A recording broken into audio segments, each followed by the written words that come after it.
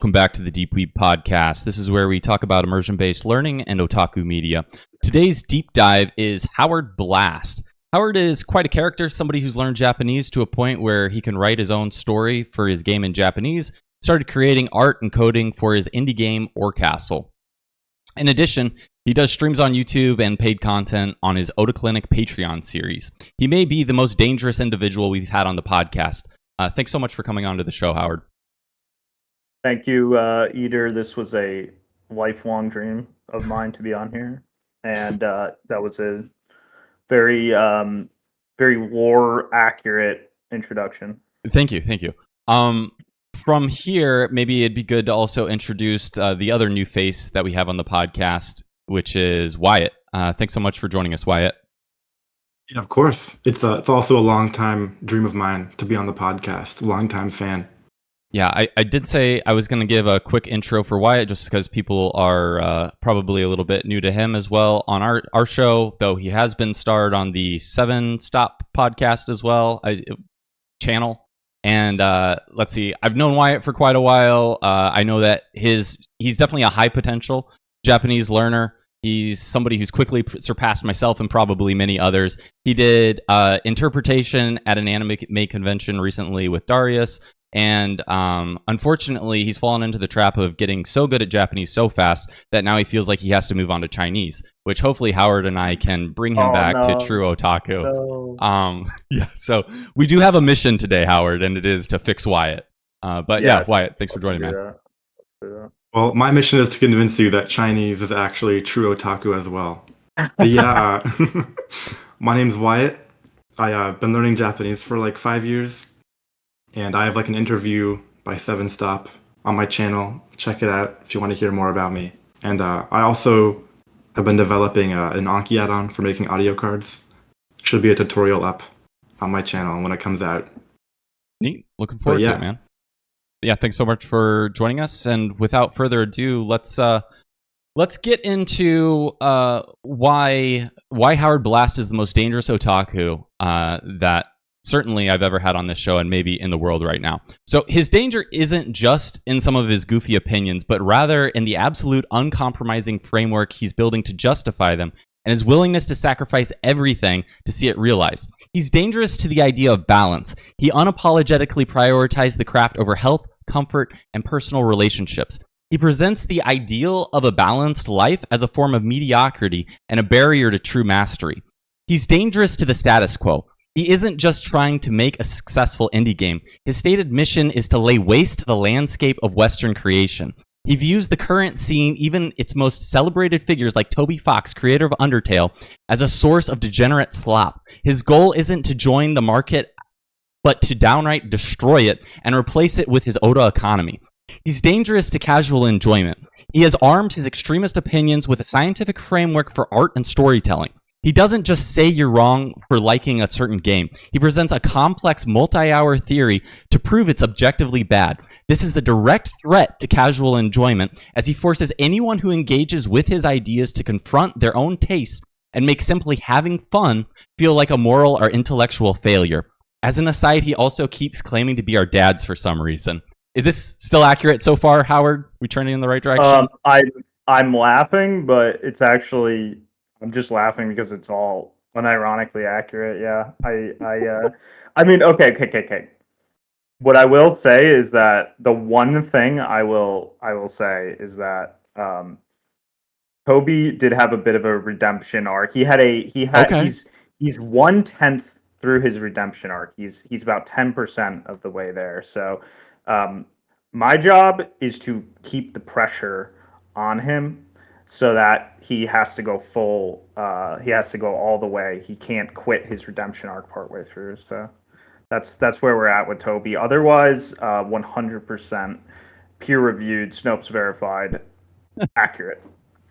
All right, yeah. So this is a taste of what we're getting into today, guys. At a high level, we're going to be going through his origin stories. We're going to go through his thoughts on learning Japanese, get a little bit of output in there. The Otaku Worldview will be covered. Art, game dev, Oda economy, me begging him for advice, community questions, content recommendations. It's going to be a jam-packed stream. So buckle up. We're about to dive in. So, Howard, what was it that first hooked you into learning Japanese, and where did all of this really start? All right. Well, okay. So this is actually pretty funny. I I first knew I wanted to learn Japanese when, of course, I got into anime. Like, that's a story as old as time. Yep. But in my case, it was a little bit unique because, okay, so my entryway to anime, like a lot of millennials, was Ball on Toonami. That was like, oh, this is cooler than every other cartoon. It's got way better art, and it's got a story. It's exciting. Okay, very quickly I got into Yu Yu Hakusho after, which was they were airing on TV and stuff. It was the cringy dub, but whatever. You can't. Back then, you could not be beggars could not be choosers. But at any rate, so that kind of pushed me a little bit deeper. I was like, for the very low standards of the time, I was already what you would consider a weeb. At that point, we're talking. I don't want to give away my exact age, but we're talking. You can infer what years this was taking place. Uh, but yeah. So by the standards of the time, I was already a weeb then, and what we did was we imported Final Bout, Dragon Ball Final Bout for the PS1, which is a very gemmy game. It plays like shit, but it's fucking Kino. That is a gemmy game, and we popped it in, and instantly, me and my brother were just like, it was like right then and there, we knew it was like they're keeping stuff from us. Like this is, there is a whole aesthetic that is like anime, and this is Ball. This isn't even like some hardcore Oda shit. This is just Ball was enough to convey this. There's a whole aesthetic. There's like a whole world here that is being blocked from us because of the fact that localizers don't want to let like a pure version come through most of the time, and even if they did, it's got to be Japanese. Like I still will just like never forget hearing those voices and stuff. Like who said, does Goku say this? Like Doshita mo warika? Like I'll never forget that kind of like, I was like, okay, there's aura.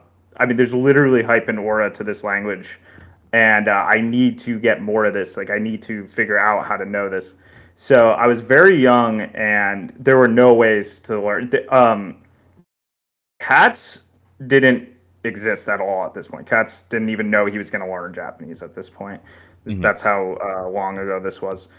So what happened was I had to kind of coast without learning any. I didn't even know how to get more Japanese content. What we eventually realized was if you buy anime DVDs, that they packaged the Japanese language on them. So that was kind of the first step. That was like the first, like, oh, hey, we can switch the language to Japanese on these DVDs. And DVDs were, people, I mean, we still did sometimes opt for VHSs at the time. So it was kind of, it might sound stupid, but it was a bit of a discovery. And we were dumb kids anyway, so we didn't know what the hell we were doing. But anyway, that was step one. Step two, finally, I had enough, and I was like, I need to find a way to learn this shit. So what I grabbed, actually, this is actually really funny and interesting. I grabbed Sue Kawashima's A Dictionary of Japanese Particles, which is actually the only textbook, if you can even call it that, in existence. I actually recommend to this day. I think that's a really, really good book. You can actually find it for free online. I do recommend having it physical, so you can just flip through it whenever you need it. That is a really good book because the example sentences are very good and clear.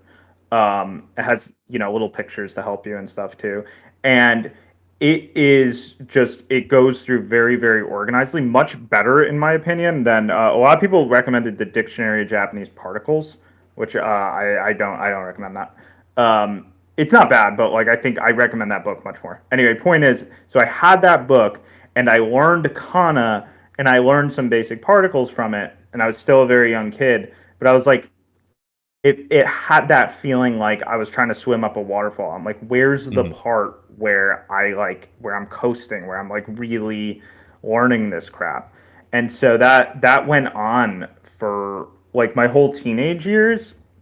I just had no idea. It was still no one on the internet knew, and if they said they knew, they were either like N4 at best or just flat out lying. So no one online knew. No one knew.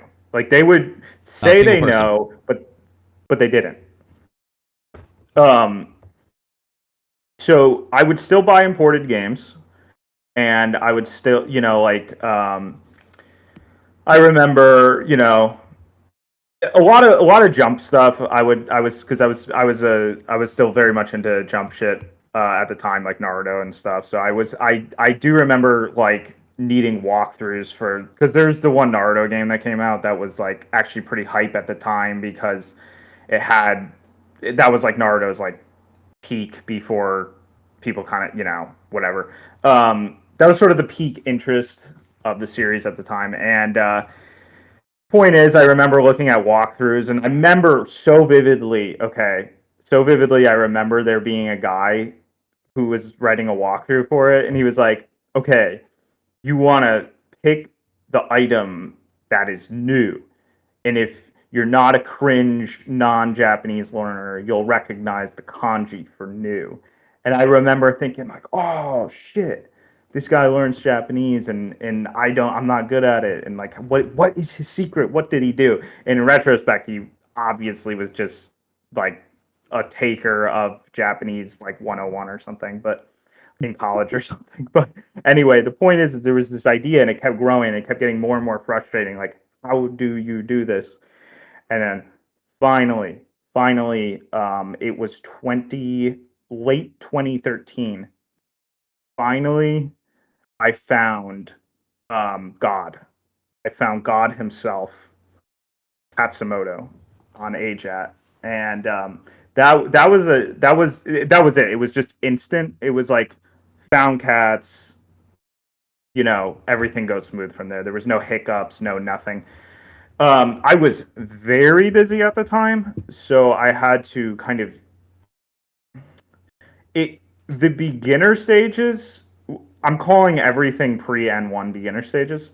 The beginner stages were slow because I was very busy at the time. I wasn't a very good coder. I couldn't draw at all at the time, so I had a lot of drawing to catch up with. I hadn't even touched music at the time. I was just a mediocre coder and someone still trying to understand literature better and stuff. Mm-hmm.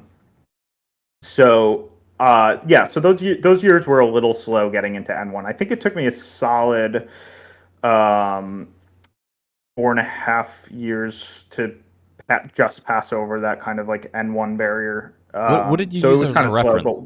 Because I thought you never took practice test. So what did you use as a reference? I didn't. Yeah, this is purely guesstimation. Okay. Like I have no idea what my score is. I don't believe in measuring because we'll get into that. Okay. I'm not against measuring. I'm just against caring about measuring. Okay. So, that's fair. So basically so Katz changed everything, and it wasn't just Japanese. He was the thing that enabled me to do everything. Like the reason I can do multiple things and multiple skills and all that stuff successful, like let's put it this way. Okay, I was learning how to get better at art, and I was trying to get my Japanese better at the same time, and I was even doing some other stuff. I was keeping pace in Japanese learning.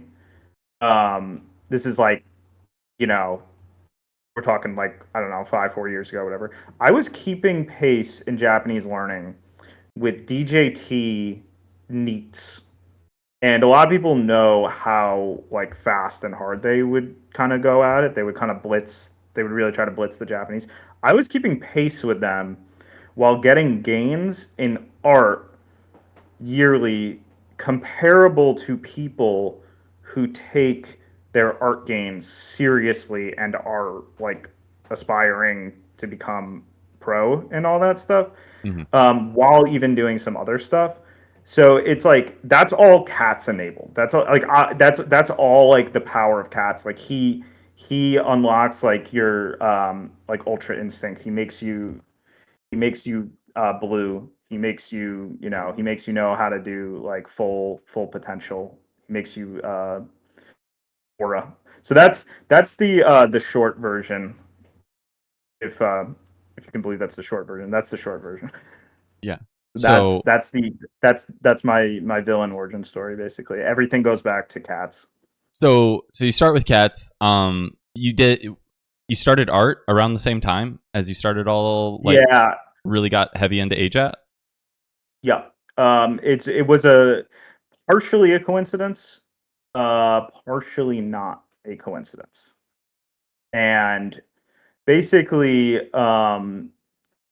the aspect that's a coincidence is that my brother was kicking up how seriously he was taking art at the time, and it was actually had nothing to do with Japanese or anything. It's actually, in some ways, it was the reverse. So Shonen Jump was doing a contest, and in the Western Shonen Jump was doing, it was like this experimental thing they were doing, and that sort of like lit a fire on my brother's ass with art, and I was like, you know what? I just found Cat's daddy, and he taught me how to do basically anything. So you know what? I'm gonna use these powers from Cat's daddy to put this. I can afford this other. Yes, I'm like, yes, I have to worry about like coding, and at the time I was at the like job seeking age and stuff, so I had to worry about keeping up with my coding and finding a job and all that shit, and obviously learning Japanese. But I was like, you know what, I found a way to do anything, so I'm gonna put art on my lap as well. And it worked out. I mean, it's not like I'm, it's not like I ever plan on being like even close to one of the best out there at doing art or anything, but like it worked out. Like I can use it for my project. I can, I keep getting better, and I will have it will be a tool set I'll be able to use for the rest of my career. So yeah, it was actually, that was probably when I first started actually taking you seriously, was when I saw you post something of art. Like before that, Howard was just another kanji eater hater on DJT and stuff. So I was like, I think it was that you posted something. I was like, oh, this is like the same art as, like, I immediately recognized the games it was from. What was it, the Neptunia series or whatever? Sorry, yeah. I know it's important to you. Yeah. I have never played one though. Still, Shoji game Neptune. Yeah. Yeah. So the art style on that, I immediately recognized, and I was like, oh, this is actually pretty legit. And then I think it was after that, on the podcast episode with Darius, Ham, and Doth, I saw this message from somebody that said Ham looking very powerful, and I clicked on that person's YouTube account. I was like, oh, this is Howard. I'm in a Discord server with this dude, and that quite honestly was a bit of an awakening for me, because I'd never heard anybody talk about otaku in the same way that Howard had. And I think if you go back and you search in like the Deep Weeb Lounge Discord servers, like you'll see the point where I found Howard's video, because I just start using otaku in like every other sentence from that point. And so, I mean, after, like in my case, it was like Matt made learning Japanese accessible for me. Howard made the realities of otaku accessible, that we can actually start to do these things ourselves and reach a native level with those things. Where, I mean, up until this point, I'd basically seen the same Western cringe that Howard's always going on about, is like, you can't match the Japanese. Well, it turns out if you take, Katz's advice, maybe there is a way. And so that's really what we're exploring here today. So Wyatt, you want to hit us with another question? Yeah. Well, before that, I was actually curious. Were you like drawing and like listening to Japanese at the same time ever? or did you separate the two? Oh, it's always together. In fact, I mean, we can get into this later when we get into methods and whatever. But I always have Japanese audio. I have it right now, in fact. Really? So when I draw, yeah. In fact, I actually find that drawing and list is actually working on art stuff is actually a lot of the time the perfect time to plow through some like audiobooks and stuff. It's a really they pair really well unless you're trying to work through stuff you're not used to doing. If you're doing work that you are just like really killing you, you're not gonna be able to pay too much attention, but it's still worth having there. So yeah, absolutely. I see. Also background anime. I mean, I'll get into this when we talk about it, but I don't limit to one audio source, which is also a cat's technique. Like I can have anime on my TV and I can have an audiobook in my headphones. I can even have another source going somewhere else even sometimes. So very impressive. But yeah, I was wondering. We used to call it double barreling. Double barrel. Really? That was the term, yeah. The real thing, yeah. Yeah, when you were learning Japanese and art, were you always like intending on making something, like creating something, or was it just for fun? Art was kind of like a delusional gambit. Like everyone starts art delusional thinking that and even like 10,000 hours of doing it. I know people say 10,000 hours is mastery, but that's for like normal skills. For art, most people don't realize, but like most of the time when you really admire an artist, like if you read a light novel, for example, most of the time you're looking at someone's art who has at least usually 30,000 hours. That's usually the bare minimal to be a character designing professional illustrator. A lot of time it can get into 40, 50, 60, 70. I actually calculated because I actually am quite familiar because I keep up with her blogs a decent bit and stuff, and I know her career pretty well. But the artist I admire the most, Sunako, I believe I calculated that her hours have to be somewhere around 70,000 to possibly even 80,000 as high as no lower than like 55 or something, 60. So yeah, like a lot of the time when you're seeing art that you really, really admire, it's because a grotesque amount of hours were put into it. So I started it like everyone with the delusion that you can be Sunako in, 10K. And what happened was I had to set aside the delusions from the reality. I had to sort of like the way I think about it is if you're pursuing, I honestly, Japanese is not that. We'll get into this, but Japanese is not that different in that even if the goal is perfection with Japanese, there's still there's still areas where you need to choose. You need to optimize based on the reality at times. So basically, when you parse away the delusions of like, okay, I'm not going to be good enough to be one of those, I'm not going to be good enough to be like one of those guys, the people who are, doing the illustration, character designing on the light novel and all that stuff. But what are other things I can do with it? And it turns out there's a lot of things you can do with it. I'm close to maybe like, I'm getting close to 20K hours in it, which is enough where you can do lots of interesting things. Like, for example, make a game with pixel art, or put out illustrations that you put a lot of effort into, and you do more slowly than a pro, but are still attractive enough. And stuff like coming up with character concepts for character designs, storyboarding, composition. There's a lot of things, helping with animation even. There's a lot of things that you can do as a lesser artist.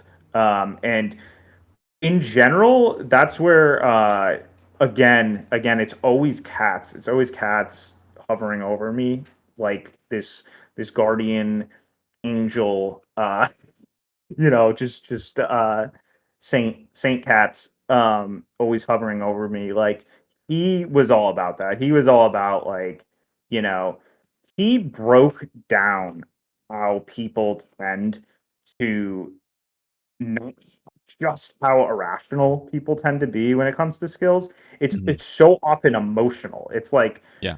you're not doing the things you can do with those skills because you emotionally refuse to accept it because you emotionally are too tied to the thing like you irrationally needed out of pride and all that stuff. And he really breaks that down. So a lot of people quit art even though they could get to an interesting spot with it. They quit Japanese because they don't realize how much they can do with it because they wanted the status. They wanted the status of, oh, I show up and I impress all my friends and I impress women with how, like fluently I'm speaking or whatever, and I sound just like a native. They get this image and they become a slave to that image.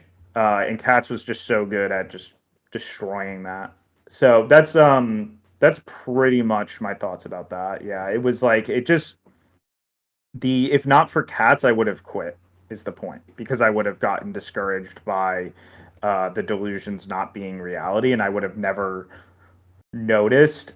I would have never been able to accept that. Oh, I'm still pushing towards something that has practical use. So was it you from at what point was it though that you were like, okay, I'm actually going to make something with this though? Oh, the intent was always there from the start. I actually wanted to do I wanted to make okay, this one's kind of funny too. I always wanted to be a writer, like a novelist. That was always a thing. I had never not wanted. There's no point in my life where I didn't want to be a novelist. I was 5 years old, and I wanted to be a novelist. What happened was, when I was a teenager, I learned the reality of how difficult it is to become a novelist, and that even if you make it, you're not necessarily making a living. It's more of like a hobby profession. A lot of stuff like music is similar to that. There's a lot of, like acting is similar. There's a lot of these like pseudo jobs that you hear about when you're a kid, and they sound really romantic and awesome, but then you find out that like only a very, very few scale of people can actually do that job as a living. Right. And even if they do it as a living, they're not necessarily doing it the way you imagined. So they might be having to resort to like really kind of ugly tactics to actually eke out a living from it. And so writing was one of those things. I really got my reality check when I was I think I was 18, and I published with a indie publisher. And I remember just so many realities. Like that was kind of the moment where like so many Dunning-Kruger things just kind of popped, and so many delusional expectations kind of popped for me. And I was just like, all right, this is dumb. I always wanted to make video games, and I picked up coding as a hobby when I was like 14ish, with the express intent of like, hey, maybe I'll make a game. And it was that experience that, realizing, having like working with an indie publisher that like made me go, oh shit, yeah, like I'm just gonna go head first into this game shit. Like, because the thing is, as much as indie games are a like I guess like honeypot for insane people, they're almost like an insane asylum. The fact is that you can make a living from them. They are a viable way to make a living. And if you put out a good one, and if you market it right and all that stuff, and it's not only good, but it's like meeting specific market demands, it has some kind of exclusivity to it, it has some kind of something that gives it a hype train. It is still true, you can make good money. In fact, indie games wouldn't be such an insane person honeypot if that wasn't the case. It's that promise that there's always a gold rush in indie games that attracts so many loonies. And to me, I just saw it as like this is objectively the easier platform to become a writer on than pursuing novels. And so that's where Orkastle comes from. That's where all future projects after Orkastle will come from. It's from the intent to be able to be a writer. And I actually surpassed my own expectations with that, in that I didn't realize that I was going to, right out of the gate, be writing in Japanese. I thought I was going to have to settle for English for a while, because I actually really interestingly had a rare opportunity to experience the rarely experienced reverse side of Dunning-Kruger, where you actually overestimate something and it's not quite as bad as you actually thought. I thought my Japanese output abilities by this point in time would be half as good as they are now. And it's partially because I did it smart, and partially because it's just not as bad as I expected. It turns out that it's good enough where, as long as I have native support, I can, support from natives reading over my work and stuff. I can do writing the game directly into Japanese, so it can be a Japanese game, which is like that fills. I can't tell you how much joy it fills me with to say I am a Japanese writer. I am a Japanese game dev. It doesn't matter that I live in America. What matters is the language you're putting the thing in. And I'm gonna by the end of this month, we actually have some really big stuff planned for coming out. And one of the things I'm going to be doing is actually starting a Japanese YouTube shortly after the trailer for Orkastle drops, and we're gonna start appealing to the Japanese market as well. I'm gonna have this whole speech. I'm gonna show up on webcam and give a whole speech to Japan and all that stuff about my mission and all that stuff. So anyway, I am very happy to say I am a Japanese writer and game dev. I would think if you were just trying to go for the easy path, like you said, you kind of struggled with the English indie novelist market, and then moving to game dev, the easiest path would still just be do game dev, right? Like, forget the Japanese, right? So what, yeah. What was it that made that flip, that it was like, well, I can actually do this at this level? Okay, so this is interesting. This gets into a lot of stuff. This actually directly connects to a lot of like larger worldview stuff that sort of explains the keystones of the sort of Howardian philosophy and all that stuff. The thing that really, I would say, anchors everything more than anything is two things, but one is, like, for me, slightly more than the other. Those two things are and always will be literature and art. And this is why it's so important that I kind of, like, smash down these cultural barriers and shit, because the thing about literature and art is that they are extremely opaque to the masses. They really, I mean, no one really, like, people consume and they subconsciously get stuff, but they don't really know what's happening. They don't know what's happening under the hood. And even when they get a sense of it, they'd rather not. And the reason is because people very much emotionally attach to what they consume for so many reasons. A lot of the time, media is an extension of status quo. It's a voucher for cultural good boy points, all sorts of things. All sorts of problems get in there. Literature is scary. Good literature is scary because it reveals, darker aspects of life, stuff like that. There's so many reasons. But the thing is that what really clenched everything was watching enough anime written by very competent writers to finally make it click in my brain. Wait, I don't just like this stuff for its tropes. I don't even just like it for its art quality and stuff. Um, I like this stuff because the modern day renaissance of literature is happening in Japan in otaku culture. These are the people pushing literature forward because I was extremely upset with the state of Western literature in the 20th century and beyond. There's absolutely some good stuff. Two of my favorite writers ever, big influences on me, are from that era: Bret Easton Ellis and Ray Carver. But they are exceptions. And otaku culture is pushing things even farther. And it's I think the thing more than anything, I mean, I was already well past the point of like no turning back with this, like even before this. Um, but it was really digging into Jun Maeda's works. What did he do? Who's that?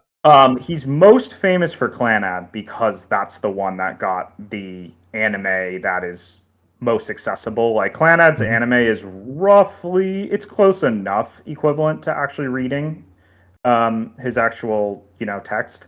That's his most famous work and probably always will be. But it's not even the best thing he's ever written. He went on to write Little Busters after, which was even a little bit better. Then he had a weird experimental phase for like 10 years where he wrote anime, which were half absolutely mind-blowingly incredible and half kind of experimental train wrecks. So those are really weird ones. But then finally he's come back with Heaven Burns Red. He's over his experimental phase.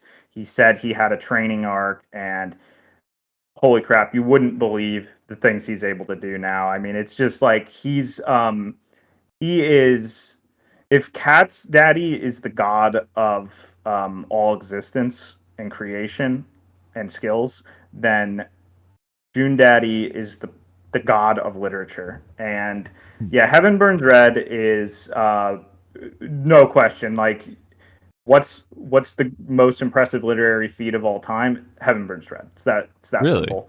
Oh yeah, no question. And Clannad and Little Busters were already like easily the most impressive like literature you'll find. But he has upped himself. He has gone even further beyond. And it was his work more than anything that made me go like, oh, how can I go? Because I got good enough at Japanese where I was able to watch Clannad and I was able to comprehend it with about a solid, like, it wasn't, how it is when you're like N2 or whatever, and you think you're getting everything, but you're not totally getting everything. But that wasn't enough for me to be like, okay, this dude is different. And I kept reading more as I got better from him, and more and more and more, I was like, if this culture can produce someone like this, if you're a writer, you are fake, unless this is where your energy is, because this guy is too good. And if he's this good, okay, then there's got to be other people who are great as well. And the more I kept reading, the more I kept finding like who's the best guys. And there's so many, well, relatively speaking, I say so many, but literature is so many for literature is like, okay, we have 5 guys at this insane level, and then you go a little bit lower and you get like 10 guys, and then you go a little bit lower and you get like 20 guys. It's small numbers, but that's because these things are so scarce. Great writers are so scarce. So the fact that we have Jun Maeda at his own class at all, he's in the sky in his own class. The fact that we have him at all is just insane. And then below him, You get insane people like Tanaka Romeo and Ryukishi and stuff when he's at his best. Ryukishi at his best with stuff like Umineko and Garokos and shit. And then and then you go just a tiny bit below that, and you're getting stuff like Fuyu Akane, and who else? Who else did I read recently that was insane? Anyway, there's a lot of like, yes. I personally really like Nishio Ishin. Where do you? Ishin's a beast. Yeah, I'm not I'm not super up. Like he has a lot of work, and I've barely scratched the surface of it. What's he done? But I'm. Monogatari series. Okay. Yep. He's most famous for Fucking Monogatari and the general Monogatari series, but he's got other stuff too. And I've only scratched the surface of him, but really high level, very impressive stuff. So anyway, the point is that it was like, it was just like, okay, what these people are doing is something absolutely special, and you can't just like pretend that's not happening if you actually care about literature. And it doesn't even end there. It's like, it's almost like chicken and egg in many ways, where it's like, okay, did otaku culture start as a literary culture? No, it started as an artistic culture. They were trying to dig into new art techniques and stuff. They said, so we're talking like 80s especially. 80s is where anime stopped being that way Japan does cartoons and turned into that new thing, that totally new thing that's deciding to take a risk and actually develop new techniques truly separate from the West. And for a while, otaku culture was this artistic movement. And when you got writers who took writing seriously, they were more outliers. They were exceptions. And a lot of time they were based more in a different tradition, just with otaku seasoning. So if you were to take really early writers who were good, in otaku culture, you'd get stuff like, my bad, I totally forgot his name, but the dude who writes Vampire Hunter, Kikuchi, right? He was a good writer for his time. Obviously he's absolutely not a bad writer and stuff, but he's really more based in a fantasy tradition. The reason we associate him with otaku is because he was kind of implementing these sort of new tropes and stuff that very much read distinctly more otaku. Like, you're not going to pick up the average fantasy novel written from like the 50s or whatever, or Tolkien or something. You're not going to find the exact aesthetic and exact nuance of tropes happening in like Vampire Hunter D novels. They have that distinct feeling like something kind of new is happening. Sure. And there's also, I've only seen the old early 90s anime, but there was Ai no Kusabi, which was a yaoi novel, dark sci-fi yaoi novel from the late 80s, I want to say. I never read the novel, but I did see the old anime.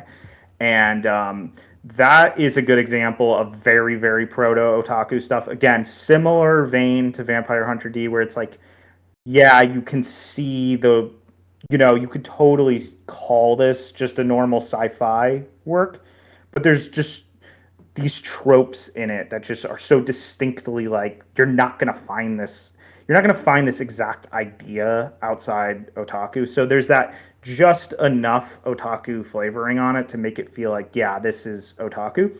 And then both of those things, and their corresponding works would kind of go on to sort of form the backbone of what would eventually become these really developed otaku aesthetics. So if you take like Ai no Kusabi, okay, that would go on to produce what we now know as like, the sort of kakoi focused aspect of otaku works, stuff with a lot of dude characters, stuff like what Nitro Plus does, stuff like that, stuff, sort of Fujoshi targeted works, or sort of works that appeal to Chinibyo and stuff. A lot of these things go back to these outlier writers from the early days and stuff. Like even if you were to take, it's actually funny, not a lot of people realize this, but if you were to take a very famous video game like Final Fantasy VII, there's heavy chunks of Aino Kusabi still just intact in it.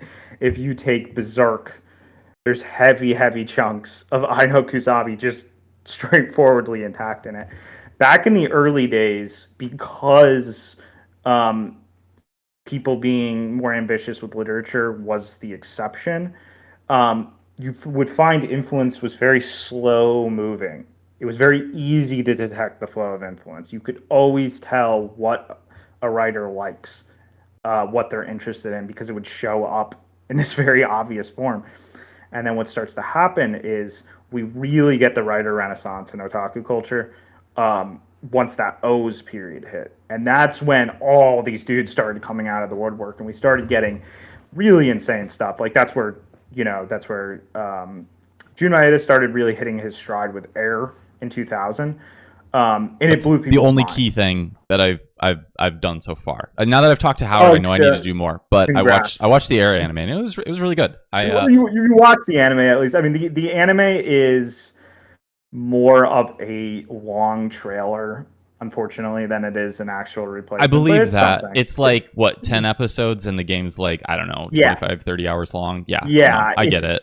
It's not doing it, but it's a good show. It's a good show, absolutely. And I don't think it's terrible to start with that, but obviously that's just it. I had already refused to read the VN because I had heard mixed things about it, and I'm a little bit more open to what I read now. It's not just Nitro Plus, so I was like, I'll give it a shot.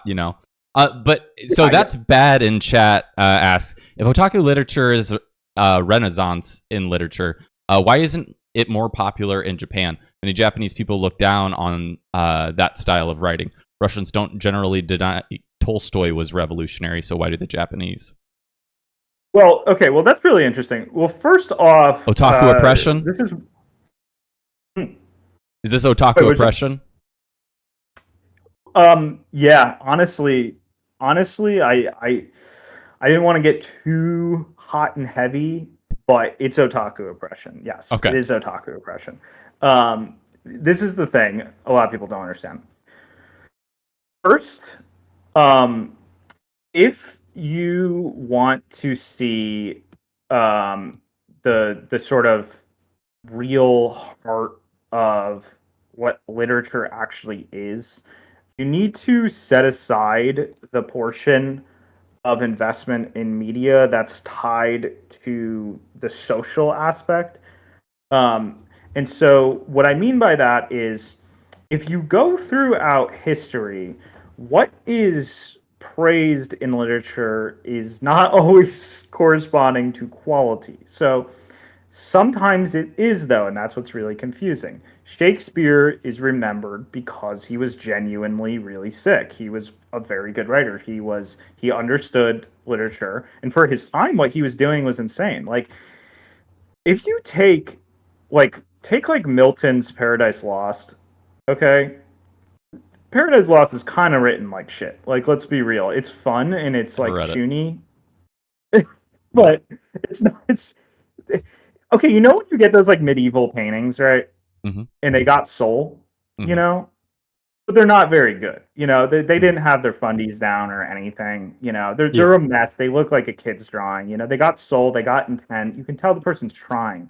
A lot of old literature is like that. It's not like if you open, it's not like if you read or watch the play whatchamacallit, Odysseus. For some reason, I'm like drawing a blank. Homer's The Odyssey? Yes, The Odyssey, and who's the dude who loves his mom? I can't. Oedipus. Oedipus. It's not like if you go back and read Oedipus, it's like good, for today. Like, it's fine. It's fine. It's like, it's primitive, and it's good within its primitive, low-reaching boundaries, but it's not like good. They didn't know what they were doing. They did to an extent, but it was, they were just getting started.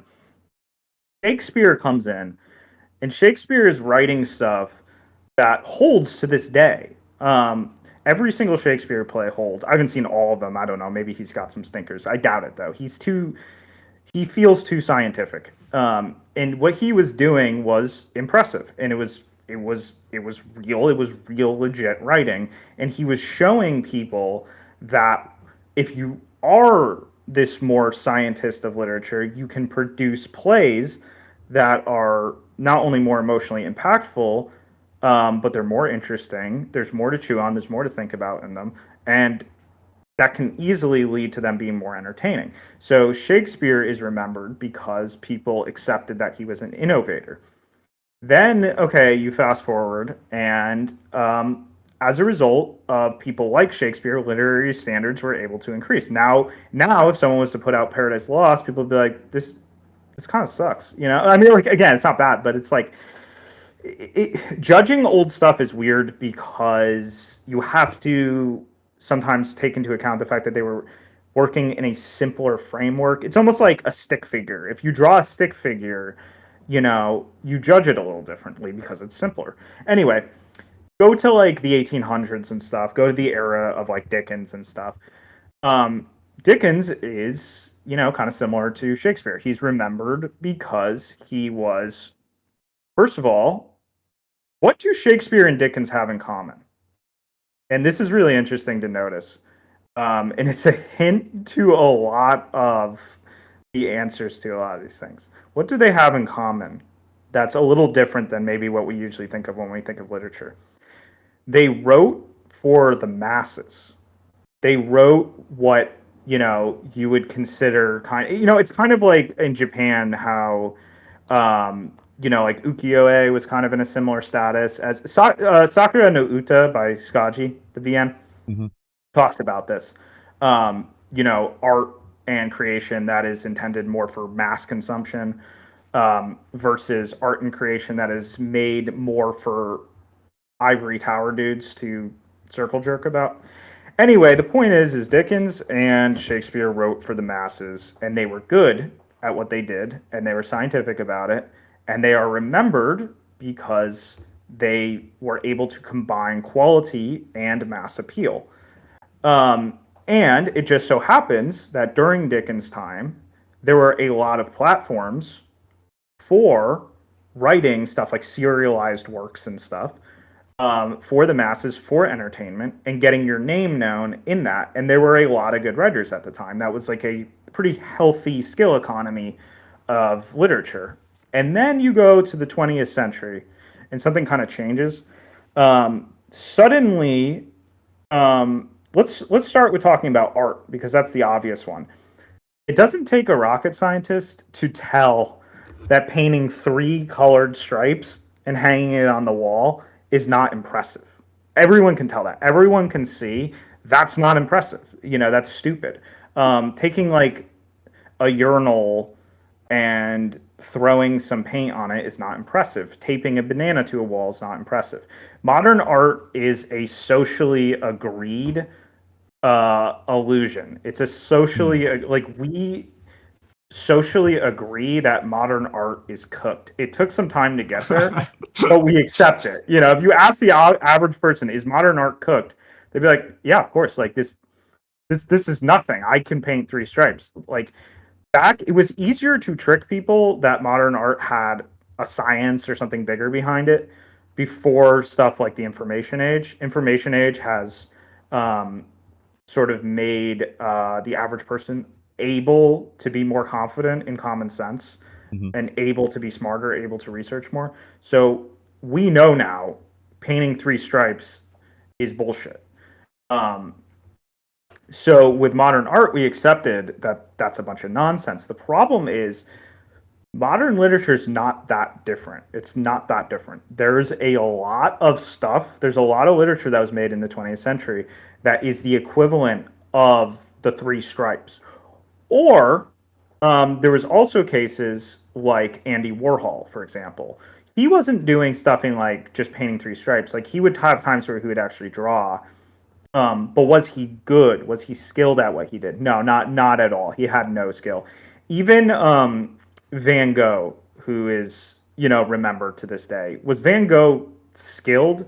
No, he was remembered posthumously for being a character. You know, he made it. There's Van Gogh, the person that actually existed, and he's unremarkable. And then there's Van Gogh, the character that they made for him after death, who's like this insane, crazy, eccentric, genius, tortured artist guy. And he's a separate entity. And usually when people think of Van Gogh, that's who they're thinking of. So when we take all of these things that you just said, like, okay, we've denounced Van Gogh, we've denounced Andy Warhol, we've denounced modern art. Now we can start to understand why otaku is not being accepted, because the counter to this is all of the other garbage is being accepted. Is that what's going on here? Yeah. So basically, long story short, with literature, a lot of it, literature always had an aspect of it that was political.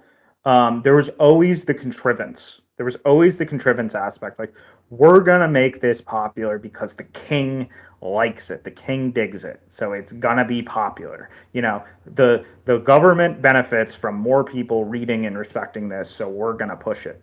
But it was never that bad until the 20th century. That's when literature really got politically tied, and that's when it really, really was getting pushed as like, this work is important and good because because look up literature from the 20th century and look up descriptions of why it's praised, and just put on your common sense hat for a second and ask yourself, do the reasons this thing is being praised have anything to do with literature, or do they have to do with social stuff, society stuff? Are those mutually exclusive for some reason?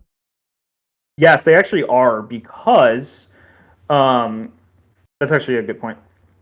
They are mutually exclusive because think about propaganda. Does the word propaganda inspire a good connotation in your mind, or does it? I mean, if it's otaku propaganda like this, probably a good, but in general, I think propaganda is negative. Sure. Okay. Yeah. Chinese language learner propaganda, negative. Yes. That's negative for sure. So the reason we sort of ascribe a negative connotation to propaganda is because we usually think of it as shallow. It lacks depth. Literally lacks layers. So if you think about something like a propaganda work to say that, you know, this king is the best dude ever, a lot of the time you think of it as like, well, there's nothing to chew on. It's just jamming the same idea over and over in my head that this king is the shit. Like, what do I care? Like, move on. I want something that stimulates, that has layers, that is complex. That's why propaganda has a negative connotation. And that's why there is a strong correlation between what is praised for social political reasons and low quality.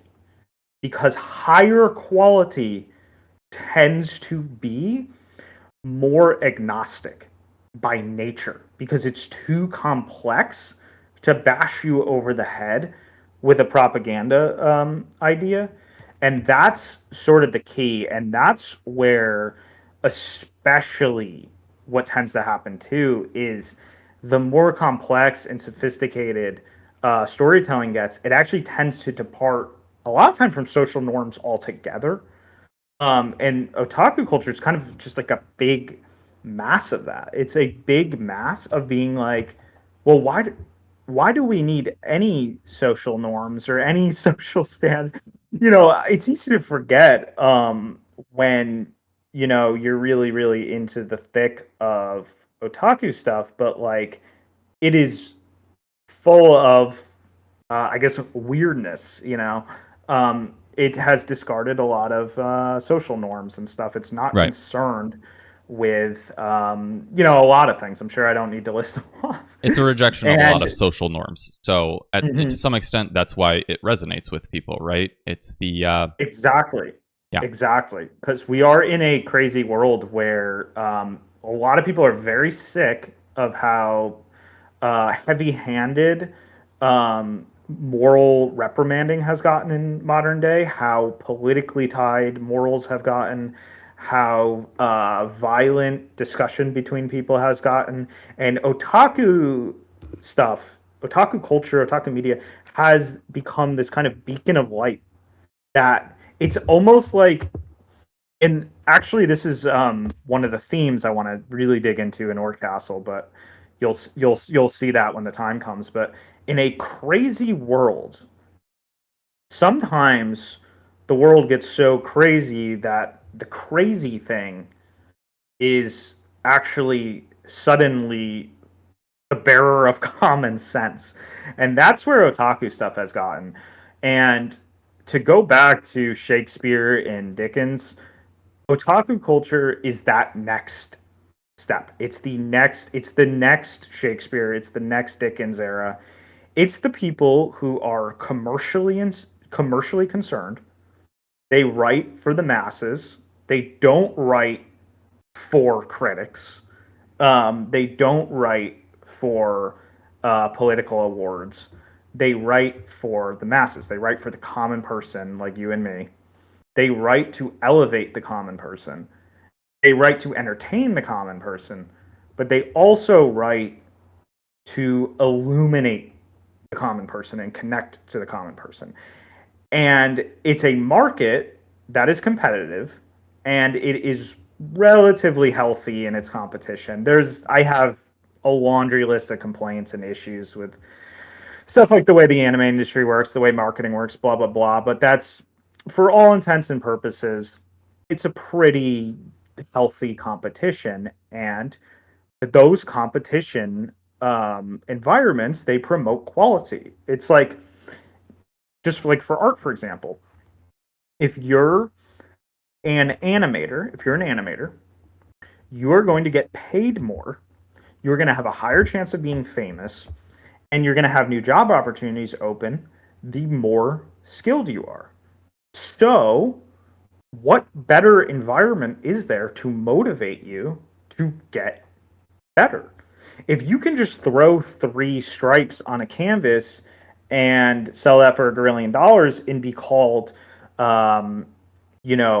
evocative and deep, are you going to try to get better at art? No, obviously not. Okay, obviously not. And that's why we being otaku, have the best artists. That's why we're on the cutting edge of art, because we're the most competitive and we have the most incentives to be better.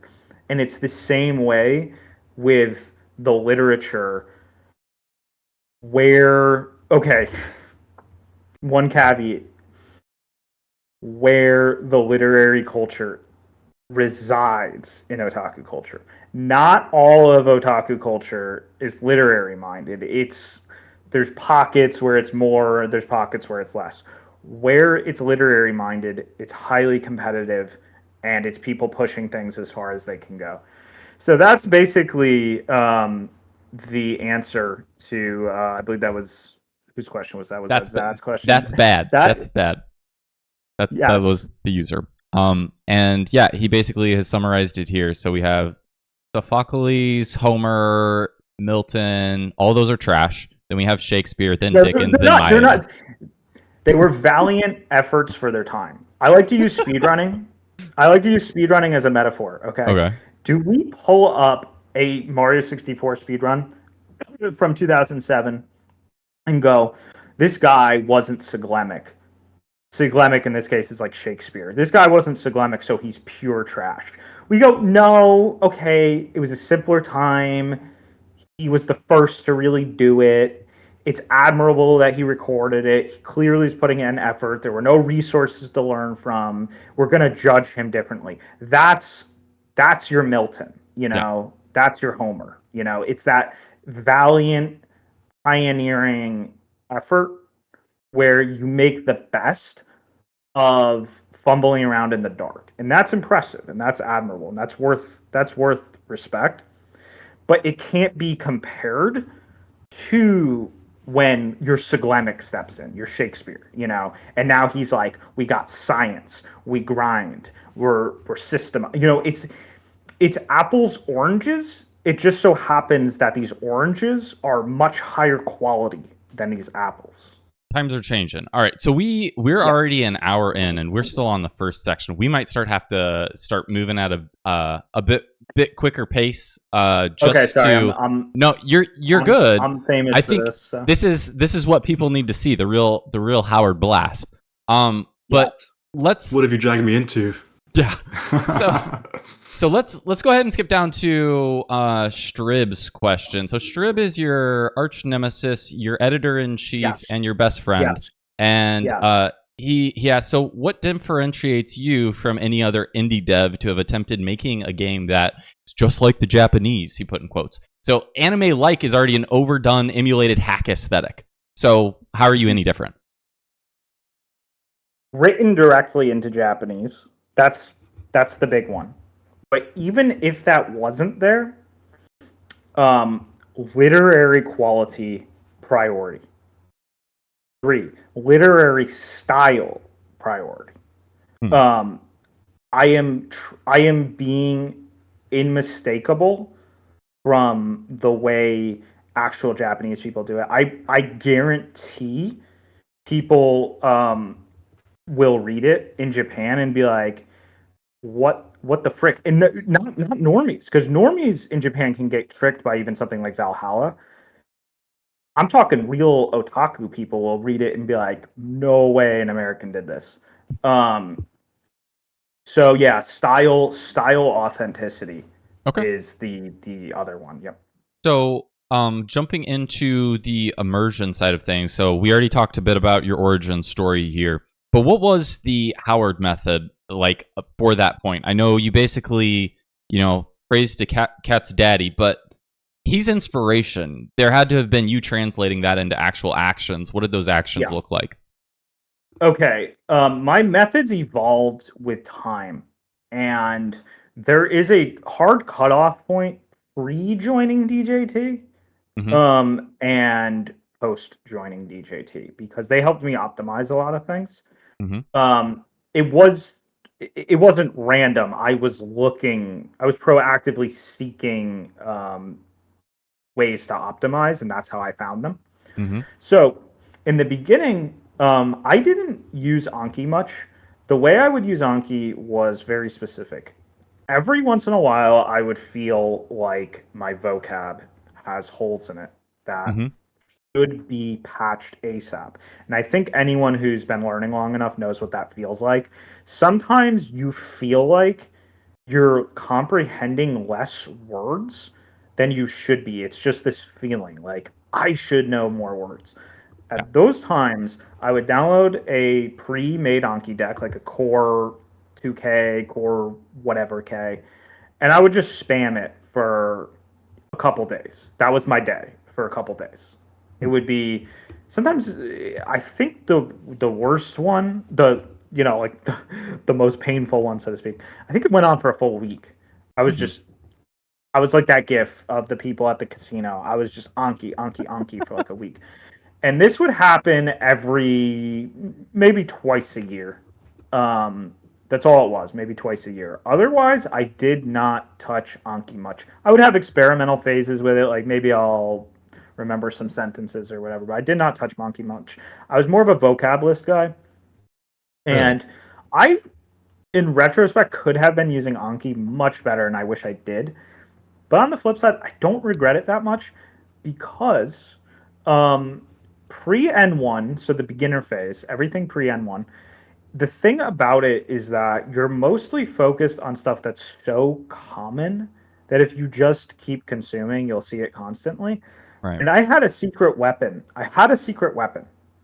And no one else had. And I got this from Cat's daddy because I was the one who truly understood how great Cat's daddy is, and everyone else underestimated him, didn't take his words seriously enough. I really paid attention to every little thing he said, and there was one little piece of nugget of gold, of pure gold from Cat's daddy, which was repeat, reread, rewatch. That was the thing. That was the Howardian secret, and it's actually my secret to this day, although I it's much more complex. My philosophies on repetition are much more complex now because I'm doing more complex stuff like output. So I have more complex ideas about why I repeat. But in the early stages, everything pre N1, repetition is basically super unky. It's super unky because what you're doing is instead of just mindlessly repping, you're actually getting the full package again. And that yields incredible results that can't be understated enough. That's why I said when I put that video up the other day, that's why I said like watch Gochusa 30 times. Just do it. Okay, quick correction because we got to call out. I'm sorry, we're gonna have to call out. We're gonna have to call out Kiwi Sun, Leave a Kiwi Sun, because he did the JoJo episode 50 times thing. Don't do that. Don't do that. That was 30's okay. 50's not. 50's too much. Okay. 50 is too much. Okay, that's where the line's drawn. Yeah, 50 was just too much, and it shouldn't have been one episode. I experimented with that one time. I actually did do one episode, and it just wasn't right. You want that story flow. You want that human context. The whole point of repetition is it gives you the full human context again. So it doesn't just become studying. When it's just one episode and 50 times is excessive, it becomes studying. You want to let the whole thing go, or maybe a 4-episode stretch, a 3-episode stretch, something that completes an arc or something close to an arc. You want to let that flow. You need that human info because that's the secret weapon. And that's what gave me this kind of ultra instinct with Japanese when I entered the GJT that other people just like didn't have. I just had this intuition. My Japanese ability manifested really strangely over N1 in that I would forget readings more commonly than people at my level, but I had better grammar sense. I had better overall intuition, all these other things.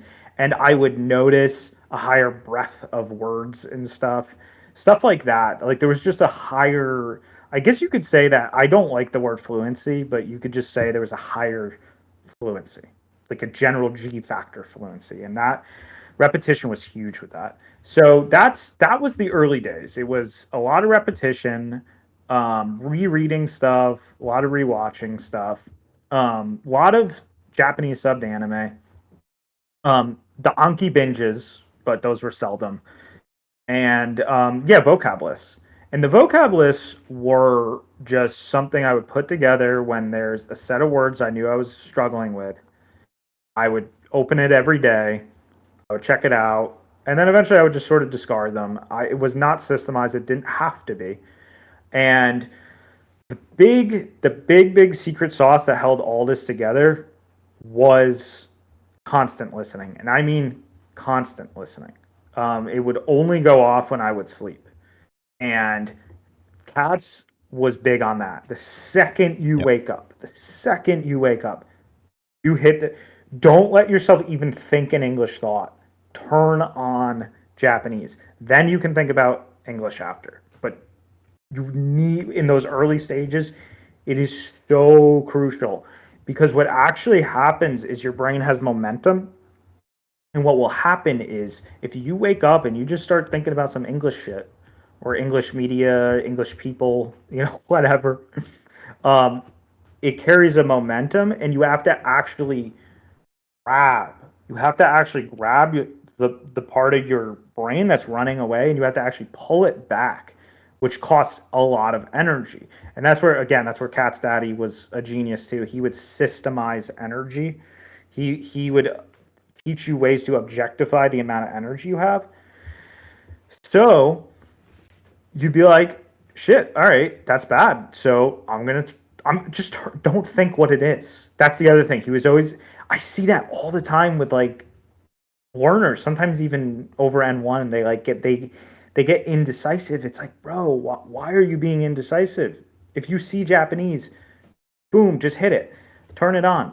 That's another thing Katz was really big on. If any Japanese passes in your vision, just give it at least a second of your time. Like, there could be like a random scrap of newspaper on the floor. Give it a second of your time. It doesn't matter what it is unless it's gaijin output. In which case, close your eyes, cover your ears. Unless it's gaijin output, just give it a second of your time. That philosophy changed everything because it was the min-maxing, it was the eking out the little gains, it was all that stuff. That's what coasted me effortlessly over N1 over the course of, like I said, like maybe 4 or 5 years or something, which is slow, but for someone who was learning all those other things I was doing and busy with, coding, job searching at the time, art, all that stuff, becoming a better writer, all those things, that's fast for someone who it was an effortless coast. Then things changed after that. Then that's where I call intermediate hell. Intermediate hell is once you're over the N1 mark, and the intermediate hell is terrible because you want to understand everything, and you feel like you should, but you can't, and so you have to endure a few years of this so close yet so far hell, especially if you want to be a good writer and you want to more literarily understand shit.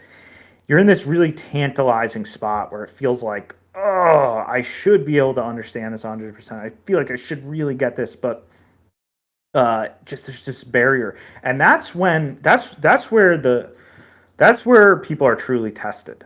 Okay, and that's another reason I made that recent video I put up, because I am finding that period, that intermediate hell, has become culturally treated over time as the end goal, right? Which is kind of disgusting. Yes, I agree. Kind of disgusting.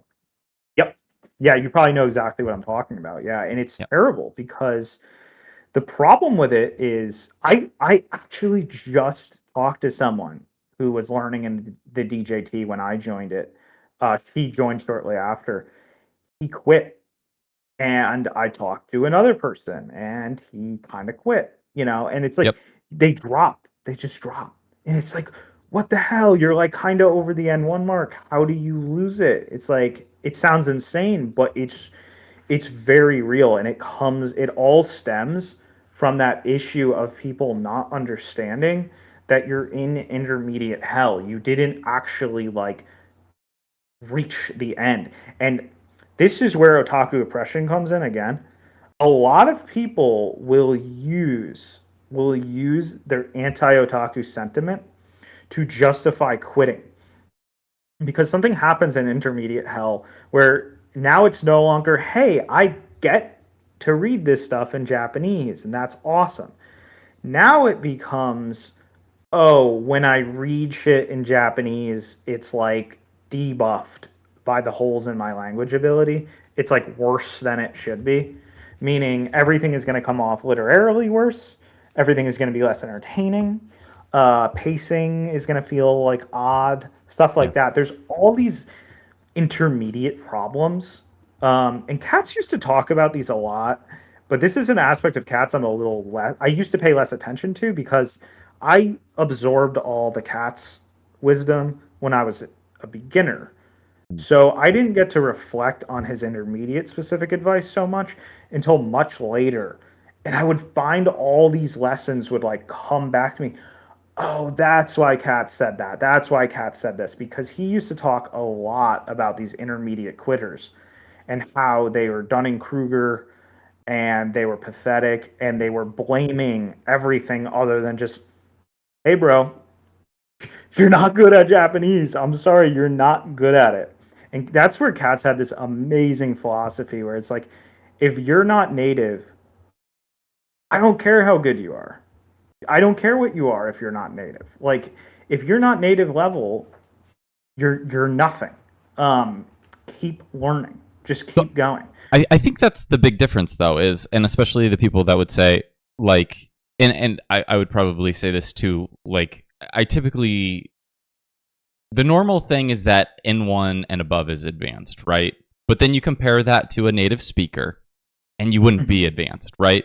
And so it really comes down to, what do you actually want to do? And I think a lot of people get into this for the same reason that you were saying, Howard, that is like, oh, I just want to understand the anime or whatever. And then I've asked so many people on this podcast, what's your end game for this, right? And even for myself, that was a bit of soul searching, like trying to figure out, like, where is this actually supposed to go? How would you use it? I don't think that I'm going to be able to get to a native level of writing or something like that, having all those copes and insecurities myself, right? And then it's like, once you actually have somebody saying, no, you can do that, you can get to a native level. Yeah, it's going to be painful compared to just sitting down and consuming slop all day. Like, yeah, like, it's a very different mindset. And so, yeah, I totally get, we have like a beginner phase that we're kind of setting here. Then you're saying that anything beyond like an N1 is intermediate. I do kind of question if Cats, like, because Cats disappeared. So it's like, for him too, it's like, I don't know what his end game ended up being as well. So I kind of question that. But yeah, in general, don't. Yeah. It's funny. You don't question?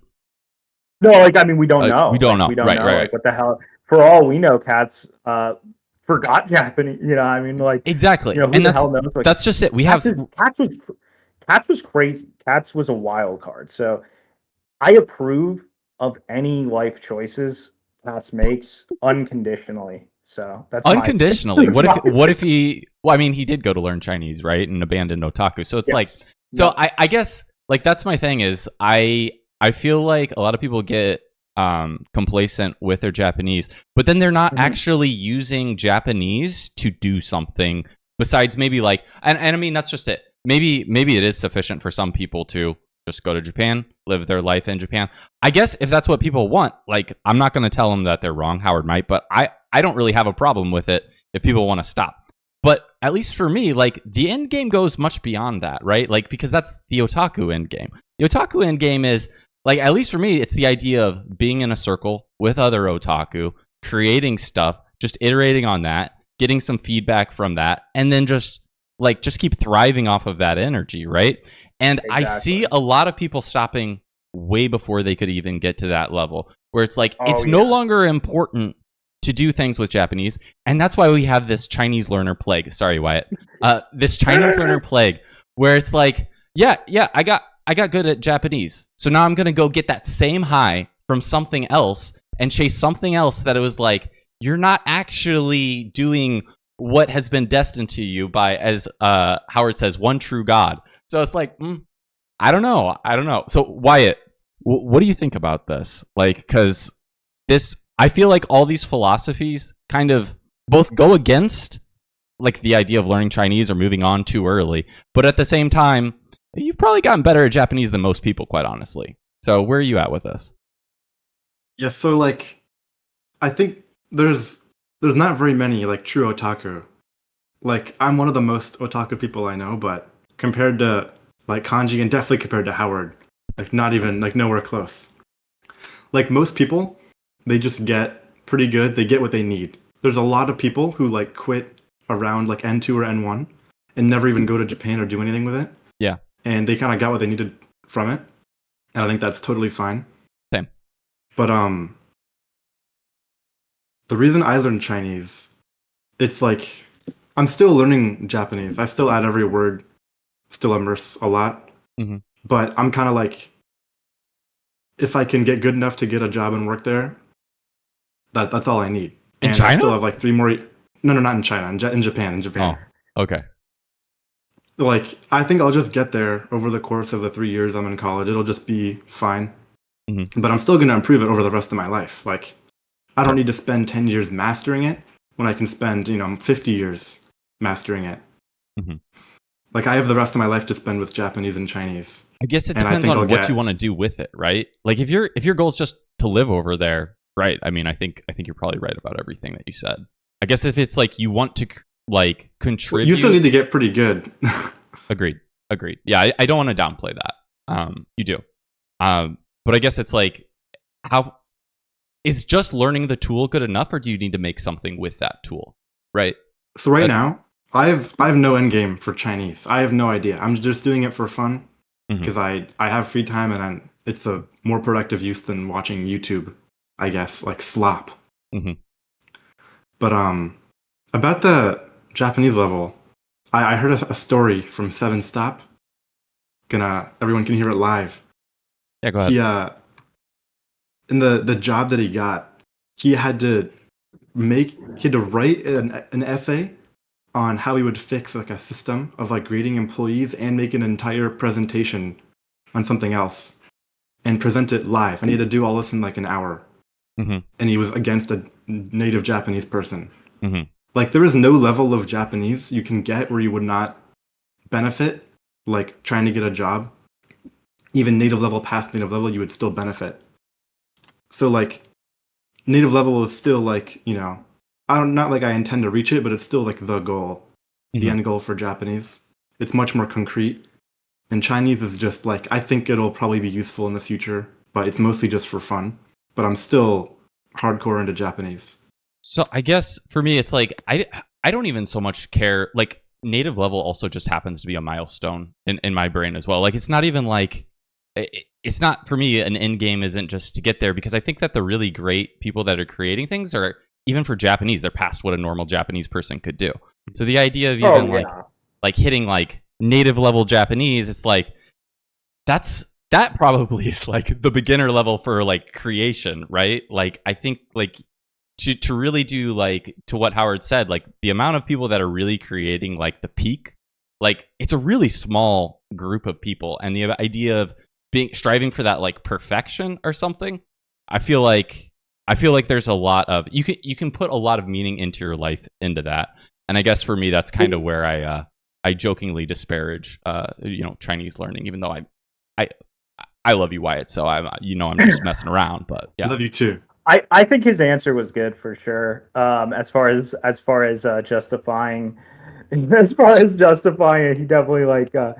definitely sold me the Brooklyn Bridge, but I do think Chinese is otaku though.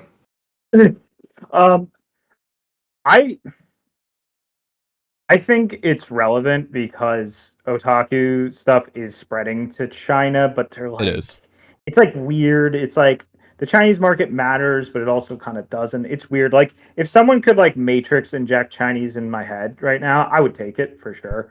I'll probably never actually learn it, but I'd say the same. Yeah. It's like, because that's just it. Those other cultures are now seeing like their own like mini otaku revolutions potentially. I don't know where they're going to end up, right? But like they're starting to have like the bud of like, I don't remember, I'll post it later, the little Chinese anime with like the black cat. I don't know if people know. It's like a popular one. Yeah. That was really good. Like I don't care whether it was, pure otaku or not. It was good for the Pixar film that it needed to be, right? And so like that idea that like China can start to produce those sorts of things, to me, it's like that's cool. I think that's interesting. Same with the things that we're seeing this now with otaku stuff, like where it comes originally from Korea, but then the Japanese animation teams are the ones that are building it, and it's very close. So like that's the sort of thing that I don't see that coming from the West as much just yet. I think there may have been like one or two things. Like I would throw some things out there. Like quite honestly, I think Avatar is really good. Like not the Blue People one, like maybe? The Nickelodeon one. Like I think for what that was, that's really good. And I don't think that there are a lot of other things in the West. I think they ended up looking like Steven's Universe or something like that, right? And I think that's it's worth noting. Avatar is very Korean. That's worth noting. Is it? Okay, interesting. Oh, really? I wouldn't know. Korean, yeah. It's Koreans. Koreans were the backbone of it. So I guess like that's just it. Like you start to be able to pick up that these influencers are coming from these other places, and then we kind of like, at least me, like my otaku mindset is we should be bolstering that idea and starting to steer it more closely to that native level. But there are so few people that can actually get to a native level where they can even start that. So, anyways, I've gotten us off track a bit, but that's kind of my mindset. I want to get some of Howard's respect. I will say I have the biggest collection of Mandarin anime dubs on the internet, and the totality of all the real Chinese I've heard that isn't from dubbed anime is my Chinese friend talking to his parents on the phone. Everything else is all anime, Chinese anime or dubs. I'm like 50 times through Freerun in Chinese. Badass, all right. So this is why I think it's otaku, at least the way I do it. That's the best sell. That's the best sell I've heard for the Chinese epidemic. I'm enabling Chinese learning otaku. You are. One thing I will say that I wanted to come up really bad, like the main thing I think is really important to get out about why the Chinese learning stuff is often so destructive to most people. I try to explain this to a lot of people. I think it can be hard for them to get sometimes, but there's a concept of your Japanese learning acceleration. And because it's a language, acceleration is this is important for learning all skills, but acceleration level is really important, especially for language, because language goes in reverse when it's not being pushed enough. Yep. Not only that, but certain levels are never reached. Certain skills have an acceleration minimal that they ask out of you. And that's where, Kanji, you brought up the concept of natives having aspects of the language that they find difficult and inaccessible. And that's really, really interesting because one time I was curious to see what kind of writing advice YouTube exists in Japanese. It's all very obscure. It's not popular at all, but it's interesting. Right. And I listened to some of it. And one guy was saying, hey, you know what's really hard, he didn't say even for natives because he assumes no gaijin would be watching this, but he says, you know what's really hard is writing dialogue where the dialogue inherently proves that that character said it. In other words, he's saying even for natives, capturing a specific voice is difficult. And that is true. And that's one of the things that I feel really cool about when I'm writing characters and I'm confident I'm getting the voice right and stuff, because that's a skill that requires high acceleration. In other words, you will only master certain character voices and stuff if you're sticking that info in your head at a consistent, fast enough rate. In other words, it's like, doing it for like 30 minutes a day over so-and-so years and building up just as much hours with it as if you were to do it 8 hours a day focused on that for like, a much shorter period of time. Those are not equivalents because the higher acceleration is unlocking powers that the lower acceleration can't. And that's something a lot of people, I think that demand for acceleration is a huge reason why people over N1 just get like, get all whacked out. And we see this. Matt said the same thing. Yeah. Where he would say, like, all right, learning over a shorter period of time, you would learn faster because you forget less. But I do think there are benefits to learning over a longer period of time because the more common stuff, which is good because that's what I have to do. Yeah. For sure. No, I mean the long game is always number one. The long game, it's always just time in the market. Well, that's what we see is like on this podcast, especially like the brightest stars burn out the fastest, right? Like, you'll have people that they speed run it, and then it's like, okay, but then there's no long term end game there beyond just hitting that milestone, which accelerates the issues. Usually very communicative. They usually are looking for praise or something equivalent. Those people who do that, and it's very disgusting. I don't know that I would say that. I'm friends with a lot of those people, but I get the sentiment. Okay, so back to Howard's learning journey. So 4 to 5 years, you approximate. You're probably like at an N1 level. You mentioned you did a whole bunch of anime, repeating it, but I haven't heard Vinny shout it out once. So it's like fake otaku. What's going on here? Where does that come in? I'm so otaku that when I say reading, I assume that conjures Vinny's first. Okay. So what was interesting is, and this is another place where I really will sometimes look at learners and be like, what the hell is wrong with you? I did not text hook even once when reading Vinny's until I was a good bit over N1.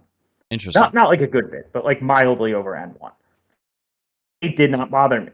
It did not matter. And actually, he was just in chat. Shrib, my editor, and arch nemesis. He also did not tech, so he had a very similar experience to me. We started learning Japanese at very similar times, and we had similar growth rates. And at the time, text hookers were not popular. I tried one once and pretty early in, and it was buggy and it was weird and it was annoying, and I didn't like it. And so it actually glitched out. I couldn't even turn it back on even if I wanted to, and I didn't feel like fixing it. So it was a big shock when I made it to DJT, and they were all like, "Yo, oh my god, if you're not text hooking, what are you doing?" And at first I was dismissive of it, but when I realized it was good for pushing through that intermediate hell, that's when I was convinced. I was like, okay, this is good for intermediate hell. But should it ever be considered necessary? Should it ever be considered? It's like, no, it really shouldn't be. And there's a reason I want to point this out, because it really asks of people, well, how much are you really willing to engage with Japanese? It's almost like, okay, lately my brother has been turning on these videos of these daredevil dudes doing like urbex stuff where they climb cranes and they climb on crazy spires and stuff and all this wacky stuff, and they do it with no harness, no nothing, not even gloves. Sometimes it's raining. They could easily die. I mean, they are literally risking death all the time and stuff. And it's like, to me, that's I kind of see text hooker obsession. Like, imagine if one of these guys started putting on a harness and had all this safety equipment. Like, it would kill it. It's just like lame. It's like, dude, it would do the opposite, wouldn't it? Like, it would keep them alive. Yes. Like, exactly. It's like, are you a daredevil or are you a guy you're just a climber at that point? Yes, you're not a daredevil. You're just a climber. Okay. Exactly. Yeah. And so that's kind of how I see it. It's like, well, where's the part where you just read and enjoy this time with this open application known as a Vinny that happens to be a book that a native would just open and enjoy? And that was big with cats. Again, cats, like he said, it's like the famous monster screenshot, I am Japanese. Cats was big on that. He said, like, literally, if just right from the start you act like a Japanese person, you're eventually going to become fluent in the Japanese. And what does a Japanese person do? They just open the frickin' Vinny and they just enjoy it. But a Japanese person is raised in Japan. And I think the counter argument to why you should be opening a Benny a text hooker is because you don't want to be white noising it at the same time, right? So I disagree too. Yeah. Well, it's not even. It's funny because I just read Island, right? And I read it on my Vita. I could have read it on my PC, but I said I don't want to text hook this one because I don't think I need to. I read it for an hour. It was at my level. I was like, this is a chill read. So I just finished that this week, and it's interesting because before that, I pretty much always just said like, oh, if I'm reading something really dense, I might as well make sure that it's something that I can mine from, do all the Japanese learner check boxes. But with this, it was like, to Howard's point, I am trying to just engage with it like I normally would any other written media. And from that, it was a little bit different experience. When I didn't know a word, I was forced to engage with it more when I had to, look it up on my phone if I even felt like it, right? And then even if I didn't look it up, I would be like, I would still remember it. Like, I remember, I think it was Inari, like anchor, and it was like a kanji for it that I hadn't seen because it wasn't the one that I had put in Anki, and there were two different variations of it. I now still remember how to write it by hand, even though I don't write, even though, like, just because I've seen it so much. And then it was like, because I didn't mine it or need to mine it, it was just something that was right there. And I was forced to engage with it more than I would have if I had that quick dopamine thing of looking it up in something like Yomitan, seeing the answer immediately, just saying I'll chuck it into Anki and move along. So, but I do think there's a balance to be struck there, and that's kind of where I'm at. Yeah, no, completely. And that, my bad. This will be a short answer. That is 100% what I think. It's like there is a different engagement that is had from actually typing in the word or if it's like a weird kanji you don't even know, having to actually like stroke search it up or radical search it, there is something very different. You keep looking back at the sentence you don't. You keep thinking about it. Sometimes you'll even type out like more words in the sentence. You know what I mean? It's very different. You're engaging. That's a native style lookup. You're now looking stuff up the way a native would. And that has a very different psychological effect. Sometimes it'll inspire you to even maybe do some Googling you wouldn't even do to learn more stuff. It's very, very different than the text hooker. Instant, add it to my Anki, pretend I've mastered the word. Now, yes, balance. There's a balance. There's a time and place for both. And I think people, if you're not trying to find that time and place for both, you're probably in a non-Katsumodian mindset that's probably thinking of Japanese too much as studying. So that's my take. Okay, fair enough. Yeah, I'm the complete opposite. I've looked up and added an Anki card for every unknown word I've ever seen. That's pretty much what I do, honestly. And like when I read Berserk, that's what I do now. But yeah, like when I read Berserk, I would look up multiple words every page. It was like I could barely even follow the story. But I don't even like Berserk's story, and I enjoyed it greatly because I love Japanese. I really like looking up words. Well, that's good. I mean, that's good to hear. See, that's another thing. There are people who just enjoy language, and they have different advantages. It's sometimes some obscure disadvantages. That's actually not most people. And like, if you have that rare, like, I'm just a big language fan, you're gonna have like weird advantages that no one else has, and those are I think I've met maybe 3 in my life, 3 or 4, and you'd be like 4 or 5. It's very, very rare.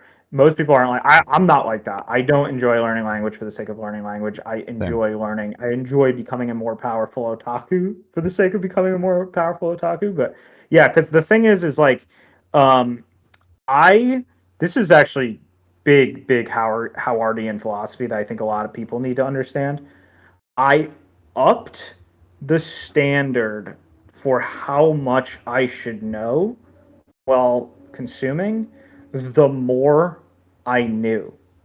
And that's something I think a lot of people would benefit from. So in the beginner stage, it was whatever I feel like it. It was like, if I feel like looking something up, I look it up. If I feel like letting the text just waft over me in white noise, I let it white noise. The thing is, though, it wasn't white noising because I was paying really close attention. I was really looking. If I was quote unquote white noising Japanese subtitles, I was still paying really close attention. Sometimes I was even rewinding and stuff if I thought, oh, a second round will, give me more insight and stuff. And it turns out when you're pre-N1, that form of pseudo white noising works. Words just enter your head and you don't know why. You suddenly know words you never even consciously paid attention to. It just works. And after N1, now that you're in the intermediate hell, that's when I kicked up the standard. But I kicked up the standard intelligently in that it wasn't this idea where I was, because this is the problem. This is a huge reason people quit. They delude themselves into thinking they're getting 100% just because they know all the words and all the grammar. Yeah. You are not at 100% comprehension just Definitely. because you know all the words and grammar. There is a nuance, there is deep connotation, there is like all these little things that you are just not picking up on until you really, really get deep. And I accepted that, and I said, well then, if I'm not getting all the deeper info, if it's impossible for me to get all the deeper info at my current level, then why stress every single word? Let some words just go. Just if I'm already not going to be able to be perfect, why demand perfection, pseudo perfection in this specific aspect? So I let the intermediate hell keep flowing, and then suddenly I found that it was like, why not look up every single word and scrutinize every single sentence that I don't feel 100% on when they're so few and far between. You might as well. And that just fit. That just felt good. And it let me read at a smooth rate. It let me enjoy stuff at a smooth rate. It didn't get me because again, back to cats. If you're like Wyatt and you're like a rare, I just love studying language, you're an exception. You have weird superpowers that don't exist. For most people, the second you get into the mindset of I'm studying, you're cooked. You're not going to survive the study mindset. You have Fair to be enough. in the Okay. So it sounds like that is, what would you say? That's your post beginner phase. That's when you started to be able to do that a bit more, or even before that you were like, how did you manage to learn anything? Oh, you said vocab list. So it's like that's just it. A lot of people. Okay, so you're saying and that they were short. They were short. These were not long vocab lists. These were like, okay, here's 20 words that bothered me for a while. I'm just gonna refresh them, for a week or whatever. They were not like big lists or anything. Okay. So as a learner, what did your daily routine for that look like? Okay, it was wake up instantly. I would at the time I would always turn on my default when I wasn't in the mood for anything specific. I would always just turn on NHK News. That was my default at the time. Yeah, there was this one because it was really easy to turn on my phone. So I would just grab my phone and I would just boom NHK News on. It was relatively inobtrusive because it didn't have much music or anything. And I would just turn that on. That was my default. In fact, it was actually nice because I was never much of a news person prior to that. So I got to have a few years of my life where I kept up with news. I have since stopped keeping up with news because I think I think the effects on your brain are negative. But it was nice to get that at the time, and it was a new experience for me. There's a lot of big current events I actually learned from because of learning, or just because the Japanese news was on. Like a big one, for example, was when Satoru Iwata died. I heard that right when they reported it in Japanese on the NHK News. Like it wasn't like something I heard from friends or anything. Just because I had that habit of just always having the news on. Over time, well, we'll get there. Beginner phase, so it's always just boom. If I don't know what I want on NHK, otherwise it would be like anime. Oh, audio dramas I was big on. I highly recommend audio dramas to beginners because they are written in such a way that you can follow everything just from what's being said. Right. So they're more, they elaborate more about what's happening. Characters will throw in more words to describe their situation than they normally would, making them ideal for learning. And I had a few audio dramas that I would really loop a lot. Some of them were even amateur ones. They would do these amateur audio dramas inspired by Vocaloid songs. Those were really fun. And at any rate, so that was it. It was always constant noise. At the time, I was doing some like working stuff, and sometimes like a job would force me to go off Japanese. It was extremely painful, and I highly recommend if you're serious about Japanese, get out of those situations ASAP.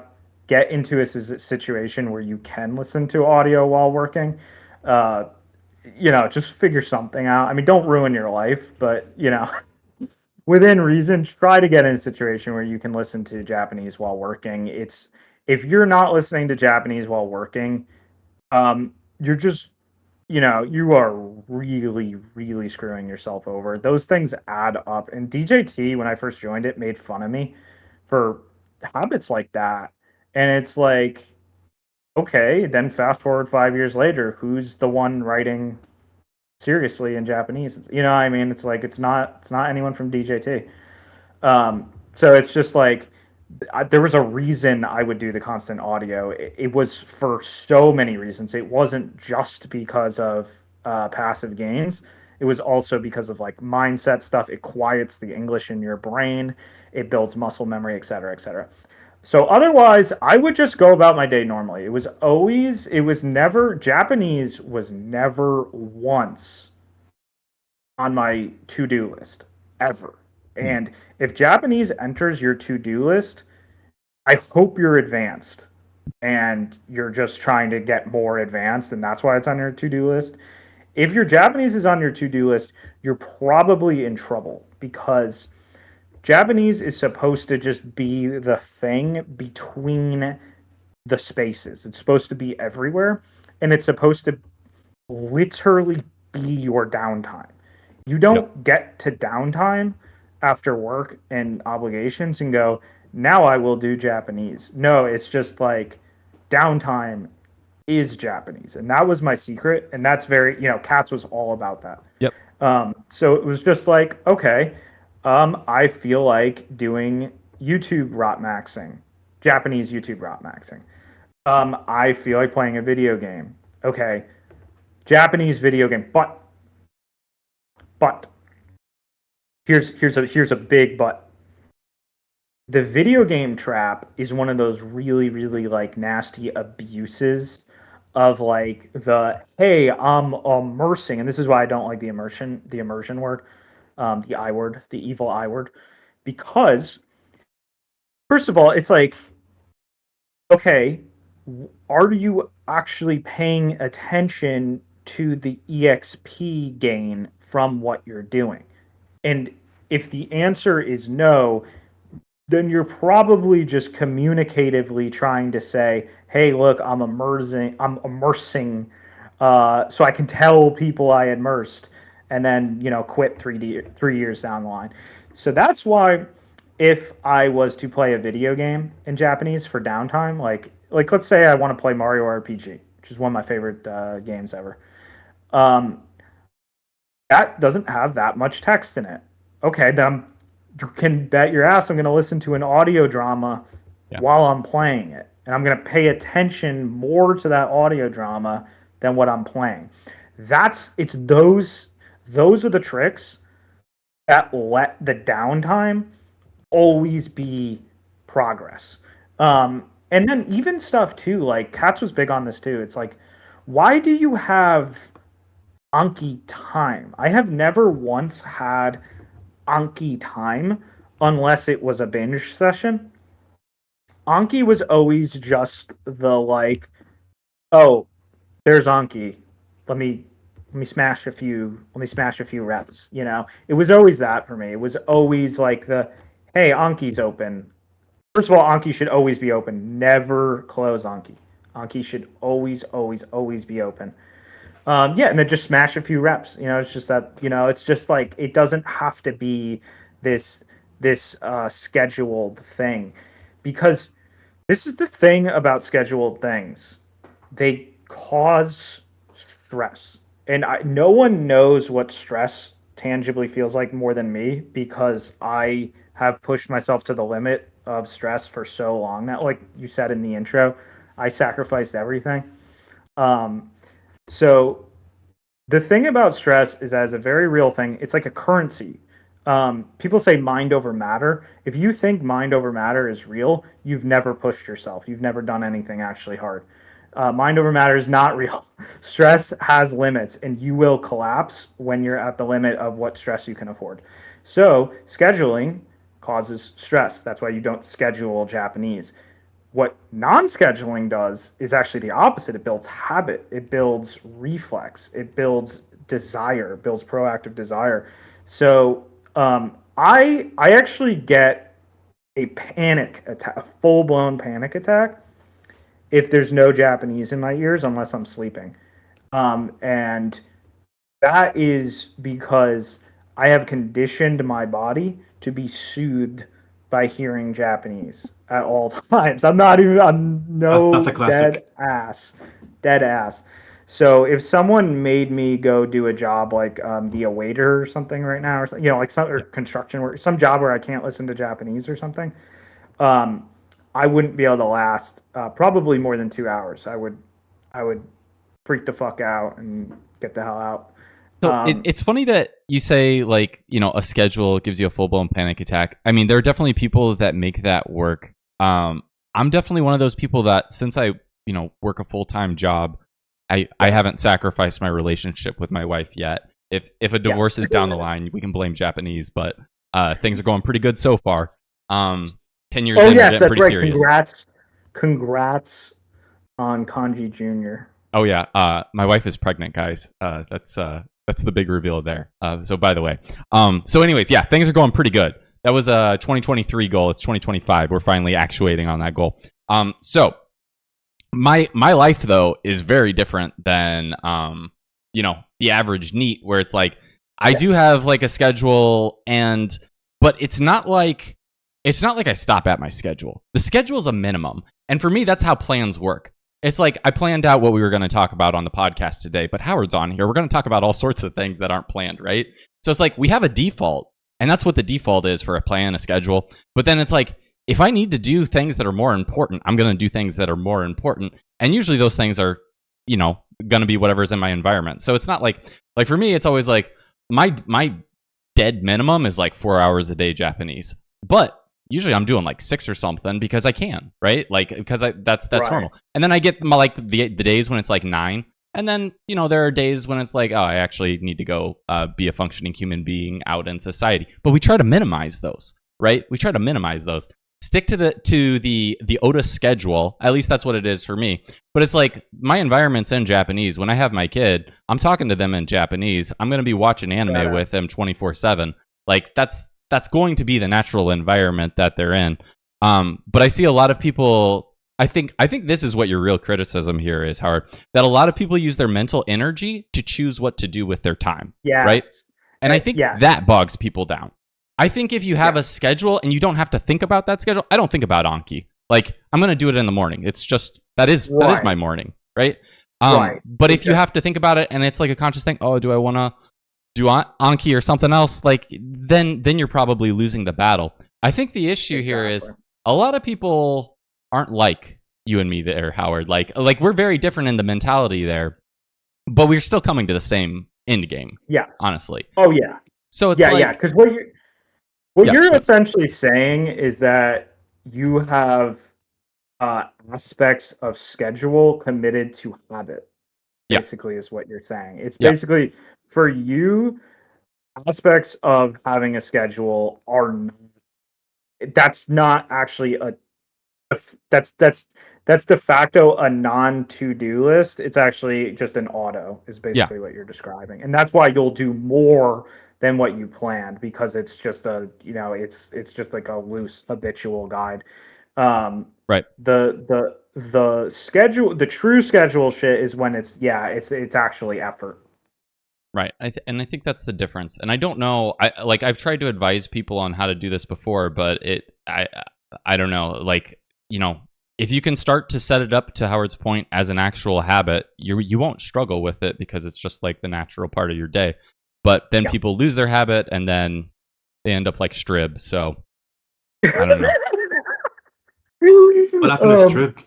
I mean, the Strib story is still developing, and I hope it has a bright, happy fairy tale ending. But new podcast episode in a year. Talk about Strib. What Strib is doing? Strib is actually, it's actually non-Japanese related. Strib is actually very good at Japanese. He is. It's what he's doing is he's taking on dark energy, and he's trying to see if he can evolve to like archdemon status. Oh, and yeah, of course, yeah. It's causing him some issues, and we keep recommending him archdemon's rough. Do it. But we're in Buddhist terms, he's in the darkest night right now, and he's about to pass through that night of the to dark the other soul. side. Yeah. Yes. Exactly. I see. Okay. Exactly. Yeah. Anyways, but that's this is the thing. Like, a lot of the time, I ask people, like, well, why can't you just make this stuff habit? And it's just a lot of time, it's like, because I really want to, I can't help it. I want to turn on Factorio. But see, that's the funny thing. Dude, it's like, Factorio? okay, you want to turn on Factorio. Why not listen to audio dramas while you're playing Factorio? It's like, I had that phase. like ruins the vibe, and it's like, okay. That's when it's time to start doing some soul searching, because it's like, why are you so why are you so invested in doing things that are vices? Like, if your call, if like the voice in your head that is like calling you to action is just demanding you shut out Japanese. And actually, it's funny. It's actually funny that you mentioned Strib, because he's actually a perfect example of not this. He's actually a perfect example of like someone who, for those who don't know, Strib is just someone who's a long-time JP learner, and he's very good at it. No matter, he's a person with a lot of vices. Did those vices ever demand that Japanese stops? No, never. That's the difference. That's the Stribian difference. It's like, why do you have these vices that demand the Japanese stop? Like, that's the part where it's probably a fundamental identity issue. That's where it's no longer like I have this urge to do a Rotmax like Factorio session or something. And now, because again, you could just listen to audio dramas or stuff, or even smack Anki on the side while playing Factorio.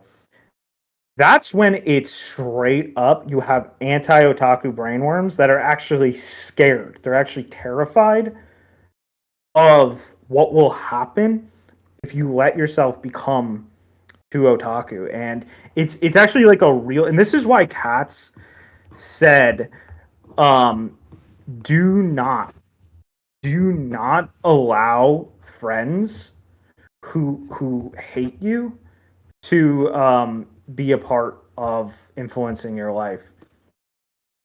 Like, that piece of advice, it's weird because I feel like on social media lately that piece of advice has become like kind of more of a topic. But at the time Katz said it, and he of course said it better than anyone, that was mind-blowing to me. The idea that like just proximity to the wrong people will reduce your aptitude for a skill. That was mind-blowing, but it's so true. And a lot of the time, it's like the thing that's making someone like not want to do Japanese is just like, I have some like girl I simp in my mind, and Japanese has nothing to do with simping this girl, or like I want to play, I just want to, play my Xbox Live with my friends, and I don't want to have to, be the weird Japanese guy. That's when it becomes like a full blown, like, I hate to use the term, but like spiritual barrier. That's when it's an identity level crisis, and that's one of the reasons I am so ruthless. That's why I've become so tyrannical about otaku supremacy, because we can't, anything less is going to get abused by other people. They'll find the cracks. You need to be airtight. You need to be like, why is it not this? Why is it not that? Why are you not just naturally compelled to read Vinnies? Why are you not just naturally compelled to have Japanese in your brain at all times? Why not? Is there a single good reason you can provide for that?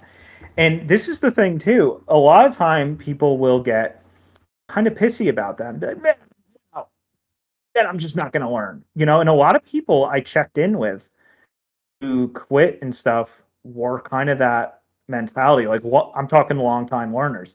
When you're 3 and 1, I'm much more sympathetic because it can be difficult to get the gears moving and get all the habits and stuff.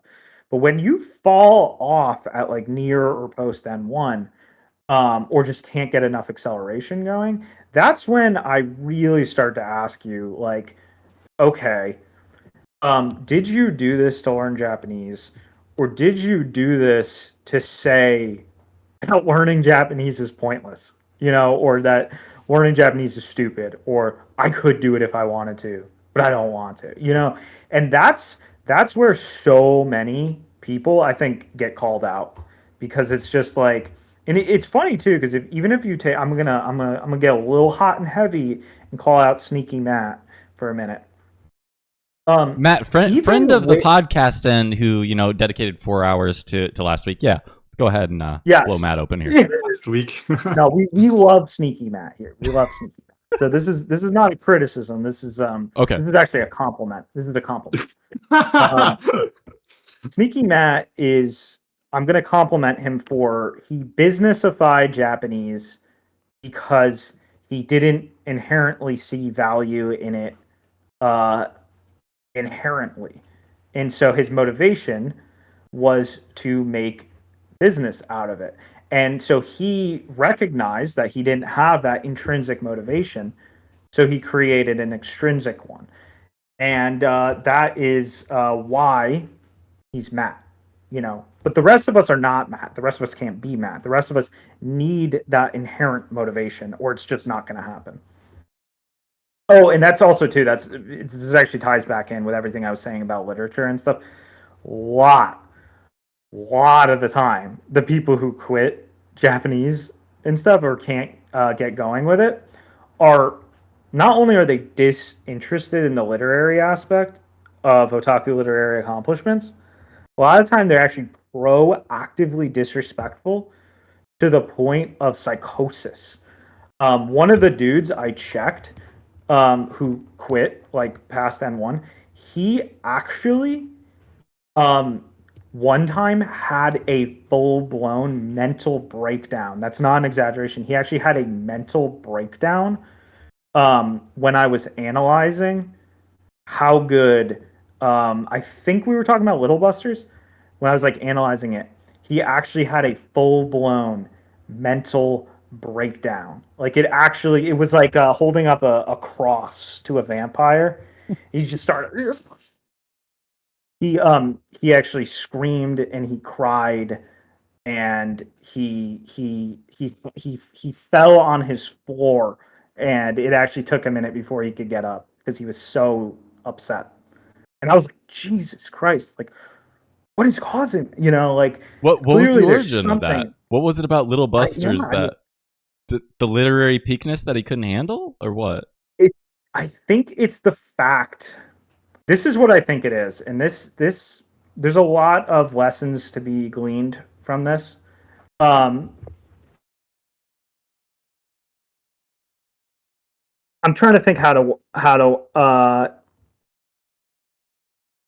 I'm trying to think the best way to word this. Okay, when it comes to your apprehension towards doing something, if it's irrational, 9 times out of 10, it's because you fear that doing that thing will make you lose social approval with someone else. And that's where you can't ignore the sort of elephant in the room that otaku and abandoning concern for social approval go hand in hand. And this is where it gets super ironic. Like, super ironic. This is funny as hell. Okay. Even though otaku and abandoning concern for social approval tend to go hand in hand, being a more powerful otaku is one of the easiest gateways, especially modern day, to a lot of social approval. It's so ironic. Here's a really good example. Take the illustrator scene. illustrators these days are like big, powerful illustrators. They're basically celebrities, and like take them. I mean, one of the most obvious ones is like if you take like Shigure Wii, you know, she's famous. Which no, I don't know. Sorry. Oh, okay. She's a VTuber illustrator. What people probably most know her for at this point was the like the Loli Requiem. Yosis did that song for her with the, I forget what it was called. It was like the Kyusai no Was it Requiem. Orikami something? Yeah, Loli something Requiem. It was a pun on Kyusai. Kyusai is in like salvation, but Kyusai can also mean 9 years old. Anyway, she's beautiful. She is a full-blown worldwide celebrity. And how did she get there? Just from digging into otaku-ness. There's no end of people who have become very socially powerful from otaku-ness. And especially on the internet, and now that the internet is becoming more and more synonymous with just the real world, especially stuff like art ability has almost become like the aesthetics of the internet in a sense. Like, okay, if you're very, let's say you're a very good-looking individual and you have a very good figure, you know, that affects the way people treat you IRL a decent bit. I don't know how much, but it affects it a bit. Sure. On the internet, the ability to do art very well is like that multiplied by like some crazy amount. And that's why I often say art ability is virtual aesthetics. And a big reason I committed to drawing and I never quit and I stayed serious about it was actually because I knew people would take everything I'm saying about otaku more seriously because it would be this more concrete voucher of proof of how much I'm actually grabbing something real out of otaku. And that experience Kanji said where it was like, oh, I took him more seriously when I realized like he can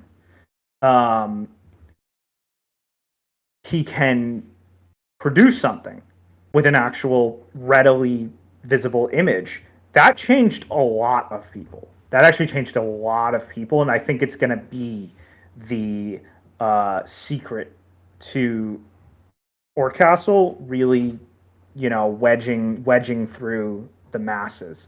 That's why we've been putting a lot of stress on promotional art and stuff. I actually have had a few instances of like redoing some, because like for example, I'm very streamlined with actual game development, but there's a few cases of like key pieces of promotional art that I was like really like, okay, we really need to push this further and stuff. So yeah, it's big because it's just ironic. And the fact of the matter is the future is that otaku are only going to become more powerful and more respected.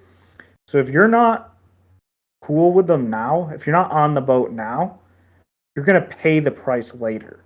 You know, if you're going to be the dude that people don't let sit with them at lunch. You're going to be the kid that the cool kids make fun of. You're going to be like Bitcoin. Yes, exactly. It's like Bitcoin. Yeah. Interesting future that you're painting there. I would say, so I even see that, I don't even know that it's strictly an art thing, but I view what you're saying as if you are a creator, that's how you earn a lot of respect points really quickly on the internet that way, and it makes you stand out. So it's like, you've probably seen that in the art area. Even with my tiny dinky little podcast, I get that already, just like the tinges of it. A small amount, for sure. Right? Like, and so it's there's like aura. There's aura to it. There's you in the Japanese learning community. What's that? Like everyone knows you. Like, of course, you're like one of the top people. Which is so ironic because I haven't done anything too exceptional besides not quitting and making a podcast, and that's all it's taken. Being able to have conversations, because most of you will quit and most of you won't make a podcast.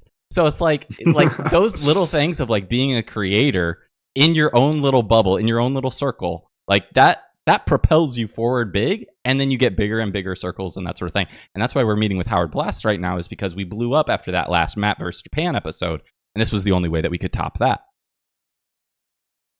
Truly. Exactly. Yeah, that's why I try to tell people all the time, like,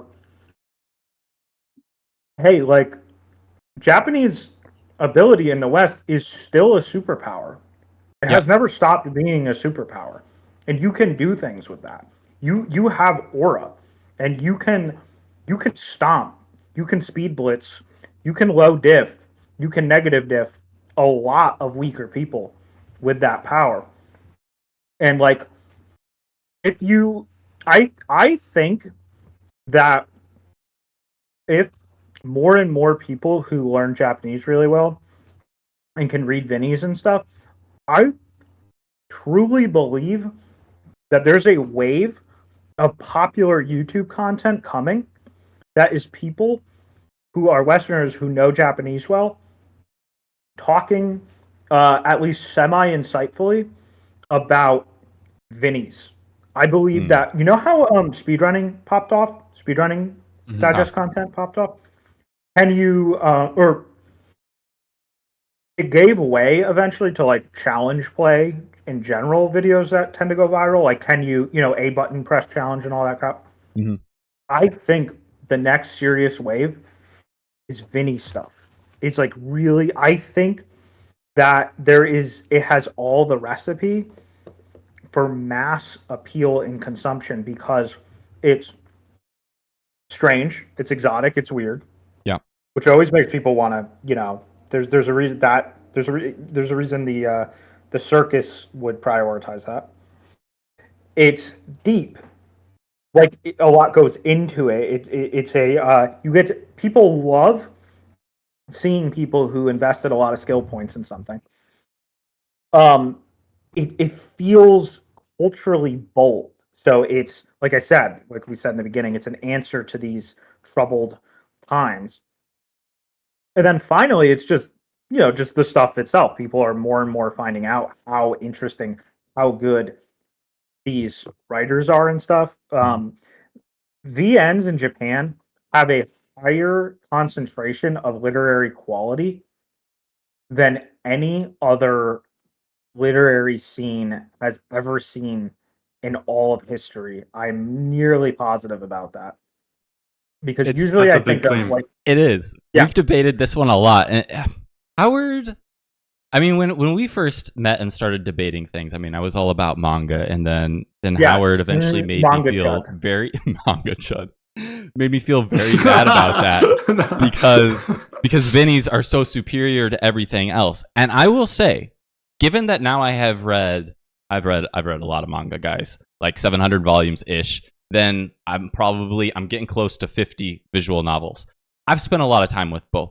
What I will say is the highs that I have gotten from Vinnies are higher than the highs that I have gotten from manga. But there's a lot more stuff, like just little stories that you can pick up and enjoy quicker, I think, with manga. So it's like, it's a bit of a balance for me. Like, I love them both. I wouldn't, they're like my children. I wouldn't choose one over the other or something like that. But they do have very different aspects. And to what Howard's saying, I know to a lot of people that will sound crazy, the claim that he just made, that it's the highest literary art form, that sort of thing. But there is certainly a deeper literary quality that gets achieved by those than even from something like manga. And if you haven't like dove in head first into it, I don't think you probably can see what I didn't see a few years ago as well. So I'll add some credibility to what Howard's saying, even if it's kind of a lunatic claim. Manga is a funny discussion because I can get very emotional about it. I know, yes. If a certain factor gets brought in, actually two factors get brought in, or I can be very chill about it. My chill side is just like, I like manga. I was always into manga. I was reading manga since I was a kid. There's a lot of manga I like.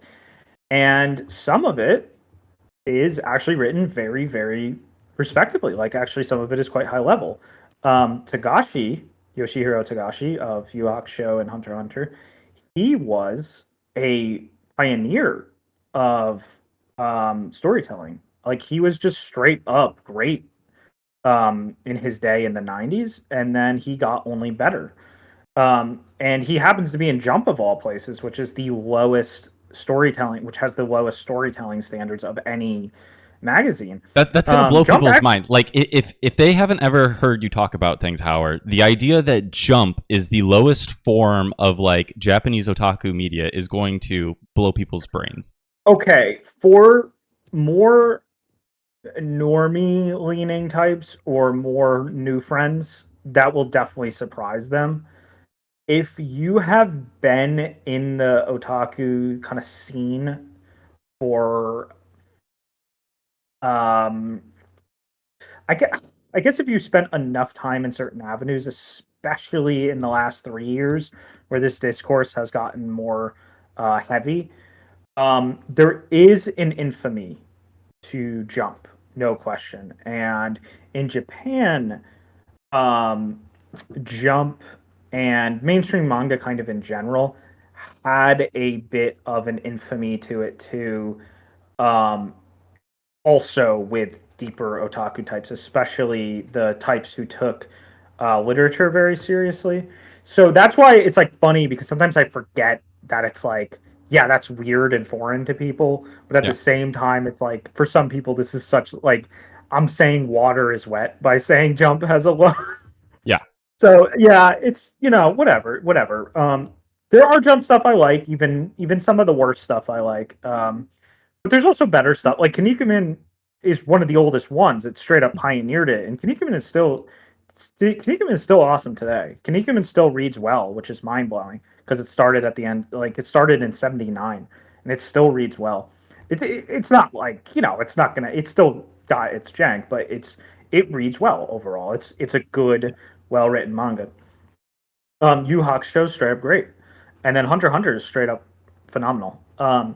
But yeah, the point is that there are pockets of manga, there are subcultures within manga that actually consistently actually keep quite a high standard in certain aspects, or rather like on the norm. Like if you take a Kirara, the magazine, Kirara is interesting because it's almost like you can almost think of it as like, again, this is racist towards manga to say, but it's almost like manga that doesn't want to be manga. It has a very deep tie to the VN industry and the illustration industry, which also has a deep tie to LNs and VNs. And Kirara has a tradition where they expect their mangaka to double as illustrators. So right off the bat, high art standards, very high art standards. It's very difficult to be a Japanese illustrator in otaku markets. You have to be like freaking. Pardon me. That's how excited I got in emphasizing that. You have to be freaking good. So the fact that they want their mangaka to be illustrators already is just like, okay, high art standard, and then on top of it. They have a higher storytelling standard, and the Yonkoma format, the 4 panels, actually helps promote writing standards because it inherently draws attention to stuff like rhythm, flow, characterization. So the Yonkoma format is actually really nice for that. That's not to say anything that's Yonkoma is good for free, but it helps, and it has a strong relationship with the VN scene, and that's why. If you take Madoka Magica, that was, for example, a project born. That's half Kirara, half VN scene. Gotcha. That's Umeki Ao. I always forget her exact name. Umeki Aoi, right? She from Kirara, known for Hidamari sketch, teaming up with Urabuchi from VNs, from Nitro Plus. So these scenes are very connected. Gochiusa, which, as far as I am aware, is the most impressive literary feat in manga history. Very high level writing, very high level story. Especially, it's a serial work that spans 10 years. So the last arc is much more impressive than the first arc. They're all very impressive, though.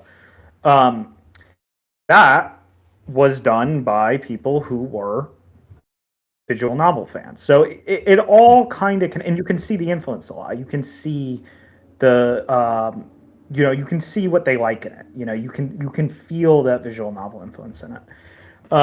So anyway, the point is yes, I think manga is great. I think it's a great medium. It's literally the ability that enables one or two people to make their own anime. Right. Which is amazing.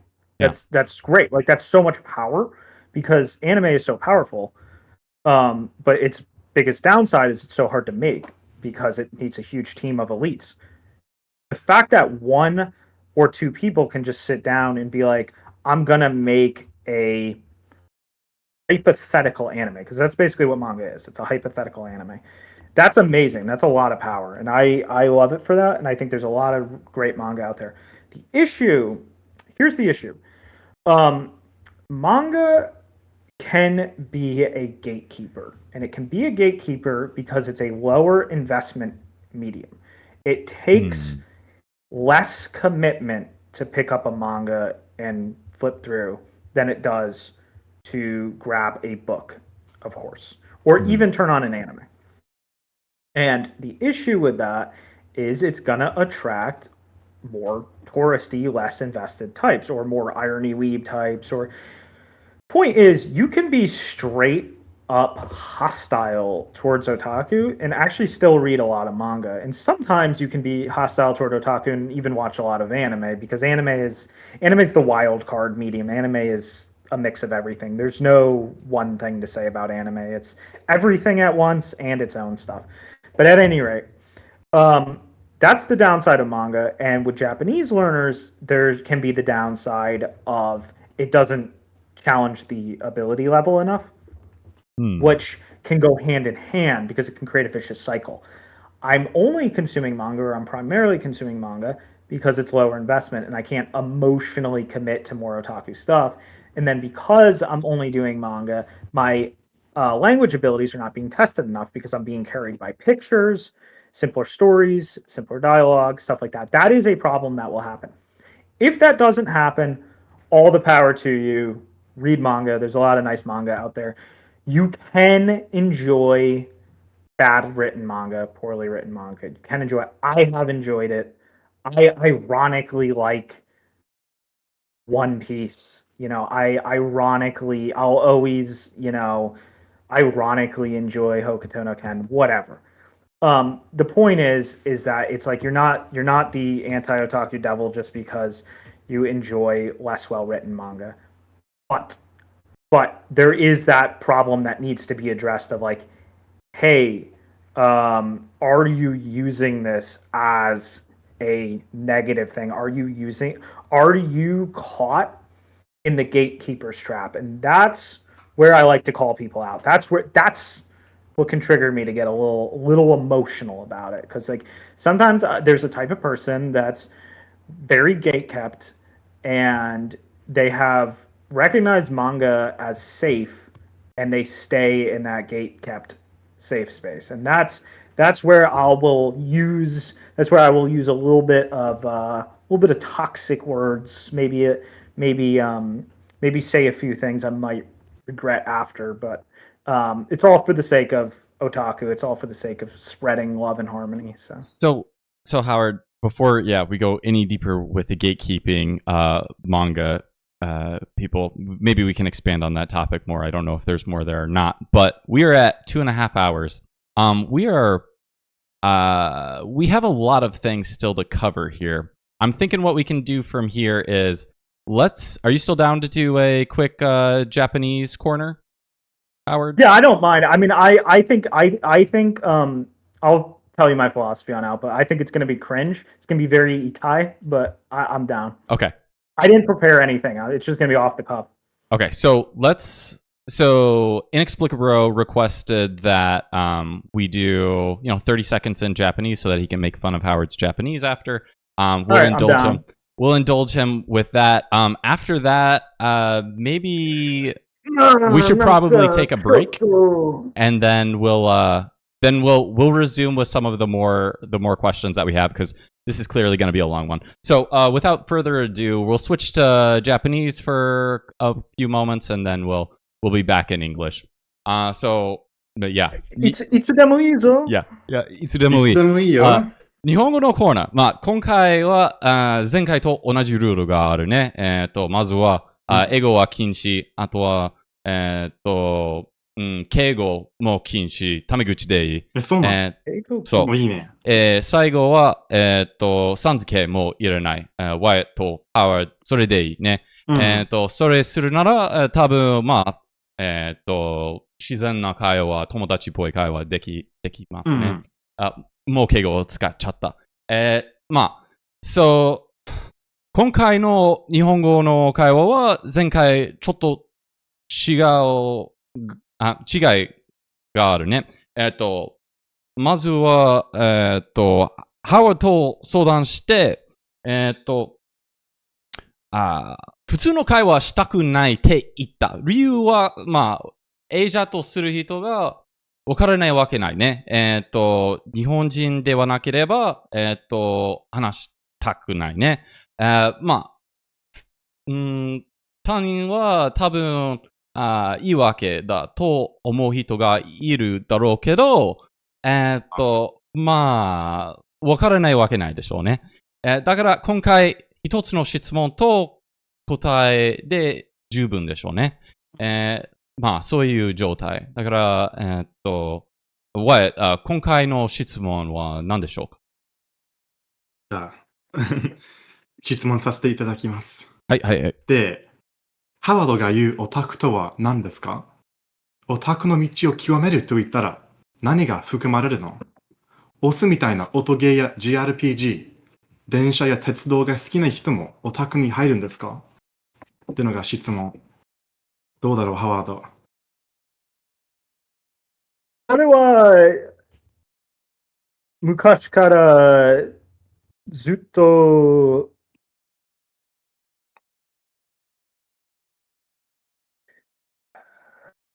なんというか、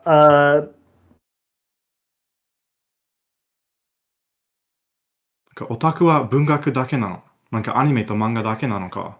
それともマニアとオタクという二つの言葉まあ、そうだよね。なんかナードとオタクの違いってことかな。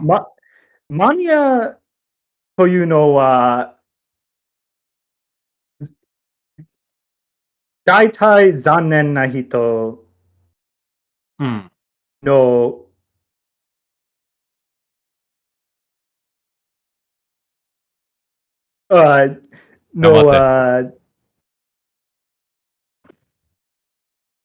残念な人は趣味と離れられない、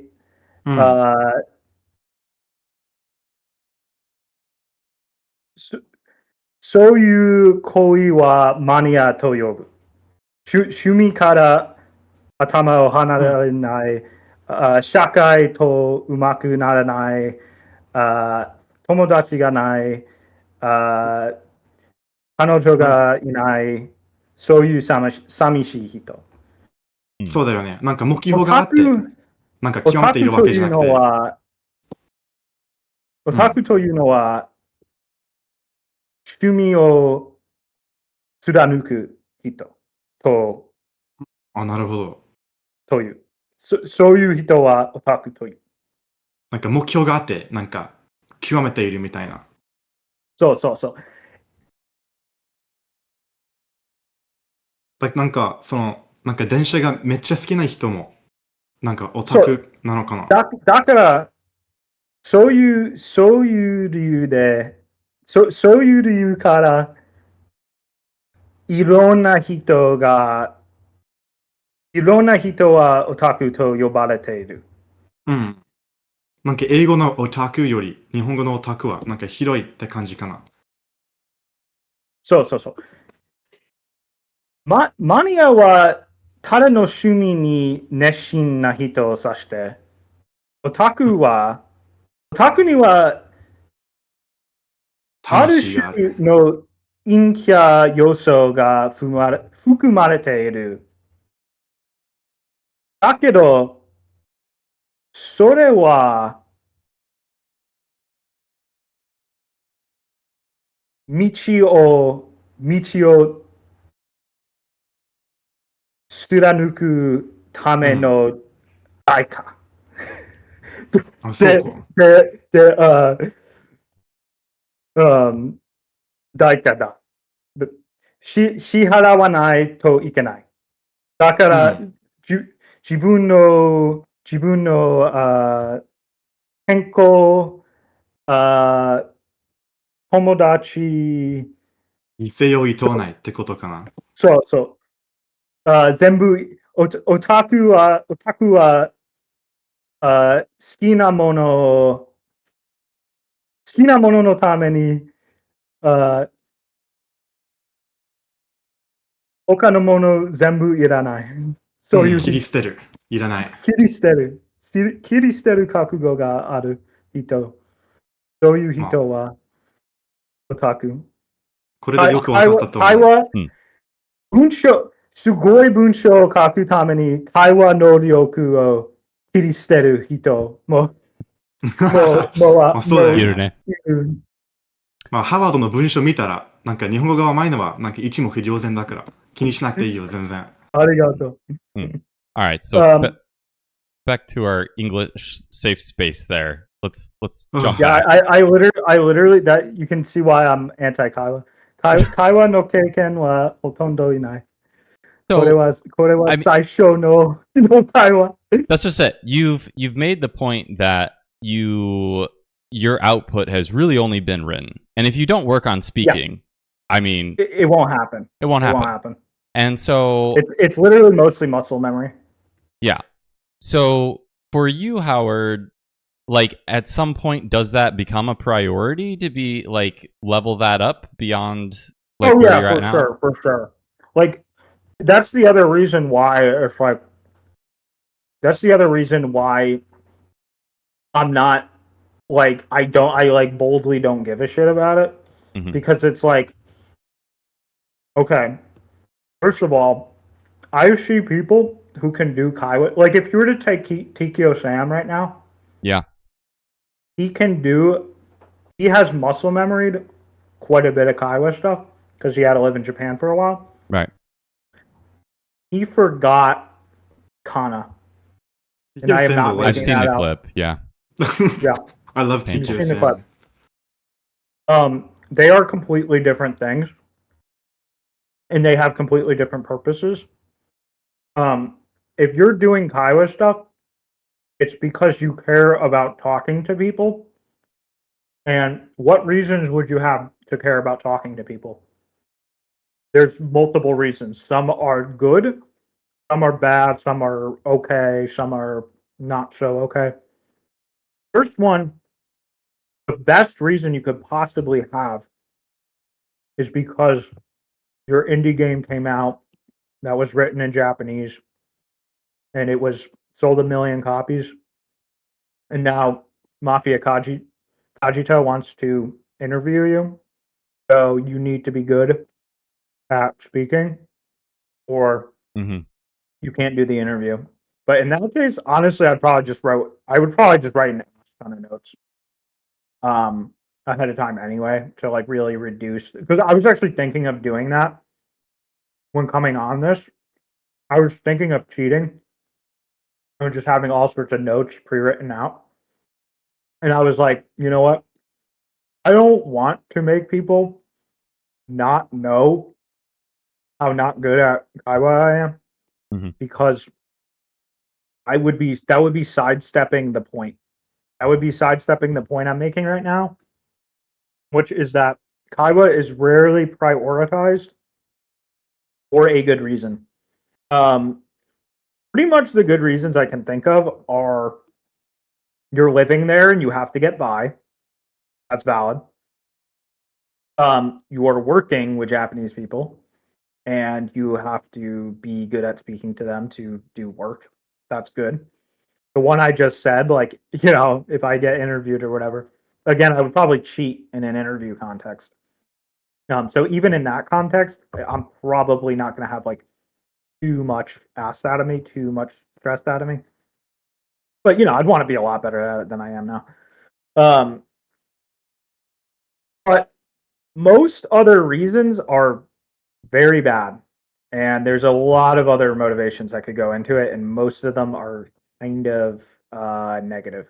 And they lean very negative because obviously they are a couple things. They're usually social priority, which is usually a red flag. And then they're often also too lowering the standard of what actual Japanese should be. Because basically what happens is, okay, the thing is that natives, if you're speaking to a native, they will only correct you up to like 75% ish, unless you get a slave, unless you get a Japanese slave or a who girlfriend. I mean, like, I've dealt with exactly that. I have like friends that I made that were Japanese, and then very soon it becomes you get no corrections, and then the way that you start getting corrections is you just actually have to start paying somebody. I mean, for Wyatt, you've done more output than anybody else on this call here. Like, what was your special sauce for that? I actually am still very inexperienced with output. I probably only have like 300 hours outputting. Really? I've never really done it consistently. I've just been like slowly. That's interesting. I assume since you hung out with Seven Stop, you were more on that. And I mean, dude, he's a beast.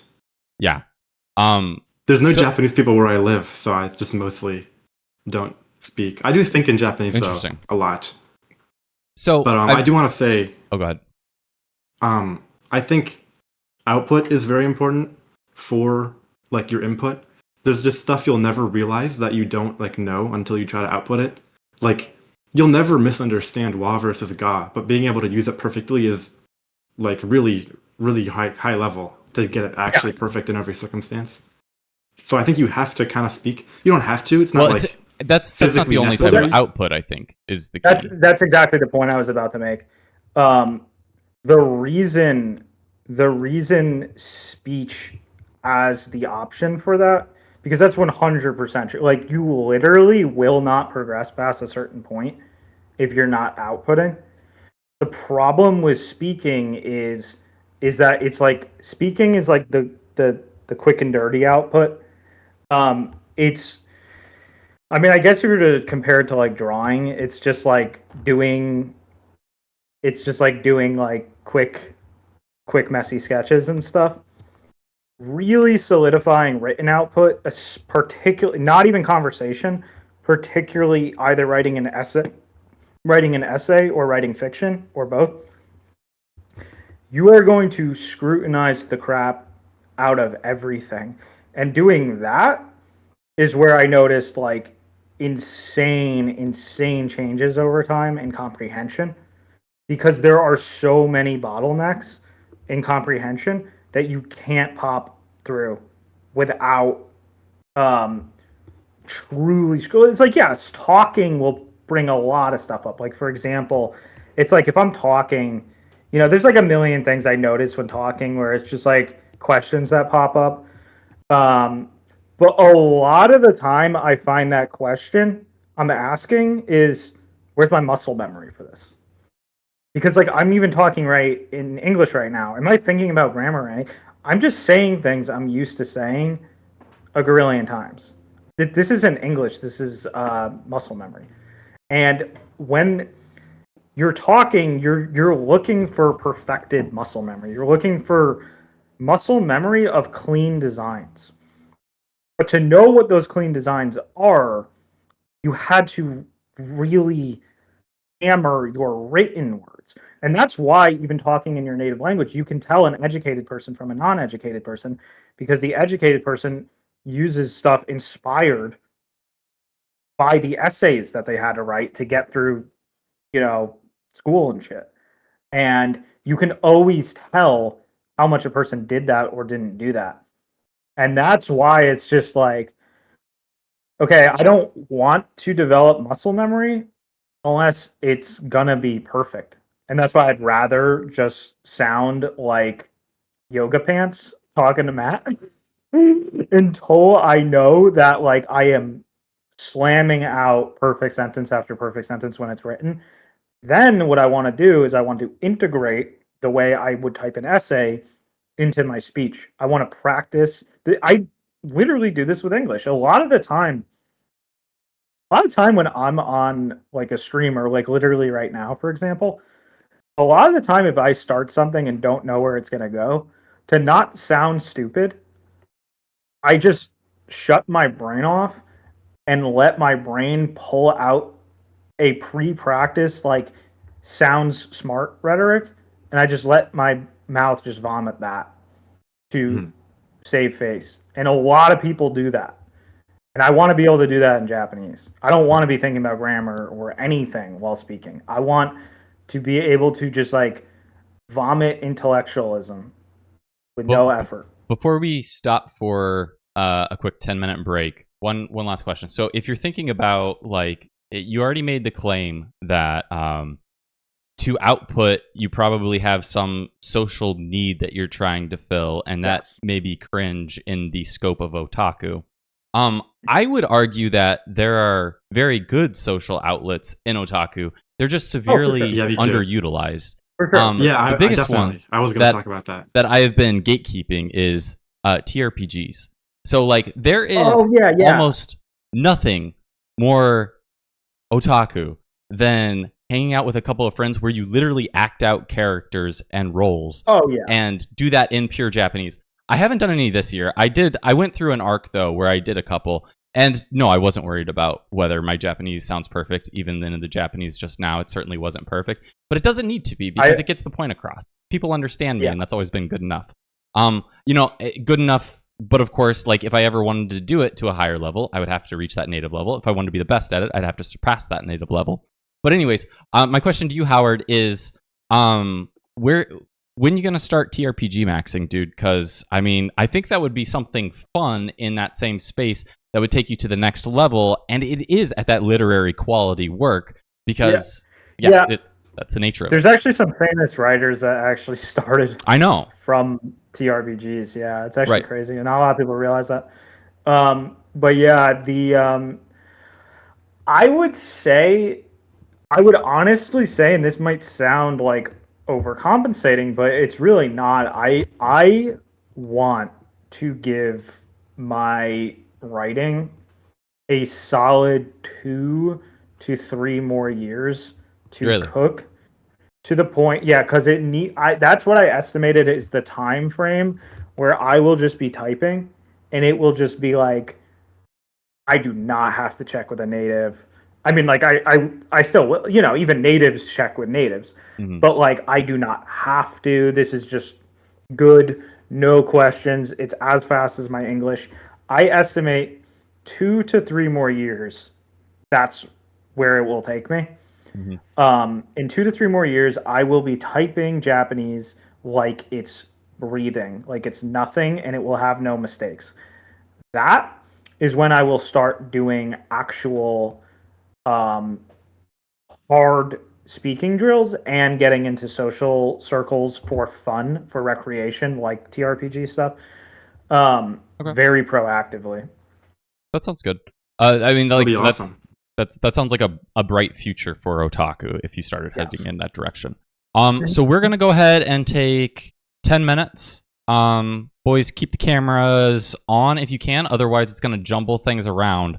But We'll be back in 10 minutes, and then we'll try to knock out another round of questions. We're already almost at 3 hours. This is going to be a long one. As long as you guys are okay with keeping going, we'll just keep the fun rolling in 10 minutes. Okay. I'm going to get some Fruit Loops, I guess. Yeah. Hydrate and eat something. All right, back in 10 minutes or so, okay? I'll just be sitting here. You guys can watch me. What was that? I'm just going to stay on the screen. That's all good. Oh, never mind. Oh, you're shutting me off. Okay, yeah, go ahead and shut me off. Oh, I wasn't. He turned off his own webcam or something. You can Never mind. still talk in that to the case, stream. People can just watch me because I'm not getting up. Yeah, don't do anything that'll get me kicked off YouTube, okay, Howard?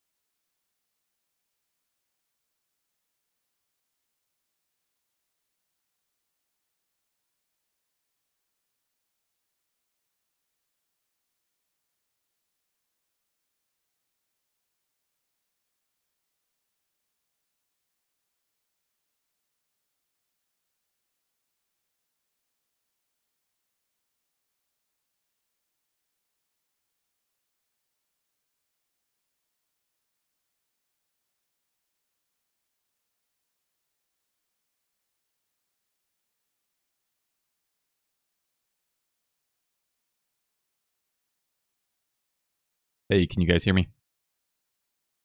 I can hear you. How about me? Cool. Yep. Loud and clear. You're good. Hear you too, Wyatt. Sweet. All right. We're all back here. All right. So, anything interesting happen in chat while I was out? I fixed my thing. I cut the side off. Had time for arts and crafts. Nice.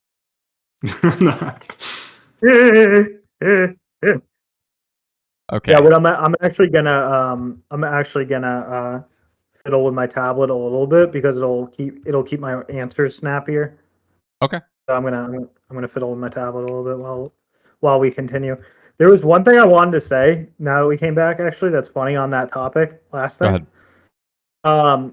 There was a dude that actually confronted me after my recent video, and this is the main reason I really wanted to boldly. This is why I wanted to boldly show how little I give a shit about Kaiwa. There was a dude that was trying to debate me and tell me that I have no idea what I'm doing with written output. And it got to the point where he was making really, really bad suggestions. Like, I could tell this guy's Japanese is just not good. And I'm like, dude, your Japanese is just not good, and everything you're saying is really dumb. So what he did was he actually brought a native into it, pretended my written output was his, and asked for tips and stuff. And they said, this totally passes as native output. I saw that. He was pretty ironic. He was foiled. That's so funny. That's legendary. It's hilarious, and it's funny too because it's not like it was like perfect or anything. Like there were still little things to fix and stuff, especially because I actually accidentally grabbed an older draft. But anyway, when you say that part that you grabbed an older draft, that definitely sounds like cope. But the part it's so like funny. unironically true, but whatever. The part about what the native bonus. said, it's like a bonus cope. It's like an unneeded cope. Because the native person did say if I did not know that this person was not Japanese, I wouldn't know that this wasn't native. There were, to your point, there were some goofy things that you could probably fix if you read over, or just some things that you might have to do another couple thousands of hours to recognize. I don't know, but it's it was definitely at a point where the dude who was trying to own Howard got backfired, and it was kind of entertaining. He got reverse owned. Yeah, it was epic. And I was like, dude, when he said it shocked me because here I was thinking this guy's like an N4, but it shocked me. He was like, nah, I'm been forever. Yeah, he's like been there forever, and I'm like, okay, this is a Tikio Samsich. This is a Tikio. No question. And forever. It's awesome. Yes. So anyway, I just wanted to point out that is another thing to solidify my perspective on the whole thing. So anyway, you can definitely throw that conversation in Garbage Day 4 or whatever. It'll be funny. Yeah, absolutely. But that's my philosophy. So at any point in your writing process, Howard, are you starting to integrate things with Japanese natives? What's that process of feedback actually look like for you right now? Basically, there is one guy that I regularly throw my stuff to, usually, especially if I'm doing something for the game.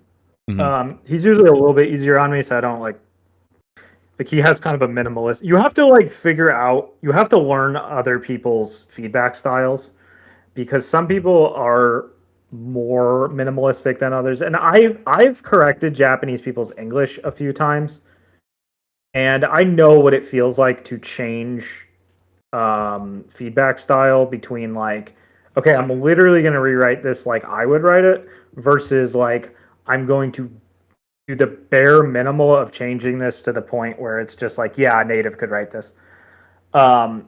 And what is interesting is, and then I use high native, and with high native, random people come in. So it's different. It's random. You don't know who you're going to get. Right. It's random, different every time. And the nice thing about having it be random and different every time is sometimes multiple people will come in. And not only will sometimes multiple people come in, sometimes the person correcting your stuff takes a more literary edge to what they're correcting. And the better you get, the more people will be inspired to give what is not so much language opinions as much as like more like literary opinions. So I don't think this character would sound like this. Maybe it's better for the characterization to make it sound like this, or maybe it's like better for them to sound like this. And I found that after I got out of the rut of the early stages, that started happening a lot. To the point where sometimes dudes would write like full blown messages about their literary opinion about what I was doing, not even the language aspect, which is kind of insane. And like once you realize that, that's when you start realizing they're taking you seriously. That's when you start realizing like, oh, no longer is this someone going, oh, it's cute that a gaijin is writing in Japanese. Now they're going, this is a person. This is not a gaijin trying to be good at Japanese. This is a human being trying to write a story. And that's when you know you got their respect. And that's when you know they're taking you seriously. And sometimes they'll even get a little toxic. And if you detect any toxicity toward what you're doing and stuff, especially when you get people who like blatantly don't like otaku, which is funny, I'll get to that in a sec. That's a good sign, because that means that the problem with gaijin is that you're not seen as a human being, because gaijin cannot, or Japanese people cannot process that gaijin are fellow human beings because they're too used to growing up just seeing other Japanese people. I have been a weeb since I was a single digit age. And to this day, when I look at a Japanese person, I don't just think that's a human being. I think that's a Japanese person. You know, it's like if I see, you know, like a white Anglo person, I don't think that's a white Anglo person. I think that's just a person. But when I see a Japanese person, I think that's a Japanese person. So there's no amount of life experience that will break down that cultural racial barrier of recognizing someone as what you grew up and were born with versus from a foreign thing. And so the only way to break that down is to write in such a way where it breaks down that defense. And once you can do that, you can start causing emotions in them like,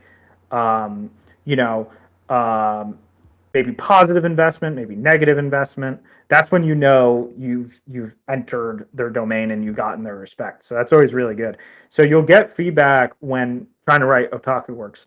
You'll get feedback from two types of people: people who have blatantly experience with otaku works and know, oh, you're going for this tone of voice, you're going for this archetype, this type of character. You're trying to, fine tune this vibe, this mood. And then you'll get the people who hate otaku. And the people who hate otaku will actually try to proactively write out the otaku elements out of what you're doing.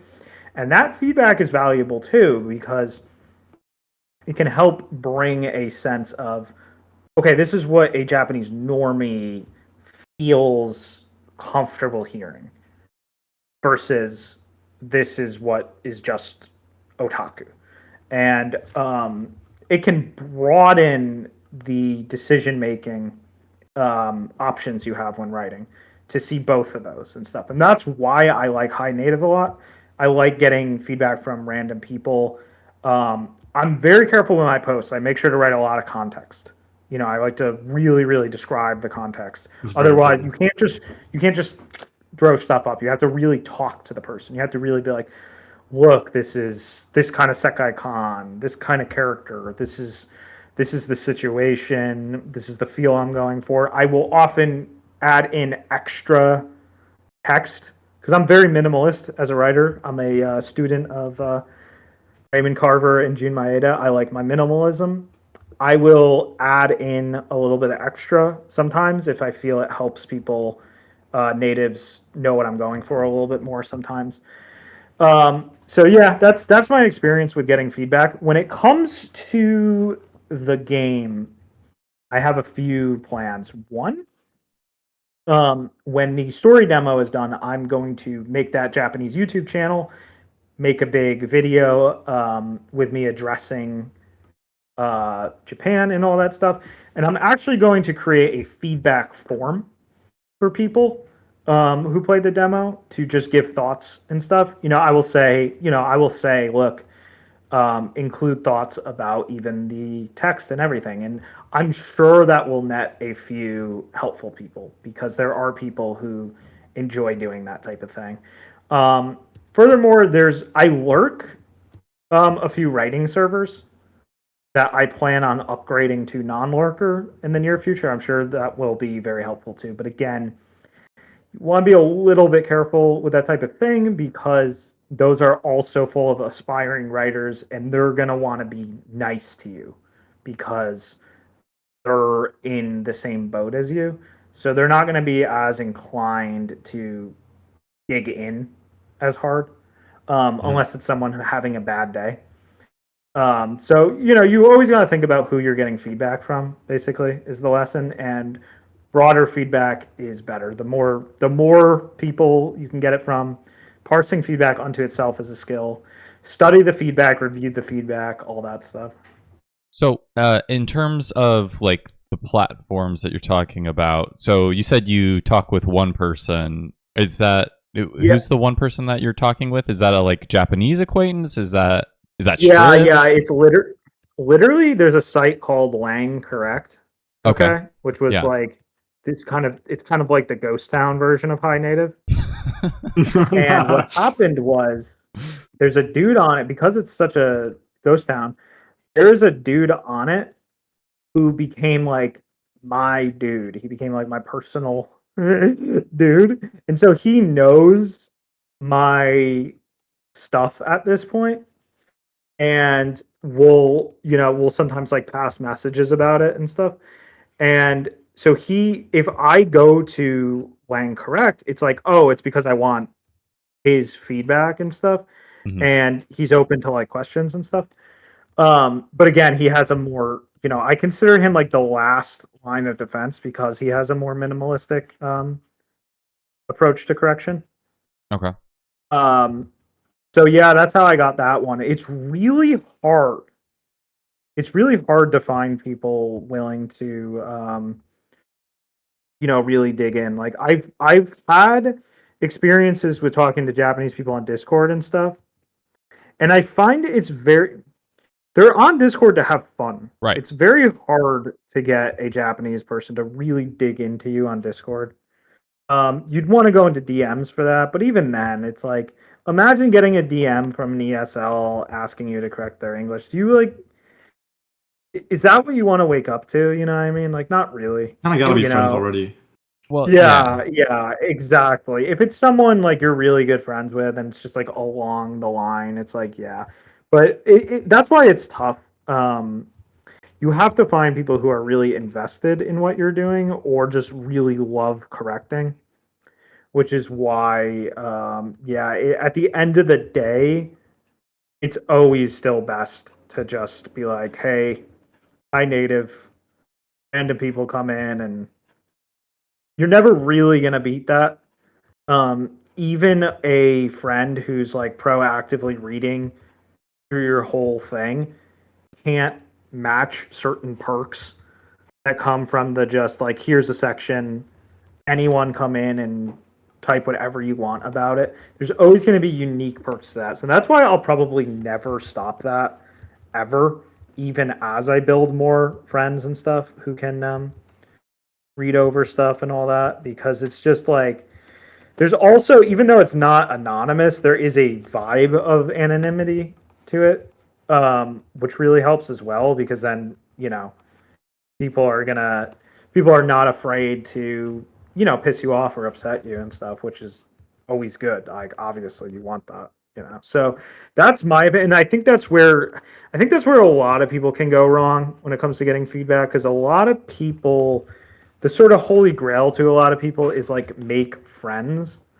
But the thing is, it's like, I had foreign ESL friends since I was a kid. Like, there was a point where I got sick of telling them that there's mistakes in their English. It's just like there's only so much you can do with that type of thing, and which is why, like, yeah, that's why I think the secret weapon is gonna be the feedback form.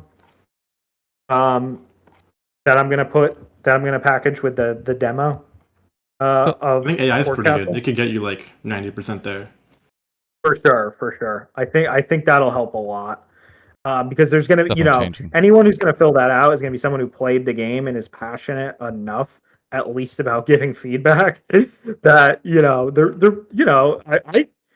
I wouldn't be surprised if I get some people writing full blown reviews at me with lots of specifics at that point, because there's always these more I guess you could say, like, sort of almost autistic leaning individuals that are not afraid to really spend time on something. Yeah.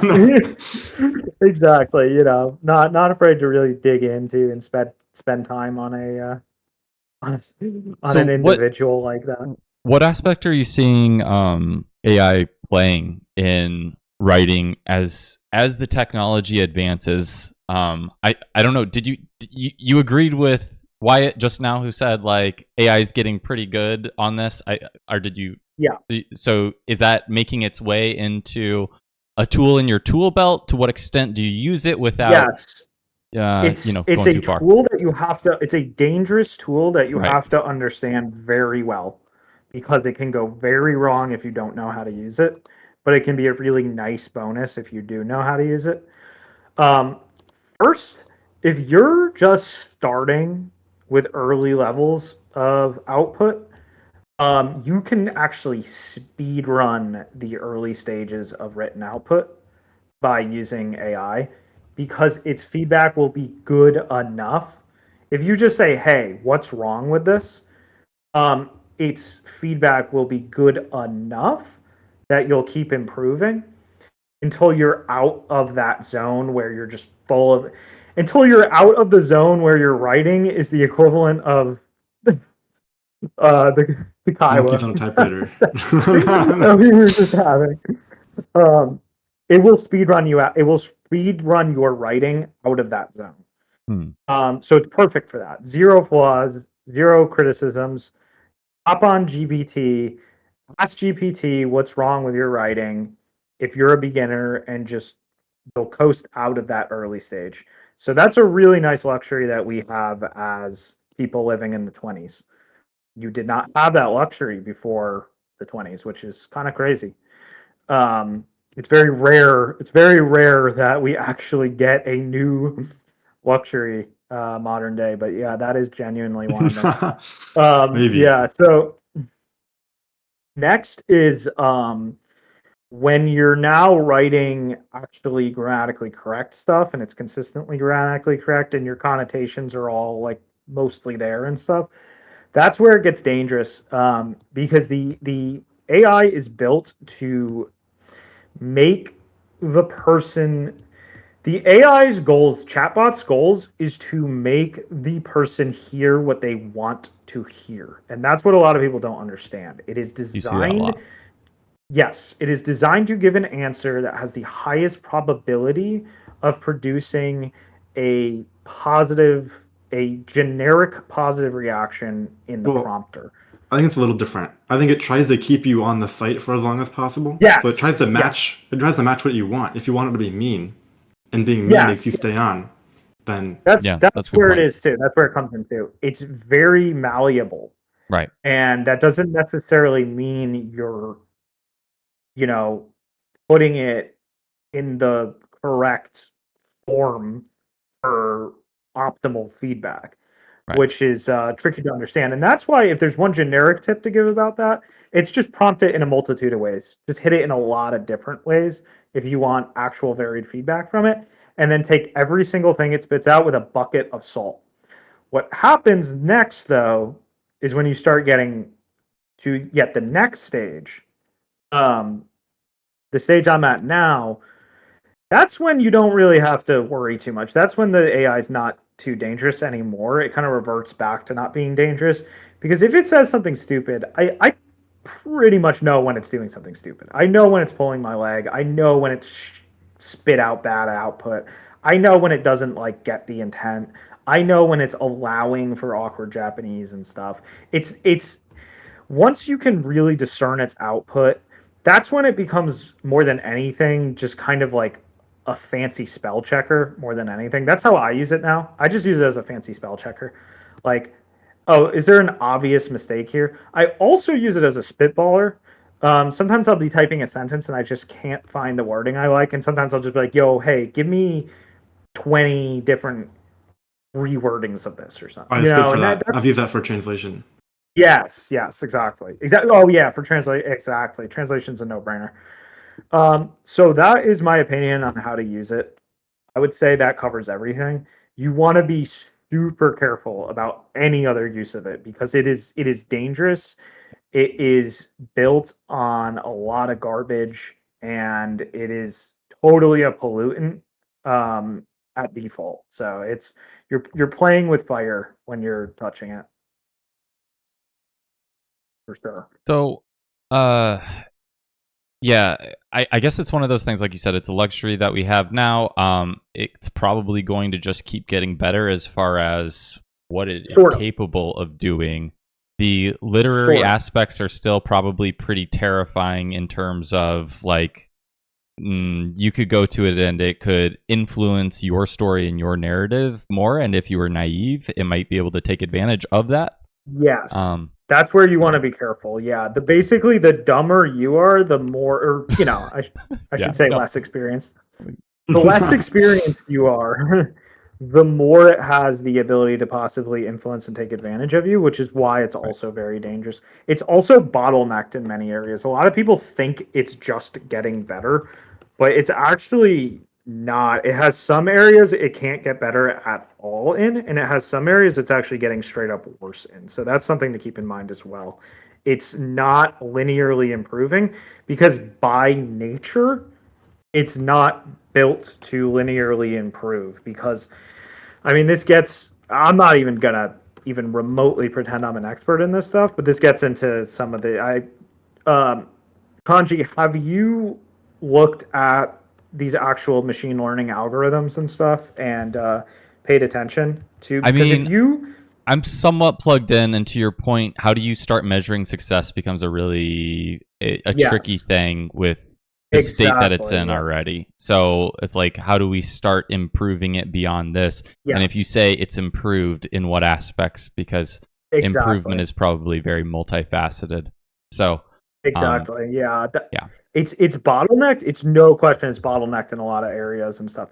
That being said, I think it, as a translator, I think it mogs all the humans who are regularly working in translation, especially if you tell GPT faithful translation. You need to use that word.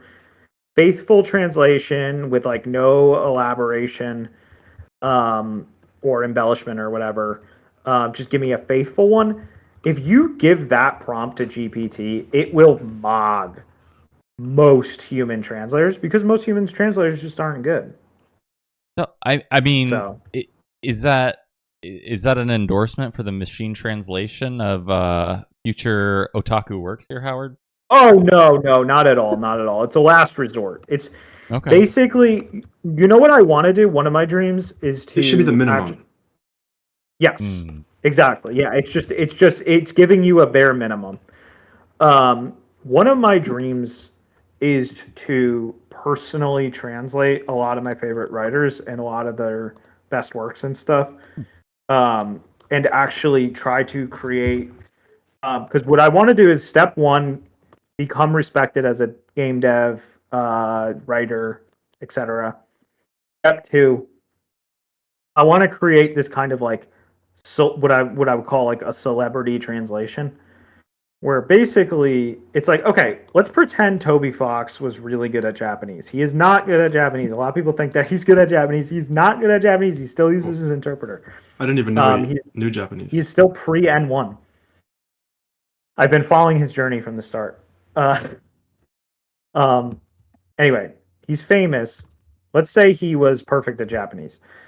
If he was to then say, I am going to be doing a Toby Fox translation of, Clanad, and it's official, and it's going to be a big re-release, and it's actually going to say Toby Fox Edition when it's localized. It's going to be in the title. You type in Steam, Clanad Toby Fox Edition. I think there's massive potential in that. I think it's actually super interesting. Yeah, I think that's the future. I think that's the future of translation. So you get these like nice, verified, creator-driven translations, and then the rest we know are all going to be junk, type translations. So that's actually super interesting. Yeah, I think that's the future, and that's one of my dreams. Like all like mid translators like lose a job, but all the amazing ones like have their own editions. Yeah, exactly. Yeah, I think that's the future. Yeah, I'd like to. There's a bunch of works I'd like to do it with. Cross channel for sure. Maybe Higurashi, Little Busters for sure. Clanad probably. Maybe Saku Uta, but there's a bunch of ones I have in mind. And Jewelry Hearts Academia probably. I think that's the future. That's really interesting because, what got me into learning Japanese was the Tales of games weren't getting translations at a reasonable pace. I was like, okay, this dude, Absolute Zero, is translating these games himself. I'm missing out, and I have to wait on him. And after 10 years or so, dude eventually just moved on with his life because, why wouldn't you? Like, I don't understand, quite honestly, the mentality of the dedication that it takes to do something like take something that I already understand and let me go ahead and translate it so that everybody else can understand. Like it mentally, exactly. I don't get it. So when you're talking about like Howard, you have aspirations to do that. I don't see how you could ever do that instead of just wanting to create more of your own things. The reason is solely because I would be grabbing works I have top tier respect for.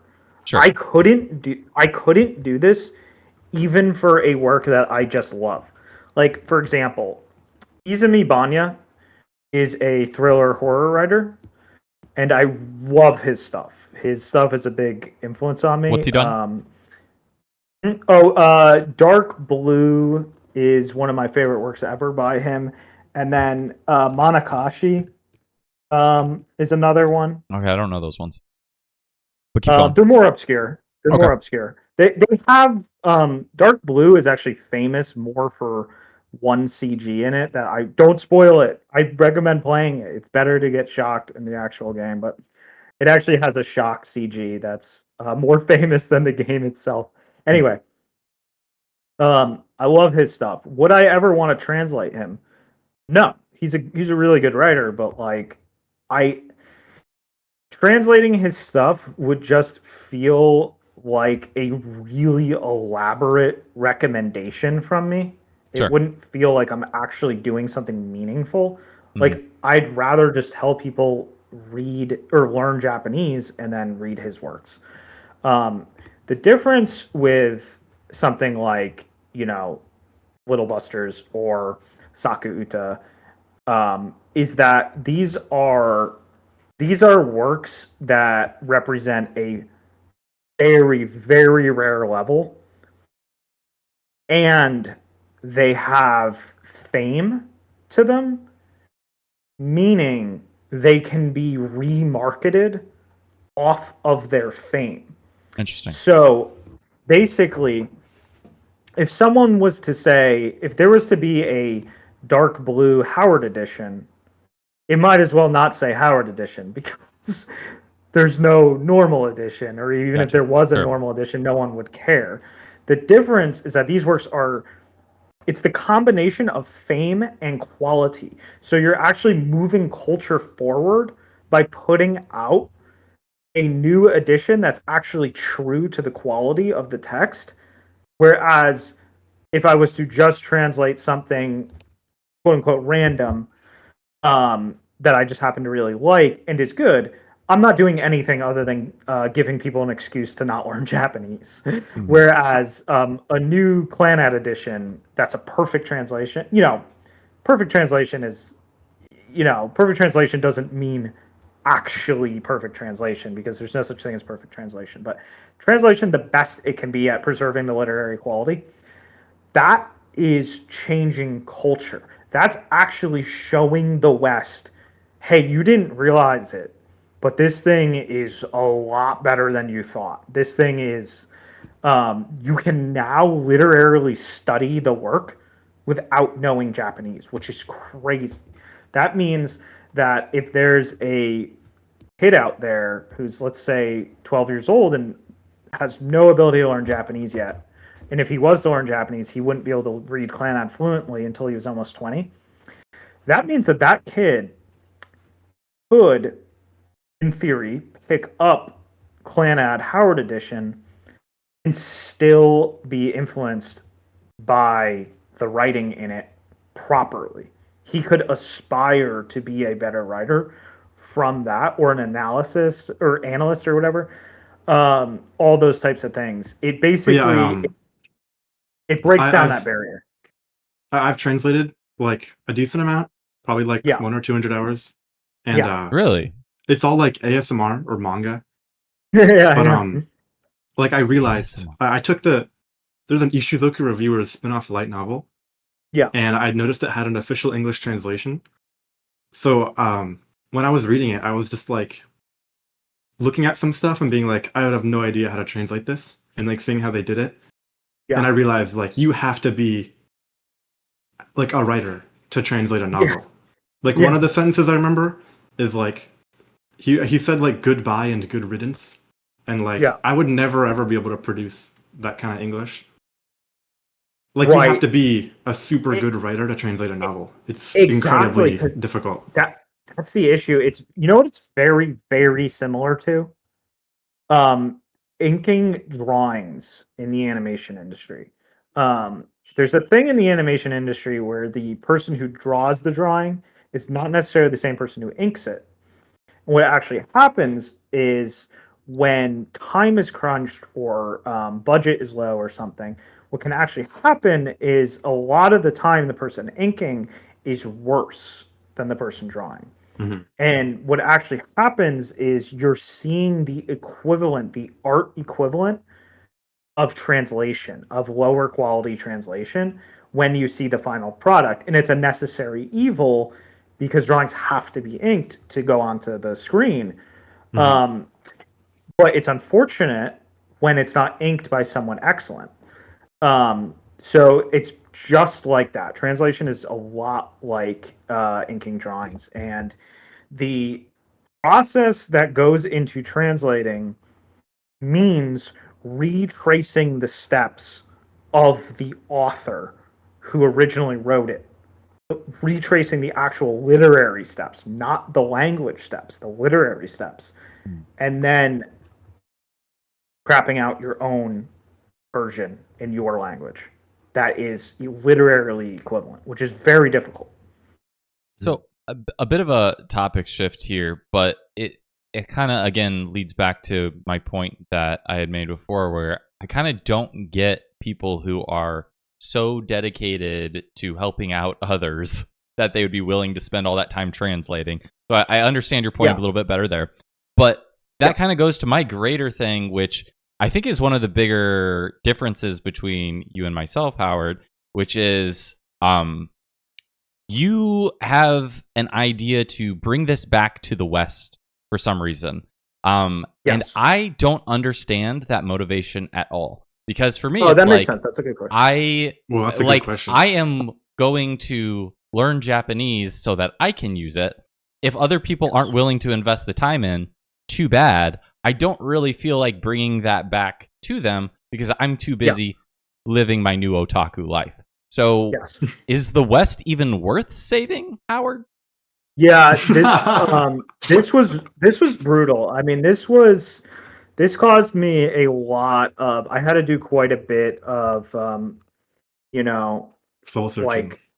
Soul searching type shit with this, because the Oh my God, there were so many. I mean, if I was to bring up all the different episodes of struggling with this, there'd be no end. So I'm not going to bring up any of them. But what I will say is, here's the thing. Here's the clencher. Here's what makes it so that it's not even an option for me. It's not a thought. It's not a question. Like, the West must have otaku culture imported to it, which is that the West is a threat. It's an actual proactive threat to otaku culture at the moment, because in this information age, where everything is mingling together more, it also means that foreign stuff is a lot more relevant than it used to be, and it means that there's bridges built that didn't used to be there, which also means now there's forms of invasion and hostility that didn't used to exist. And if we do not properly import otaku culture to the West, we will have basically like a dragon loose that is pure destruction. That's what we will have, because there's no other way to stop. There's the best offense, the best defense is a good offense, and that's basically the idea here. It's like the only way to fix this is to proactively create otaku camps in the West with tons of people educated and sympathetic to otaku stuff, and ideally even proactively adding to it, so proactively bolstering it and supporting it. Here's the thing. You ever notice how one of the reasons otaku oppression is so easy to happen and so easy to work? Because there's no consequence. There's no one to call it out. There's no one to even know it's happening. In Japan, don't you imagine that if someone was to like say something about otaku media or like a specific work or something, and then suddenly that person is right on your front yard, don't you think that person would act a little bit differently towards the thing? Yeah. It changes a lot. It changes a real lot. So that's where, that's where I come in. And that's where I'm trying to make sure. I want to leave the West. I'll be happy when I'm positive that the West is that there's essentially like a fire that can't be put out of otaku tradition in the West. So that means people who can draw and do the art styles properly, understand them. That means people who can learn Japanese properly, which we've made some good headway with, at least.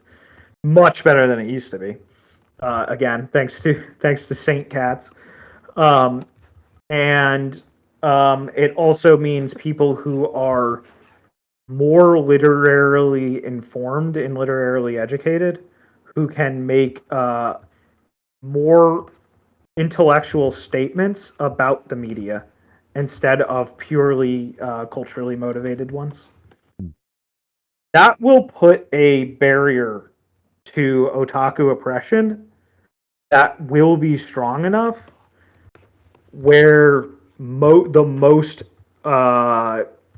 dire threats are diffused. When we say otaku oppression, I mean, we've said it a couple times here now, but I don't know that we've given a proper definition to it. In what areas do you actually feel like otaku's actually being oppressed? I got bullied in middle school. Yeah. The first one is, of course, social. I don't have to explain that. Everyone knows that there's social stigma. That's old news. That's not that important. If anything, social stigma is just a signal that we're powerful. But where things really get hot and heavy is stuff like the recent credit card stuff, for example. Yeah. Like, that's a real, full-blown, international, economic, political attack. And it was no mystery that it had a personal grudge geared toward otaku stuff. That's just, you see what was happening on DL site and all that stuff. Like, the writing is on the wall. You don't need to, you don't need to be an analyst to figure out that they have, they'll admit it sometimes even, that they have something out for otaku. Next one is media, which is, this is getting more grassroots now, but it stems from something that is more institutional. And that is the fact that we have people with very large platforms selling the lowering of value of otaku stuff to the masses. So that's where you get stuff like, these, I'm sure if I say AniTuber, that conjures up a lot of very negative images of people who have been, like people like Gigic, who have been very vocally, just, they talk like they hate anime half the time. Like, they hate otaku stuff. And they're very vindictive. And one of the things that actually happens is that they're actually, and this is where it's not just having beef with specific people. This is where I'm actually pointing out something that's actually real and institutional to a degree. If you take Joey, Anime Man, Joey, what's his name? Joey Bazinga or whatever. It's like Bill Zinger or something. Yeah.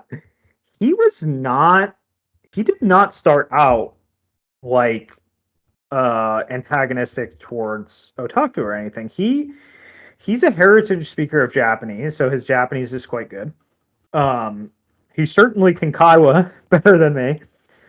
He's just a native. Well, he thinks he's a Japanese owner, but he's actually a native. Exactly. He's a heritage native. And he did not start.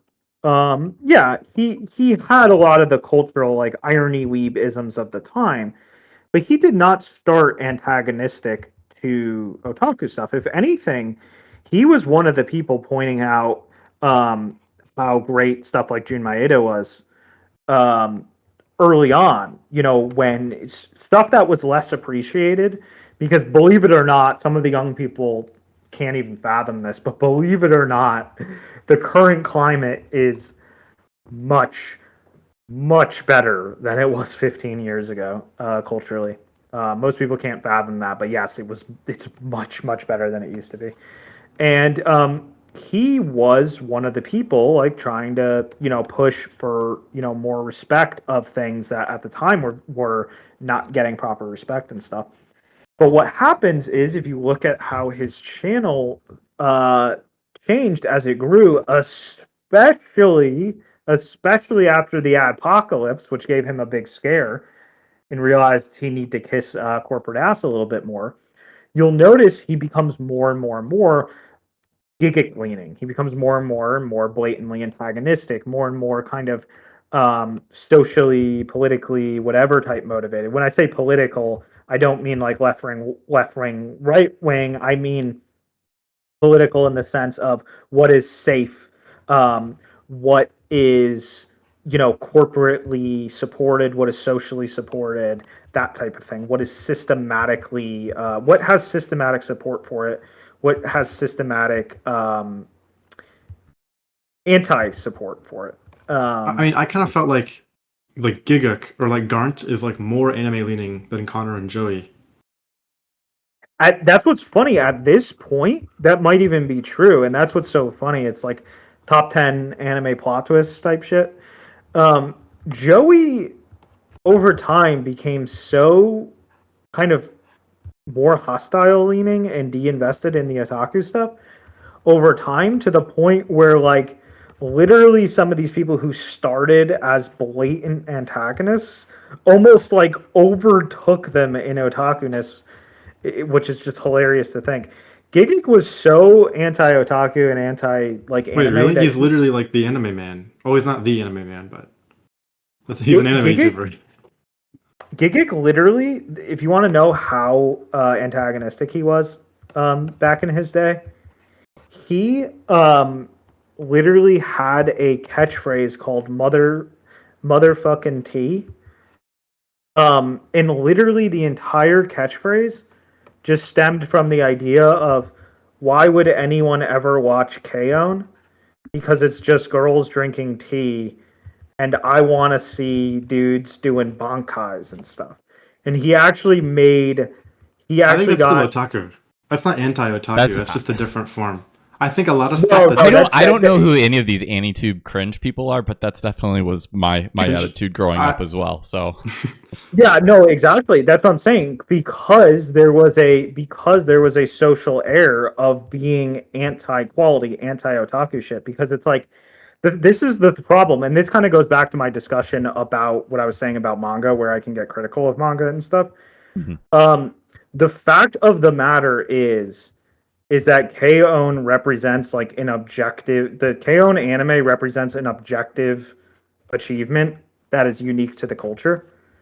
And this is a person with a large platform, straight up being antagonistic to the spread. He's straight up gatekeeping the value that would normally go. I think he's just being himself. He just doesn't like it. He's being just because he has a big platform doesn't mean he can't say his opinion. No, exactly. That's exactly my point. He's being himself, and yet what he's being that is himself is highly antagonistic. And yet that gets supported. Yet that's what grows. Why is the antagonistic thing making someone grow? Normally, what you would normally expect, if this is a great thing, then shouldn't the people who help make its greatness more accessible be the thing in higher demand? Why would someone reducing the value of something good be valued? It's almost like if someone was... funny. Well, I literally do this when I review stuff, because it's like I'll say like, this thing I think is really great, this thing I think is really not great. Probably in the scheme of things, it's all otaku, and it's probably better than whatever would be outside of that scale. But in the relative scale, like, we could go on a whole hour-long tangent if I brought up Umineko or Chaos Head, and I know we violently disagree on where we landed with those two works in particular, Howard. But it's like, for me... Chaos Head I have less to talk about, because I only... Well, I mean, my point being is, like, yeah. I trash talk those ones because I don't think they hold up to other things. And that's not your opinion. So, like, I know that it'd probably be best to not dive into that. But my point being, like, I feel like if you really care about otaku works in general, you're probably being very critical to the things that you think aren't living up to the standard that you think, whatever those are. So forget that I hate Mineko. Saying you don't like an anime is otaku, because that means you like anime. But that's exactly my point, though. If someone is gaining a ton of value for being non-analytical, for having like objective, low analytical understanding, I don't think it's controversial to say Gigik can't draw, and I don't think it's controversial to say that Gigik isn't about to drop some insightful literary analysis on you. What do you think about Bon? Oh, I didn't even watch it because there was just no point. I scrubbed through segments. First of all, he didn't even write it; he just commissioned it. It's just a commission, so there's no. Oh, wait, really? It doesn't reflect on Gigik, whatever the product is, which is why I didn't even bother watching it. You didn't like I thought you like storyboarded it all or something. No, it's just a commission. So it's just a commissioned anime, so there's no point in even watching it, as far as reflecting on him. And nothing grabbed. It didn't look like something I would watch. There was nothing scrubbing through it. There was nothing that, like, I'm usually very quick at being able to tell if something is, as a creator, I can easily tell when something has something special to it or whatever, often even from just a poster or something. There was no signal for me to watch that, so I just didn't even bother. I'll check it out at some point if people are curious what I really think, but it's just not worth it, especially because it has nothing to do with Gigik. It's just a commissioned anime. So the point is that Gigguk is not adding intellectual value to the marketplace of thought. He's not adding refined ideas. Yeah. He's like a for the masses guy, not like it's for the masses, exactly. Critique. But simply talking about it also gives it more power, right? Even if you are saying negative things about it, you are still empowering it to an extent. And that is evidence to the inherent power of otaku stuff. The fact, historically speaking, when something has all the cultural momentum against it, and the only like mainstream things you're seeing are devaluing it, typically that thing will not survive that. Typically, it will only reduce its value with time. I mean, school shootings are still doing pretty well over here, Howard. What will? Like the idea that something is discredited by society, everybody hates it, but it's still sticking around. Like, I don't know that I would say that's specifically otaku, because you could put that on truly evil things, and that's my point there. for sure. But the point is that they need some kind of, they need something that's institutionally changing the way that their larger perception is had. Typically is my point. Like, typically, if there's like a piece of media or something, you need someone with some kind of large platform or something to redirect thought about it in order to change the way to actually have a full-blown momentum change in the way that thing is perceived by the masses.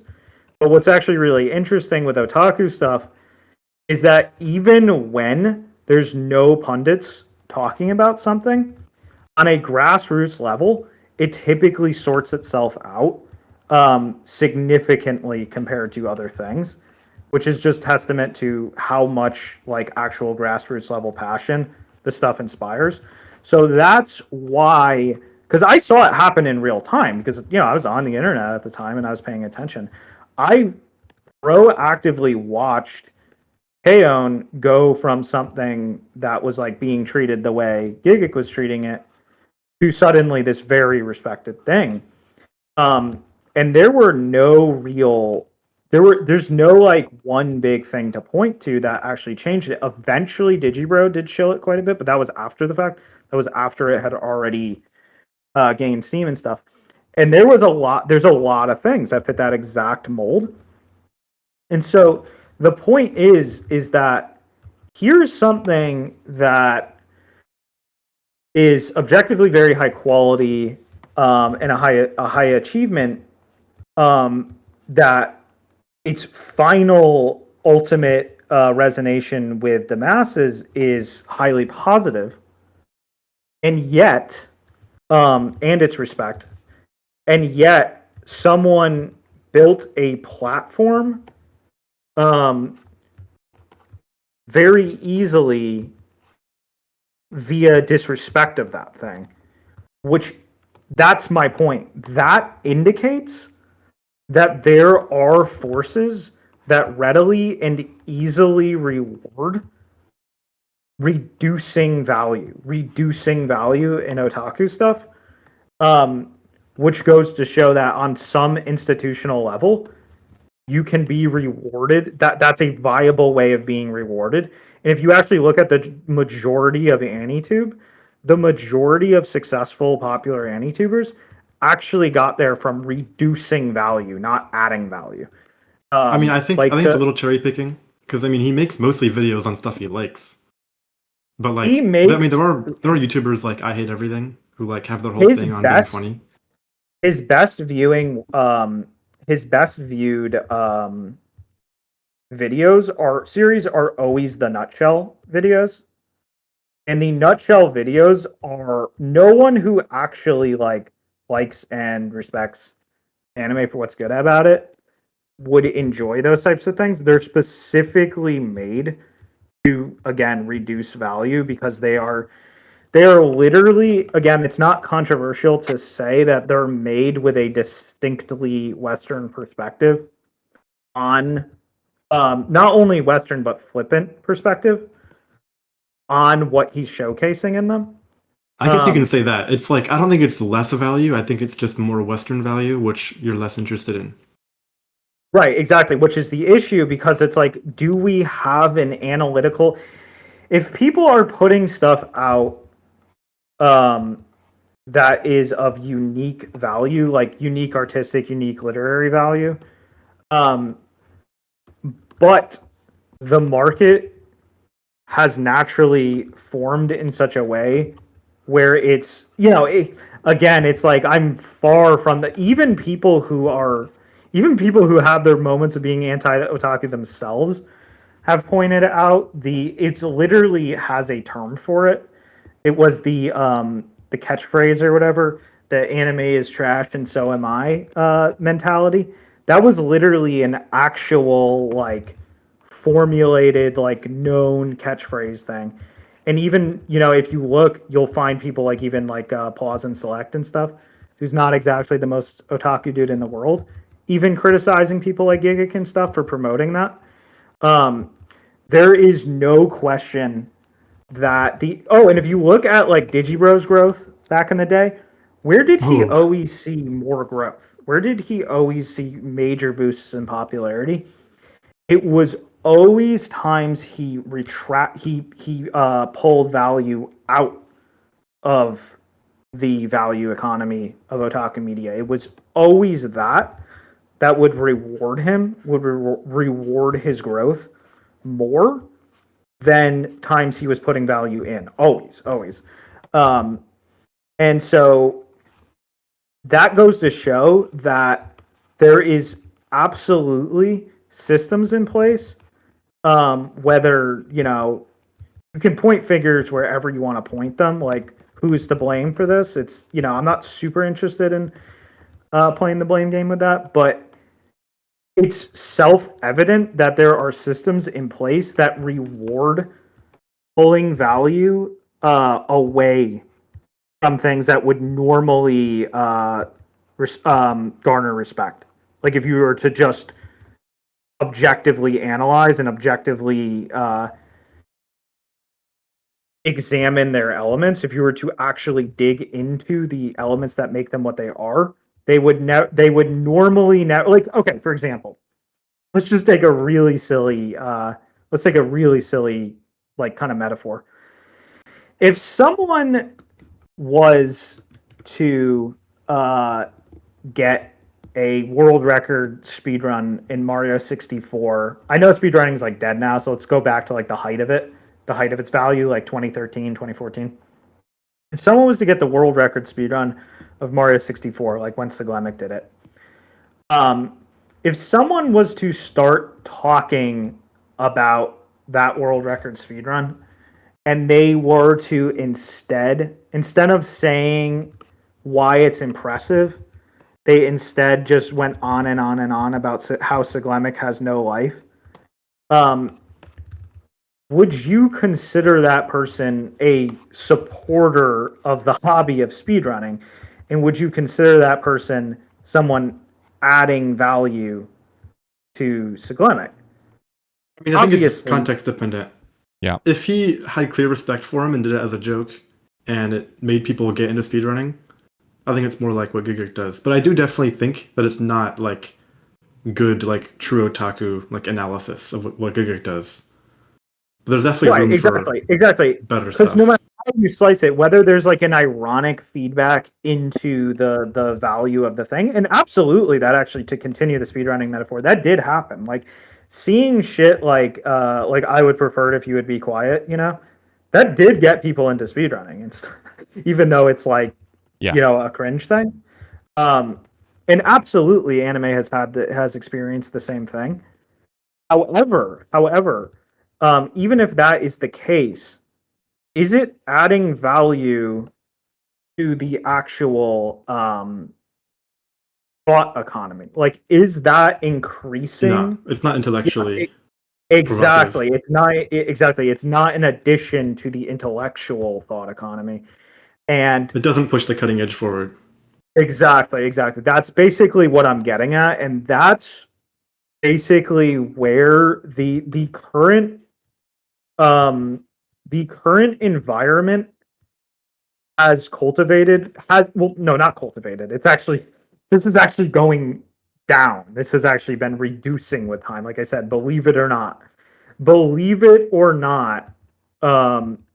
the people who were around and talking about anime and stuff before Anime Man, before Gigguk, made people like Anime Man and Gigguk look like otaku saviors, So sometimes people don't realize how good they have it. But the point is, the fact of the matter is that historically, society.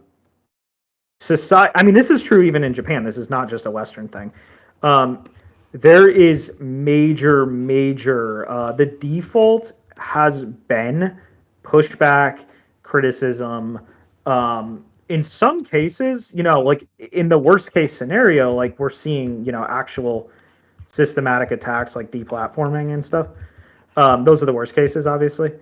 The point is that there is a 100% a resistance to pushing actual conventional what's the word, technical respect toward otaku stuff.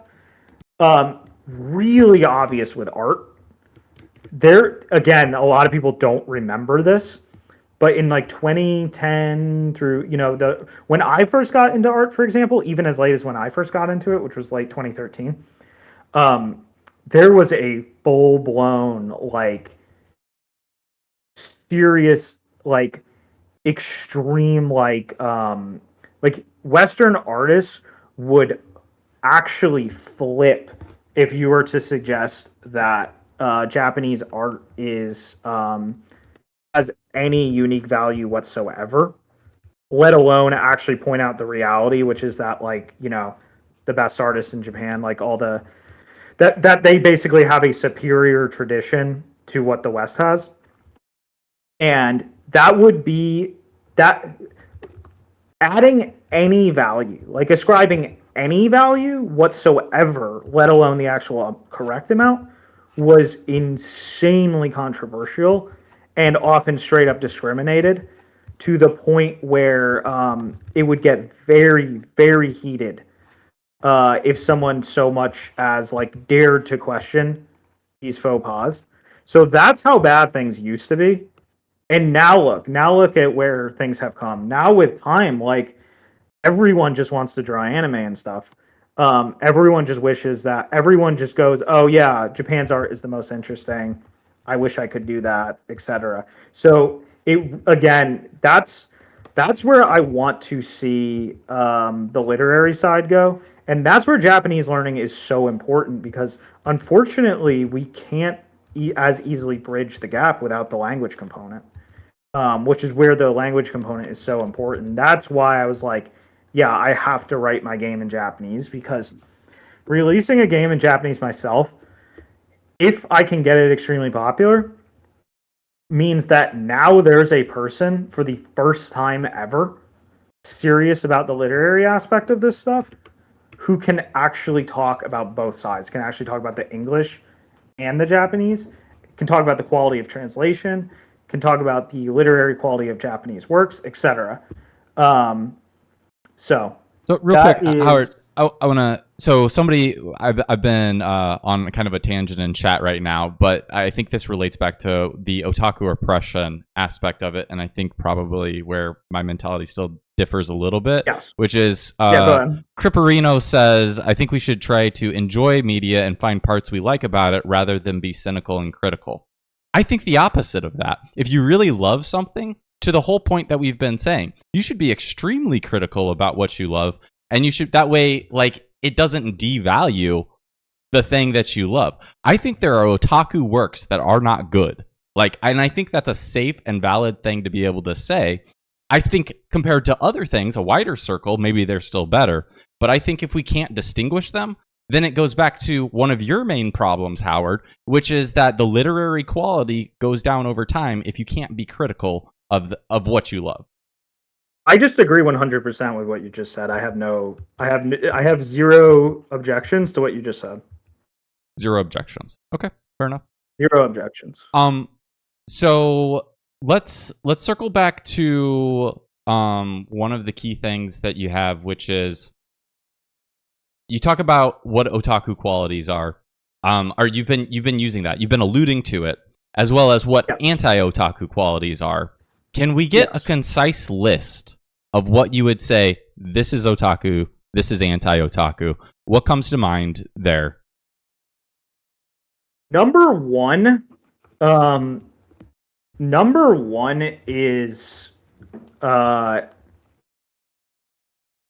complete, like, the most pro otaku quality you can possibly have, and this kind of lines up with what you were just saying, is just a proactive interest in technical quality, primarily artistically and literarily. Music is relevant as well, but we're mostly the backbone is art and writing. Proactive interest in, even if it's not like personal study of such a thing, respect and interest and engagement on that topic is the most, like, good faith engagement of that is the most otaku quality you can possibly have. And it took me a long time to realize that. And I truly realized that when I realized at the end of the day, why is this stuff so special? Why as in this stuff, like this culture? Why is the culture at large so special? It's special at the end of the day more than anything because because it's where you're finding people pushing things forward that you're not finding elsewhere. That's the heart of it. Like, if you're to take, for example, any anime in existence made today, if you're to take the character designer of it, the person who draws the sete, like the Chiara desa sete, right? That person is so 99 times out of 100, that person is going to be so advanced at drawing that most people can't even fathom how advanced they are. And they're also using very specific line techniques, all sorts of techniques that literally do not, like, I'm not even joking. Like, this isn't like oh yeah, it's rare or something. It's like literally full blown. The West does not use these advanced techniques, and they are like, advanced is almost an understatement, because the West has actually simplified its technique set over time, whereas Japan went farther. The West used to have a more developed artistic tradition, very similar to the way it used to have a more developed literary tradition, and both of those things went down over time, while in the otaku sphere, they moved forward. So that is why it's the proactive interest in that advancement. And that's why I'm so easily and readily critical of lower investment media. Just the idea of, I just want to have fun. I just want to consume to have fun. I'm just worried about my own entertainment, my own enjoyment. Because you know what?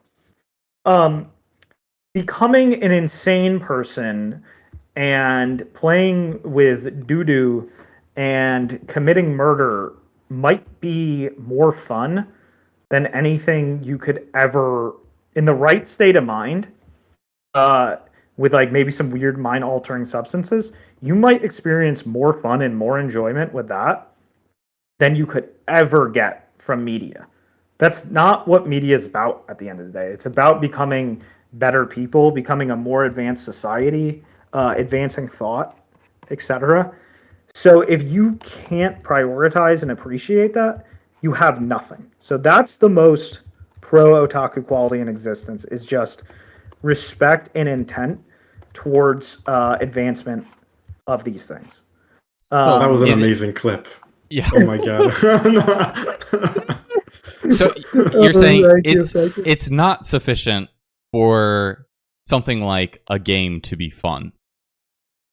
Yeah, that's not sufficient, in my opinion, which I think is a good opinion. So, and in fact, you go as far as to say that things like, Balatro are slop because they're really only focused on that aspect. But, I mean, would you consider chess to be slop? No, because it is built to... It's just slop. Because there's no plot. And this is why I start to worry, Howard, that maybe we've gone so far that we've begun developing literary brain rot because we can't appreciate things that are pure and simple, like chess, or even I haven't played Balatro, so I don't actually know if it's slop or not. But the idea of a card game that people enjoy playing, you should be able to enjoy that, and its goal of being fun should probably be sufficient to an extent, right? It really depends on the mindset. What were they trying to do? This is I can sum this up really easily because I answer this a lot. This comes up a lot. I'm sure you'll continue answering this. Yeah, it's the whole idea of you changing arts into sciences, which is probably another fundamental thing that I don't know that I can agree with. And we could probably have a separate podcast about that. But in short terms, fun. Yes. Like Cats was all pro fun, right? And then you, all of a sudden it's fun's not good enough.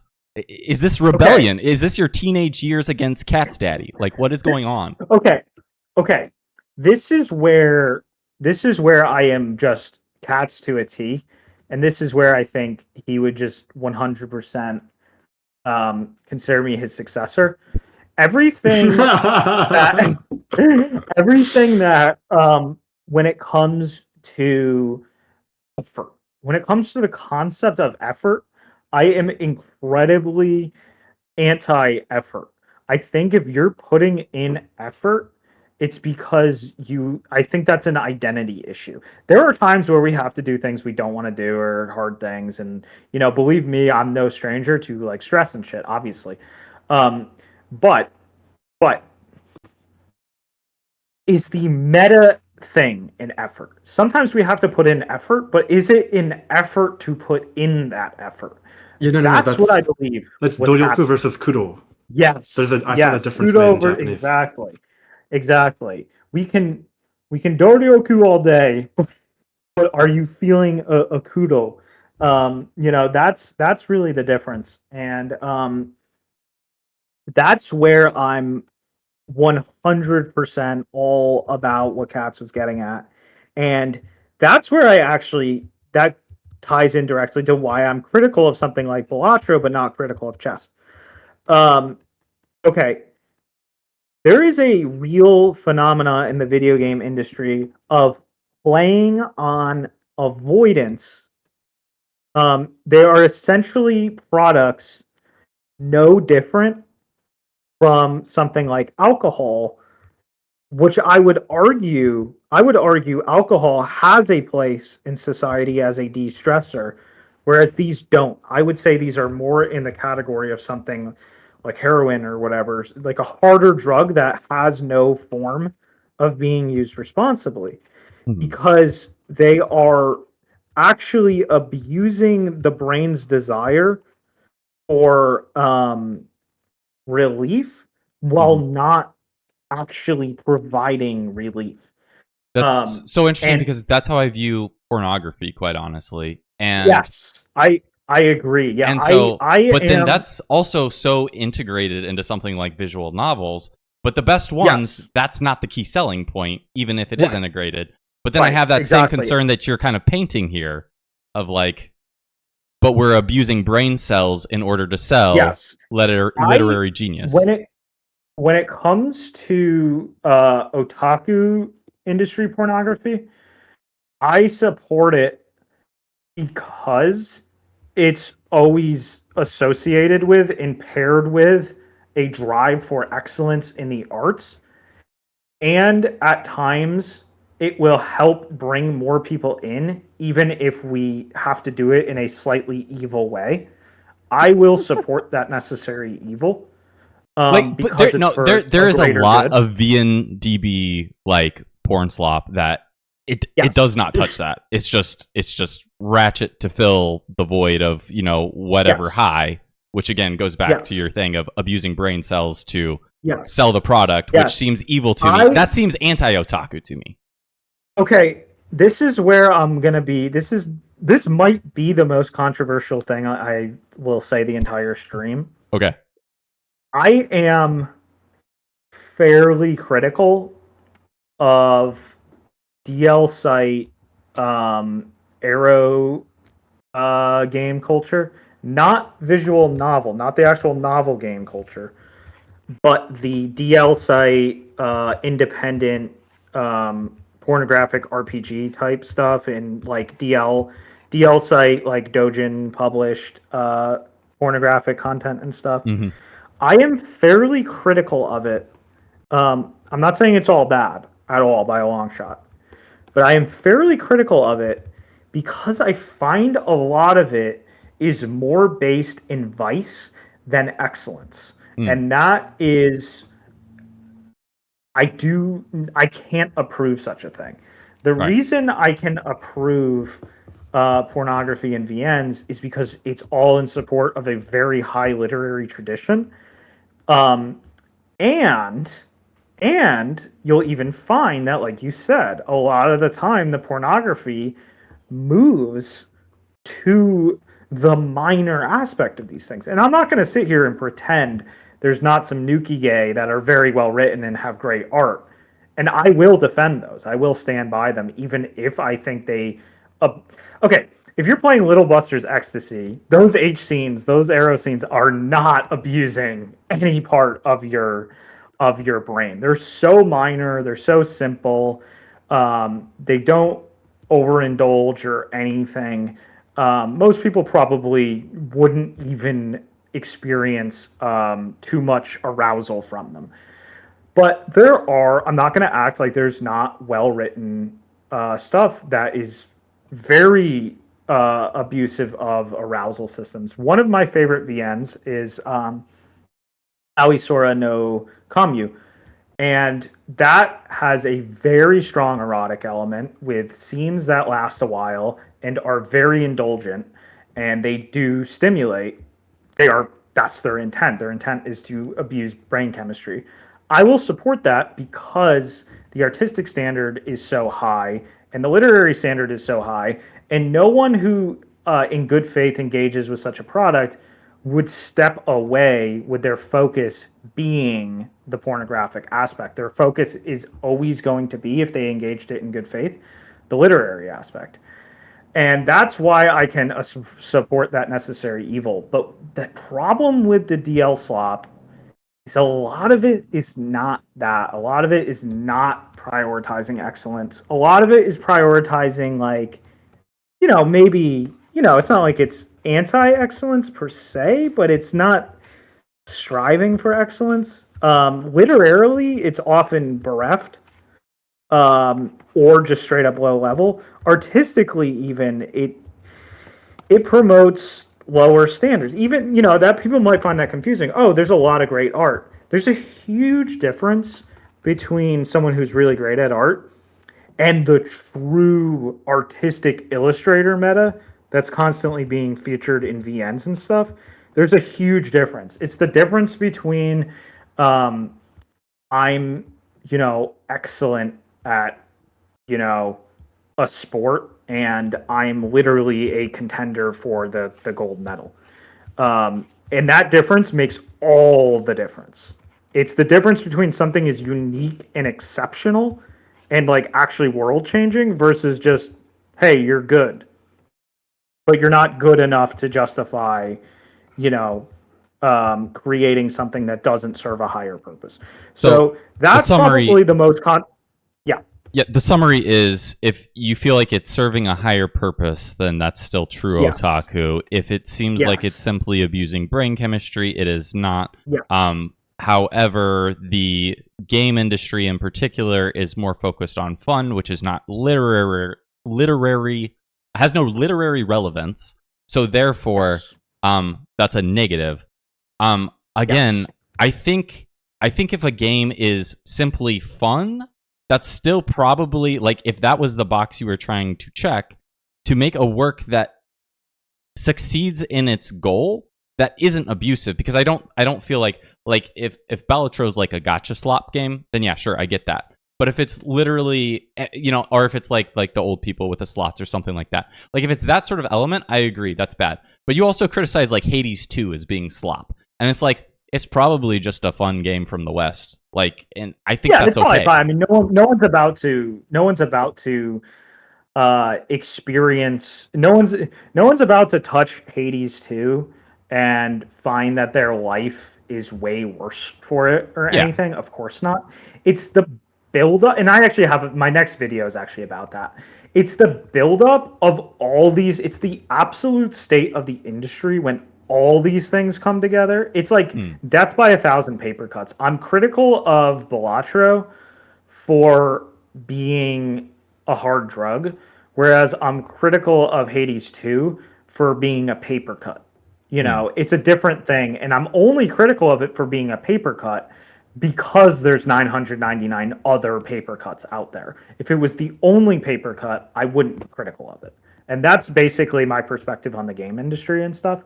And the reason I'm not critical of something like chess, or even I'm really into probability games. Like, I love the original generation of Pokemon. I like all the generations of Pokemon, but the one I really like personally playing is the original one.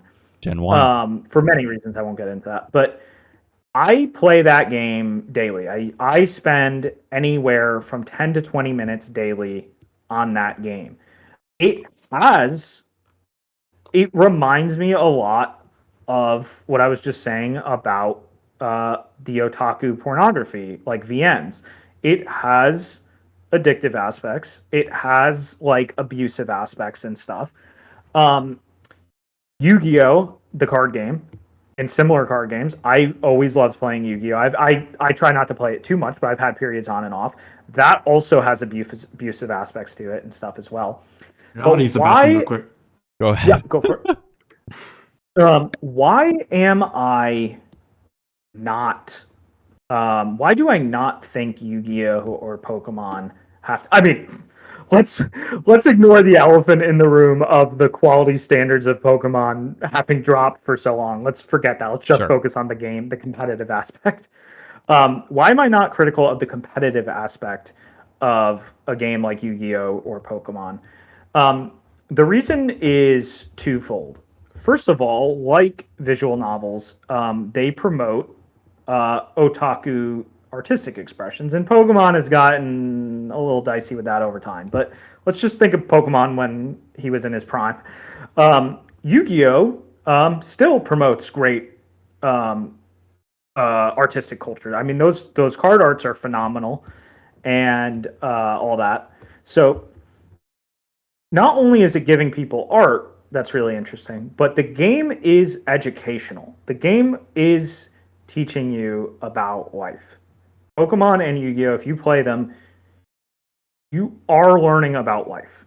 They are very directly teaching you things about probability, implicit communication, how to telegraph, how to read a telegraph, how to fake a telegraph, all sorts of things. There's so many life lessons to be had in those games that if it's like alcohol, if you can approach them responsibly, they might be just the thing you need to live a constructive lifestyle. But if you indulge in them, then your life might fall apart. And that's how I see the pornographic aspect of otaku media, and that's how I see these games that have earned their right to be games, essentially. That's how I see them. It's the question is basically, are you alcohol or are you heroin? Mm-hmm. Fair enough. That's essentially that's an interesting way to view it. Yeah, that that's makes it a little bit more clear. Yeah. I will say that was the reason why I also discarded. Somebody said it, moe slop as well. Like for a long time to me, and people do that with VNs too. They get filtered, right? They don't. Well, they view it as pornography, and a lot of times it's not. Yeah. It's not actually meant to be, something meant for arousal. It's meant for literary aspects to it, and that's very different. Yep. Exactly. Okay, I do want to kind of transition into the one of the Oto economy questions here, which is really your personal Oto economy. What is how are you doing this right now, Howard? You mentioned before that you were a coder. I assumed you were making some money. I assume you're making basically $0 right now, besides the kind people that are supporting you on patreon.com. Check out Howard's Patreon, where you're getting anywhere between like $300 and $500 a month, which is incredible considering the size of your channel and all that sort of thing. Thank you. But like, how in the world, you're living in New York, how are you doing this and really? not dead? Basically, I won't reveal everything because obviously there's a line I have to draw. Rich parents? No, actually, believe it or not. Okay. Okay.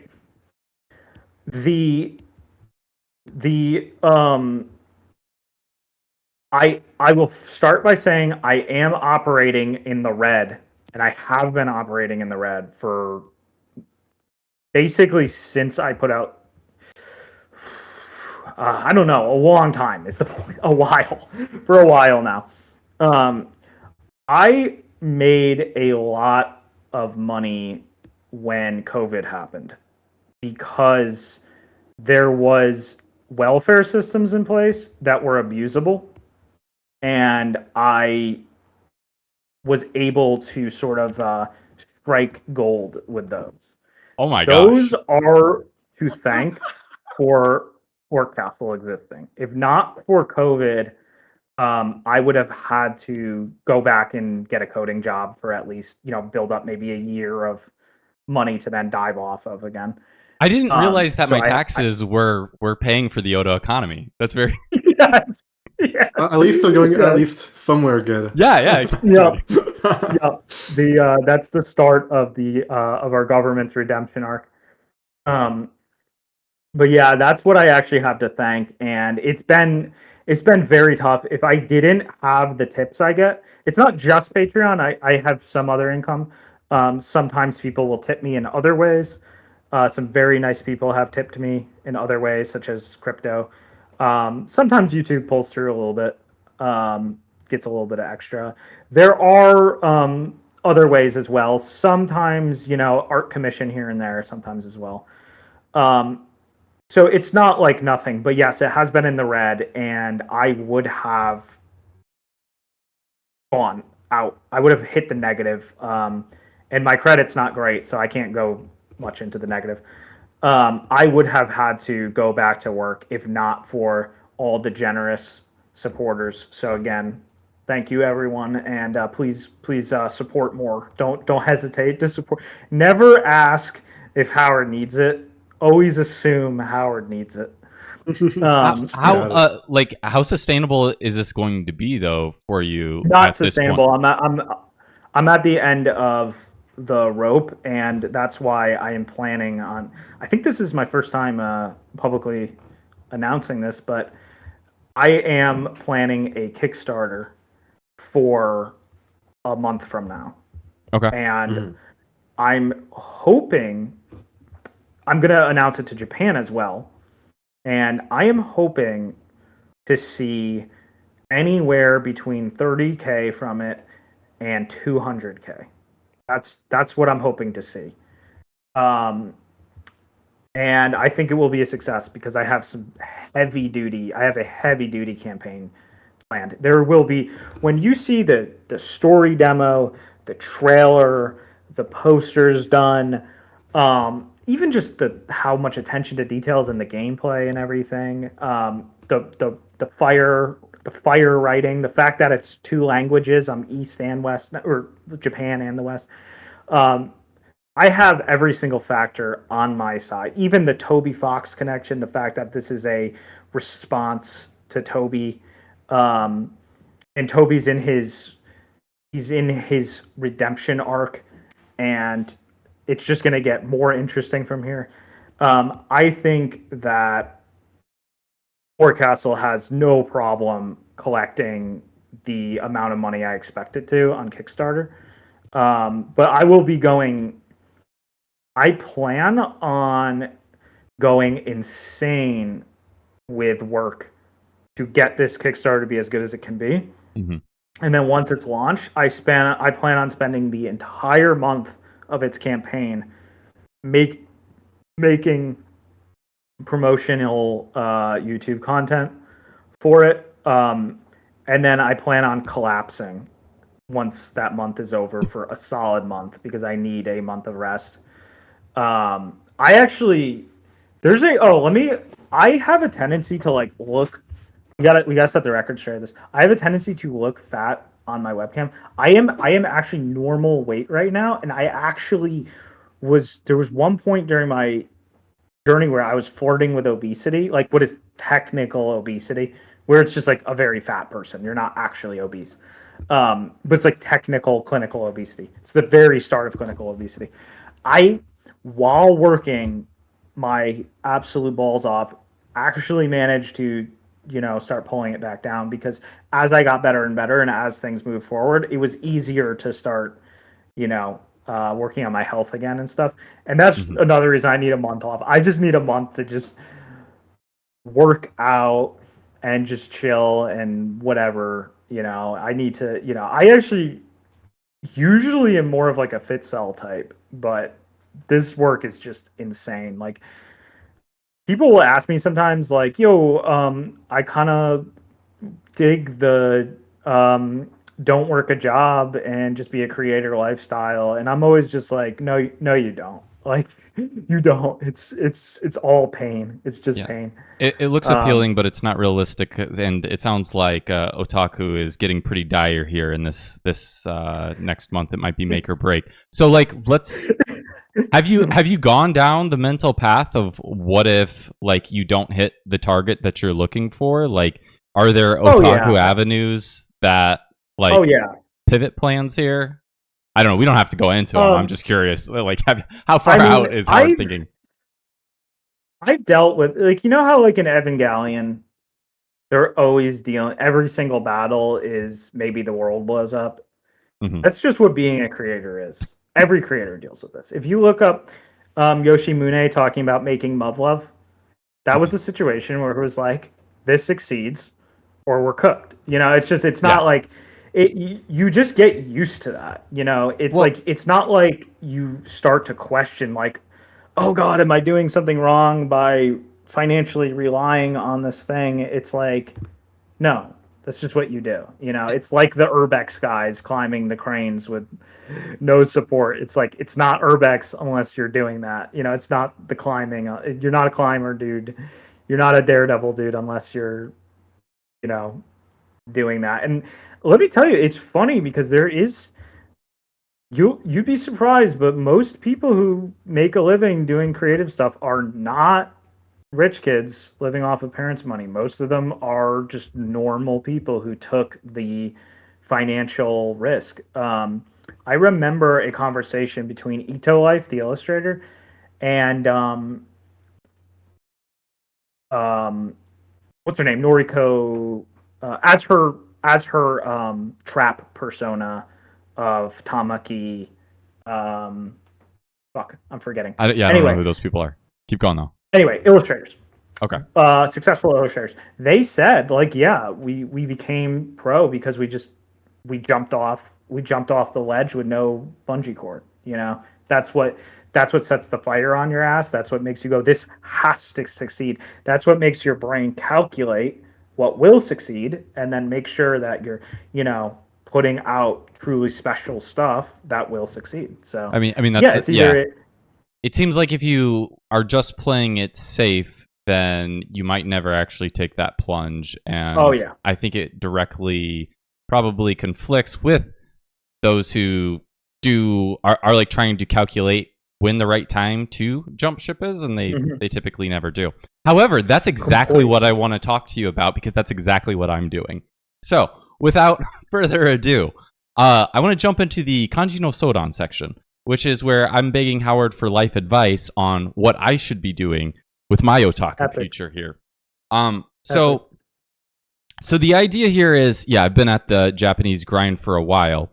Over the course of, I'm not going to say direct timelines publicly anywhere online, but in the very near future, I'm going to probably be pivoting in a direction similar to Howard, where I'm just trying to match like native level output on creating content. I don't really care if I fail. I'm just going to be doing it. So that's kind of where it's at. And a little bit different than Howard, I've been working for the last 10 years. So I at least have some like buffer that it's like, even if it fails, I've got at least some runway to try to convert this. Most people probably don't have that, right? Like you're either make or break it. People say like, yeah, you're never going to actually, jump to the other side to a creator because you got used to your safe life, right? I'm saying I've been playing it too safe, and now I'm about to be less safe. So I have a couple of different options where I'm leaning to with that. So the idea is, do like otaku either. And it goes back to the acceleration thing that you talked about. Like, I know that I will need to invest a significant time in it. I don't know to what extent, whether that is like I'm going to be doing it part-time and then just doing something else part-time, like not killing myself. Like enjoying Japanese still. Like that's my thought is I don't think of like continuing to push my Japanese level as like directly in this time. I'm talking about like part-time Japanese development potentially, and then part-time actually doing whatever that thing is, but it would still be like my all-encompassing life, right? Right. But then like the things that have kind of attracted me, and this has changed and grown and ebbed and flowed over time, but the idea of doing something like manga was really something that's always really captivated me, because the idea that you could do it by yourself, right? You could to the points that you were saying, like the most like basic anime starts with a manga storyboard a lot of times, right? And so but then like the reality of it is brutal to be a mangaka. Like even if you're doing this at self-paced, like it's brutal. So then I'm thinking about like to the extent of like it takes literally decades to tell a story that's maybe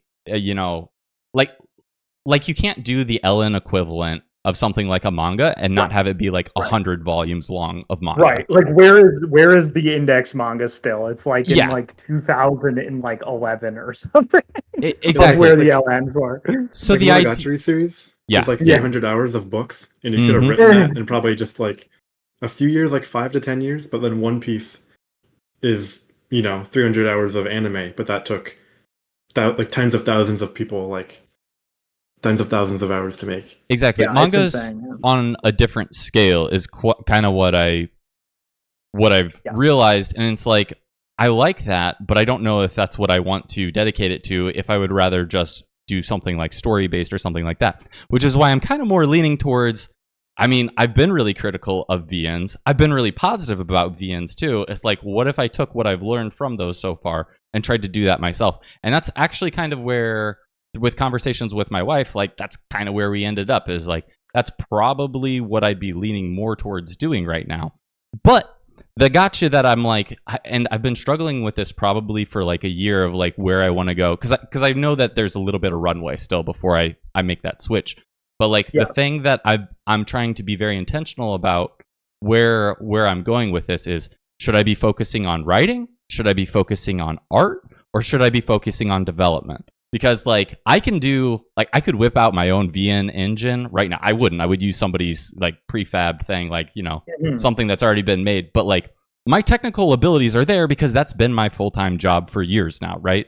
However, like writing, I'm still not at a native level. I'm certainly not the beyond native level of like somebody like Rubochigen, like people that you were already mentioning. Legend. Like legendary people that like I would want to be aspiring to. Like that's still going to take tens of thousands of hours of grinding Japanese to get to that level, I think. And so then my real interest though, like my original plan was once I get to a point where I'm good enough with Japanese to switch over to art. So it was always like character designs and that sort of thing is kind of what I was more interested in. But I've been thinking more and more about stories, story development, writing. So it's like it's kind of like, unlike Howard, I've never been able to balance like tens of thousands of hours of 2 hobbies at once without feeling that acceleration like creak on. I tried to do music at the same time as Japanese. It didn't work out. So what I was really satisfied with music, like I invested a lot of time into music early on. Like eventually it did become, well, Japanese is actually the more important thing. So I'm making a conscious choice here. Didn't burn out on it, just made the conscious decision to pivot. Right. So now I'm like, I don't want to lose that with Japanese. I already have some skill set with dev. So like if I could do dev work, that'd be fine. But I don't want that to be the core, right? I also want to be doing something else, either art or writing. And right now I'm at a bit of a loss because I'm basically at ground zero on both. Like, which one should I be going into from here? Okay, that's easy to answer. First off, if you approach art, you would have to do it with the expectations that your goal is to do good storyboards and perhaps character, Genon, as they call it. You present, it's not the actual final design, but it's the full vision of the design. That's what you would be doing that's what your goal would be if you were to get into art at all, because it takes so long to be able to draw manga at an acceptable speed. Okay. Wait. Let me step back for a second. If you're like real, like long term, like pilled, like you're like real thinking into the future, you're like, if I was to be like, yeah, you're gonna have to find 8 hours for art every single day for 10 years, and you're like, yeah, that's 20,000 hours. Yeah, then I'd be like, yeah, go for it. But that's probably not what you would do. What you would do instead is simply aim more for you would aim more for like the 5K range. The 5K range, sure, if well spent, can let you storyboard and stuff. So you could, what you could do is you could get an artist and you could be the storyboarding backbone. And at the same time, you would be working on your writing. Either way, if you want to make something, you should 100% be focused on writing, because reading, you are more well-read at this point than most people in the world, because that's just what happens when you read a lot to learn Japanese. Yeah. So you already have a foundation. The hardest aspect of writing, in my opinion, is just the sheer amount of shit you have to analyze. If you already sucked things down, yeah, you're gonna have to reread and recheck stuff. But the fact that they already have entered your mind is huge, and it makes all the difference. So yeah, that's what I would say. If you want to touch art, this is a lesson to everyone. Beware of art. Beware of art. Art is serious business. Specific things happen at specific times. And the realistic one when picking it up as an adult is, oh, I'm just someone who can provide basic storyboards. Like, I specialized in composition. All of my effort and drills were focused on composition. I didn't worry too much about other stuff, composition and gesture, maybe a little bit of colorability. And everything went into that so that I can then communicate with someone who's my, really experienced artist. And I can therefore, bridge that gap. So I don't just feel like a doofus asking the artist to do their thing with no ability to actually direct them. So are you talking about like which avenue is this? This is like if I'm making like a name or something like that as a mangaka, like you're talking about making a story, but I'm still also doing like the storyboarding for it. Yes, I'm talking about doing name stuff. Which means I would be focusing on doing writing for probably the majority of my time, and then you'd have to also develop some amount art. Yeah, you would just be slipping in very specific drills in art daily. Like you would be slipping in very specific gesture type drawing. There's a very specific way of doing it that is the best for EXP. And then very specific types of composition practice is what you would be doing otherwise. And then once you get far enough with both of those, you would start putting in some color drills, and it would just be those three things because you would have a very specific goal, and you would just be trying to min-max that specific goal. There's no point in thinking that you're about to start drawing the actual pages and inking the actual pages. It simply takes too much skill and too much time. I have periodically practiced and tested myself how long it takes to ink a full manga page. Only very recently have I gained the ability where I would actually be able to keep up with a weekly pace and the drawings would be actually acceptable. So, and you know, I'm getting close to 20K. So, oh, really? Okay. It's hard. It's hard. The manga, like you might think, 3-4 hours a page is weekly manga pace. That's not too bad, right? When you actually start going at those pages, those 3-4 hours just melt.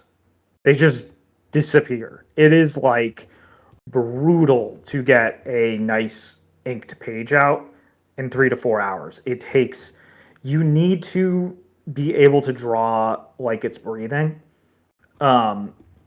which is why it's like, yeah, it's pretty much a 20K filter. Unless you're fine with putting out manga that looks like crap.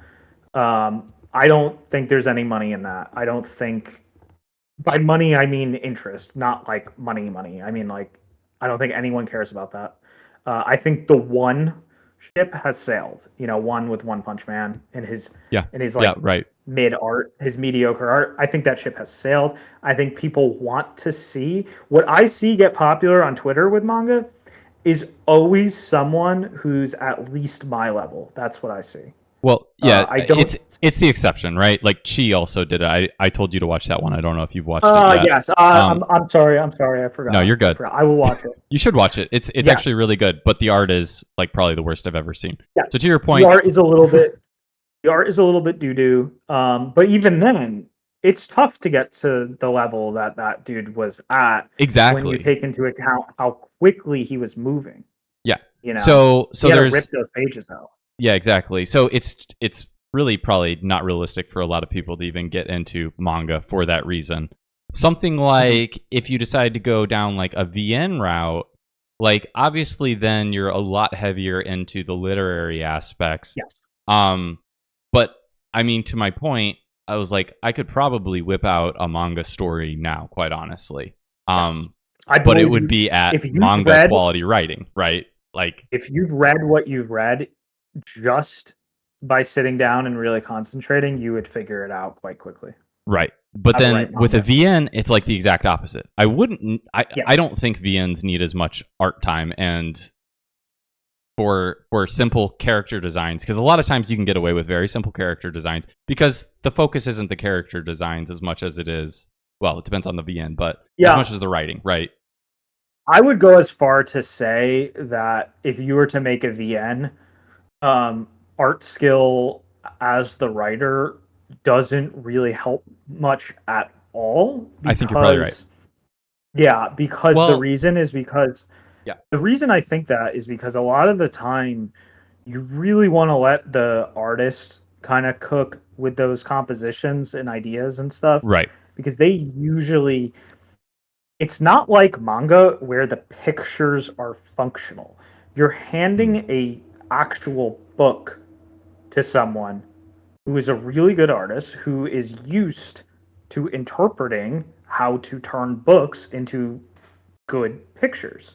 Mm-hmm. So a lot of the time you can kind of just let them cook. Yes, I know that there's like stories like Jun Maeda asking his artists to retake and redo things a million times, but that's just because he's like he gets the genius pass. Most of the time, if you're working with a good artist, as long as you wrote something evocative, they'll know, as long as they communicate with you enough, what to draw for the most part. And that's why I say, if you want to make VNs, just be the best writer you can possibly be. If you want to make manga, be the best writer you can be, but put in those 5,000 hours of art. Put in those gesture, composition, and color drills. I guess like that's just it. Like for me, the end game is less of making the perfect otaku work, and it is more of just the entering a circle of otaku and getting that feedback loop there. Like that dynamic between that circle and us just working on something together that we see has value. Don't care if it gets accepted or not. It's really because if you have people with that mindset, then you're going to make something cool to yourself. And honestly, exactly. I found that that's the best motivation for me personally. For sure. I mean, I just get excited seeing people actually go at a thing. It's exciting. Yeah. So with that in mind, like headed towards that direction, I'm less concerned on like that's just it. I still view it as being a gaijin, being a handicap for being able to create in this. I don't see how you could see it any other way. You can try to work to resolve some of your handicapness. You might even be able to reach the level that you want, but it's going to cost you a lot. So I guess right now my concern is it even worth trying to hit that in writing when I feel like art might actually be the easier pivot for that? To my point, I don't look at Western art. I don't even know what it looks like at this point. So it's like if I'm drawing, it's off all of the people that I've been immersing with for almost 10,000 hours now at this point. So it's going to look like that. Like there's no other choice. Like I will make it look like absolutely. That. So go ahead. It's always, that's the thing. I was scared back when I got into art that just being Westerner is going to cause some like messed up look in my art. Just inherently, it doesn't work that way. It's a choice. It's an elective choice. So that's just it. I'm concerned about that if I go down the writing path that I will be choosing to like Yokozuki, like something that I like that is I won't ever be actually good at. Whereas I think I actually would have the potential to do that with art on the other hand. But I don't know if that's just cope about being a foreigner with Japanese. So I don't know. What's the time frames here? Because if you have enough time, you can go from 0 to pro in art in under a decade if it's the majority of your days every day. If we're talking about timeline, let's just say it won't matter because it's the rest of my life, and in the grand scheme of things, it's practically now. So that's kind of what we're dealing with. Right. Well, if this is what I'll say, if someone, there's like pretty tangible numbers here. If someone let me pull up my calculator real quick, because there's a few like concrete checkpoints. It's like, okay, at 5K hours optimized, like I said, you can do like storyboards. So you could do like the name of manga. That takes, if you were to grind, let's say 9 hours a day on average over 365, you could get there within basically 2 years. 2 years would get you there. Well, actually less than 2 years. Which is actually a pretty good deal. I mean, that's a pretty nice power. It's the jazzy path in Japanese. That's what he did, right? Like in his case, it was like a year, but that's yeah. So I get it. Right. Exactly. So if you didn't optimize for that ability, you're not going to get that ability until, if you didn't min-max for the ability to storyboard, you're not going to acquire it until more like 10K. Yeah. So double that. So we're talking like 3-ish years. Yeah. But as a result, you're going to have a lot of other skills in there too. Like your character drawing is going to be a little bit better and stuff. 10K as a benchmark is interesting because you can do some assistance stuff. Like you can you can help make little decisions on the art, but you're still going to need to grab an actual artist. You still can't handle the actual art yourself. Now let's double that even further to 20K. Now you're basically me. If you have more talent, which you might, you're in a really good position. But even if you don't have more talent, you're in a pretty good position. Like, you can do a lot at my level. You can definitely make manga, no question. And you can do all sorts of things when it comes to illustration as and I know a lot of people don't like having to hear this, but the fact is you're not, again, the guy on the light novel. You're not the whatever. You're still a supporter. You could do, again, indie game standards are lower. That's why I can handle an indie game, but I still have my brother who's much better than me supporting me. You have to now 1.5 that time frame. So you have to go one more. So we were at 6 years of 9 hours average daily. You're gonna have to 1.5 that to get to illustrator quality now. So now you're at 9 years and you're a 30K-er. And now, so this is 9 years of averaging 9 hours a day and including weekends. You are now for sure illustrator quality, and you can do anything you want at that. No one is stopping you. You probably won't get hired to be the guy on a company's published light novel, or a game company's main character designer, just because those jobs are so competitive that other people are in your way. But all sorts of people will want you at that point for all sorts of things. You can do pretty much anything at that point. You could animate, you could draw manga easily. There's so many things you can do at that point, as long as the time was well spent. So that is the exact numbers and the exact time frames, and I have them. Why am I so confident in these numbers and these time frames? Because I have spent a lot of time observing people and listening to different pros talking about like their career and what happened, and observing different learners and how quickly they reach this milestone versus this milestone. And I find that talent can become a massive modifier of these time frames. Yeah. But those are outliers. Yeah. You see that with Japanese as well. Yes. Yeah, really? Absolutely. Exactly. I think there's not much talent in Japanese learning. Like, if you don't do Anki, you'll just never be there. Like, yeah, that's true. That's true. There are definitely people that accelerate faster than the others. They have some other coefficient. Yeah. And even just like people that start younger, people that manage to do the 9 hour day that you're talking about. But like realistically, like, okay, if I didn't have my job, like, and I was actually doing this full time, I'm still probably not putting in 9 hours. I probably am still like probably trending around where I'm at with Japanese plus a little boost, like, I don't know, 7 hours or so. Like, it's probably like a max-ish, but probably I could still do like 4 hour minimum. But that means I'm going to be 10,000 hours in 10 years, which is, I mean, that's slow. You lose out on a lot of the acceleration.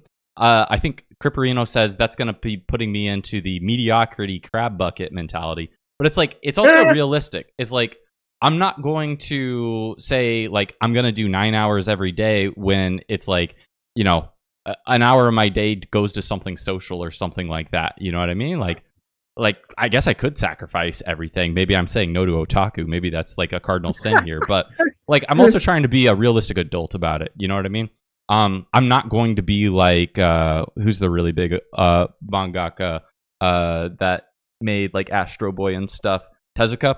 Tezuka was writing manga at his wedding. Like, that's not going to be me. You know what I mean? First off, I'm already married, so that's definitely not going to be me. I didn't draw any manga there. So it's like, I'm not going to do that. And those are the people that will excel. I mean, Tezuka's a legend for a reason, even if, like, to Howard's points before, like, you look at it by today's standard and it's like, kind of raises an eyebrow. But it's at the same time, yeah, he was, absolutely. So like, I guess that's the internal struggle there. I think you're making a good point about like the gut check of hours are going to like there's no way to get around that. It's going to be a colossal time sink no matter what. I'm down for that. Like I said, I got the rest of my life for it. And so really like my thought is I probably need to settle on one of those paths, and like I said, I'm probably more leaning towards the VN side of things, but I don't know. Like I could even do like, what if I did just double down on art and then I worked with other VN creators? You know what I mean? It's like you're still contributing to that field, but then you could double down on the art piece. So I don't have a clear answer yet of where I want to go with that, but I am thinking about, and this is kind of one of the curious things about you, Howard, that we haven't really explored yet, is I have gotten a lot from the Japanese communities that I've been involved in, even from a small amount. And I'm not talking about the language learned Japanese communities. I mean like the ones with like real natives. Like the TRPG community that I was a part of was like crazy useful. When I lived in Japan, like there's a huge difference between what my Japanese could have been if I just stayed over in Japan versus even in my synthetic environment that I have over here. So my thought is really, I'm probably going to do like a Senmon Gakko kind of thing over there, where it's like, I'll actually go over there maybe for like 2 years or something, dedicate myself to the craft, knowing that it's not going to be what makes me actually good. Going to school, it doesn't make you good. Putting in the hours for your thing is what's going to make you good. But it will open up the social circles and put the Japanese aspect not so much as a passive thing. It'll always be active, but could potentially be an accelerator there that I don't have living over here in Illinois. You know what I mean? So yes. So I'm curious for your thoughts there as somebody who have you been to Japan yet, Howard? No, I never even stepped foot. Yeah. So that's amazing. With you not having even gone over there, me talking about like, well, what if I just essentially pay to live in Japan for a bit, because that's the point of it, and then surround myself with other otaku doing the same thing, which is the real purpose of the Senmon Gakko. Like, is that a sound strategy? Is that a ludicrous waste of money? Because it's not going to be free. But here's what's interesting. I would say that like I am all for the like, you know, people taking a you know, like a, you know, I guess like a financial type dive, whatever, if you know, if it's all like well orchestrated and they totally know that they got like, you know, a life to go back, you know, they're not actually ruining themselves and stuff. I think that's cool.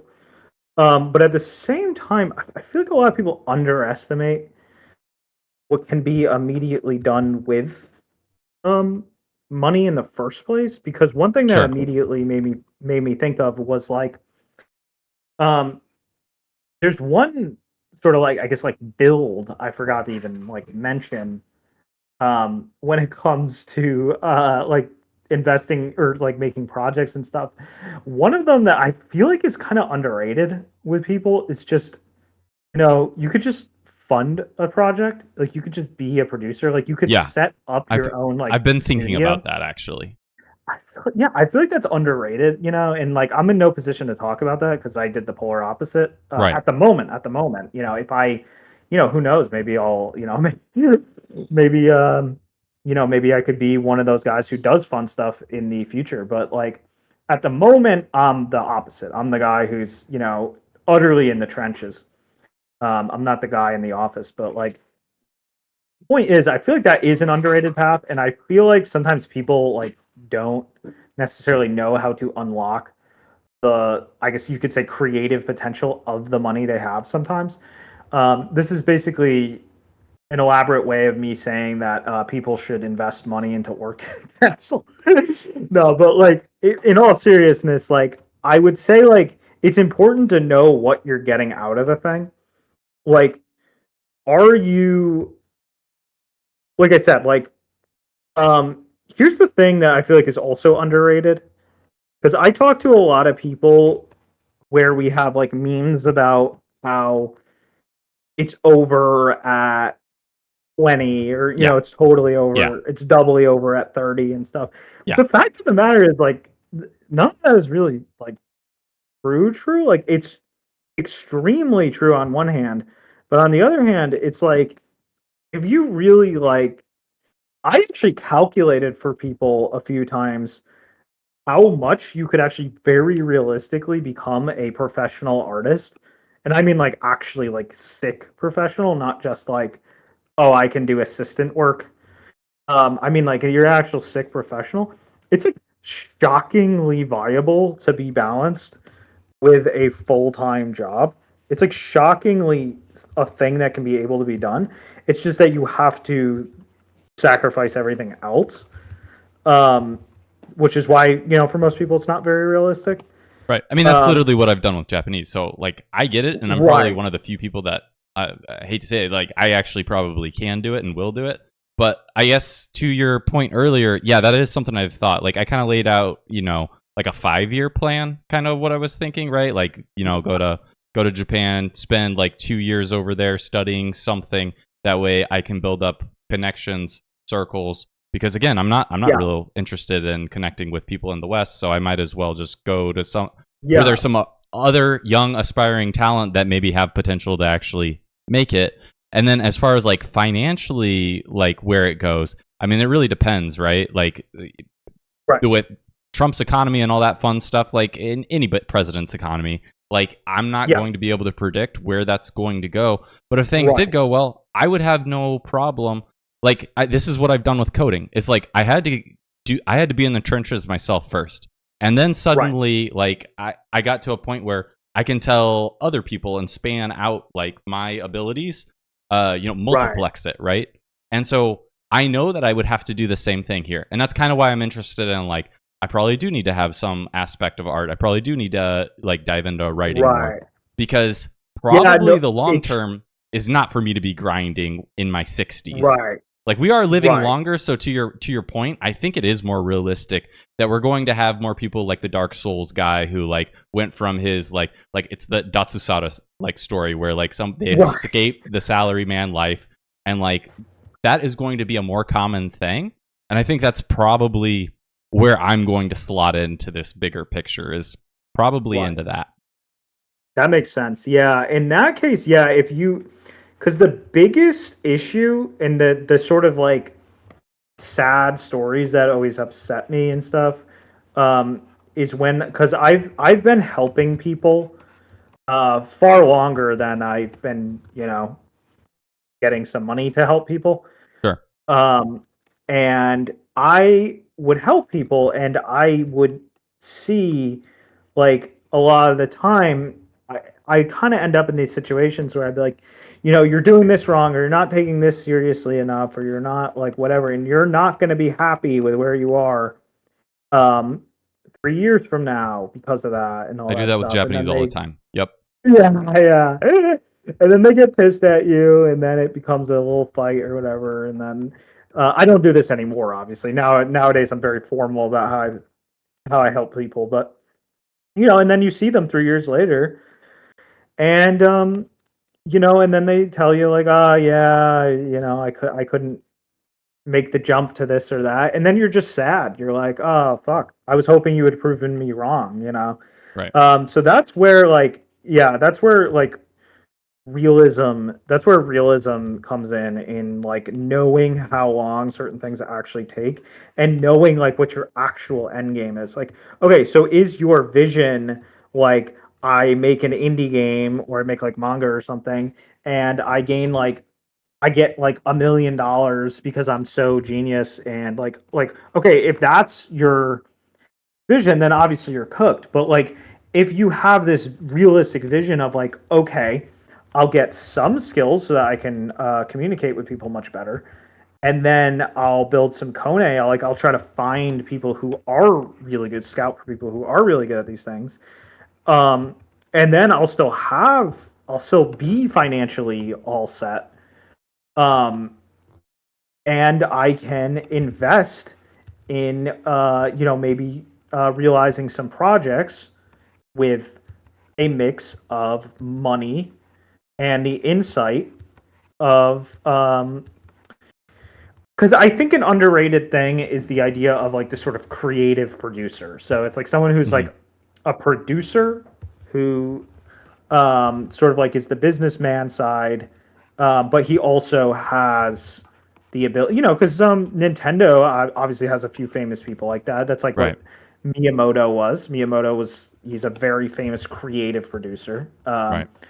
I mean, he was credited as director, at times as well, but he was always more of a businessman, and but he had creative skills, and I think that kind of position is underrated because it's less glorious. Ironically, we're talking about Miyamoto is like one of the most like, Yeah. I guess, that's more of the image of Miyamoto, Miyamoto the image versus Miyamoto the man. Sure. But anyway, point is there people really okay. A lot of it is emotional because a lot of it is a lot of it is the stuff we were talking about with learning Japanese. Like, oh, I don't really want to make anything. I actually just feel very insecure about the concept that I am incapable of learning how to draw.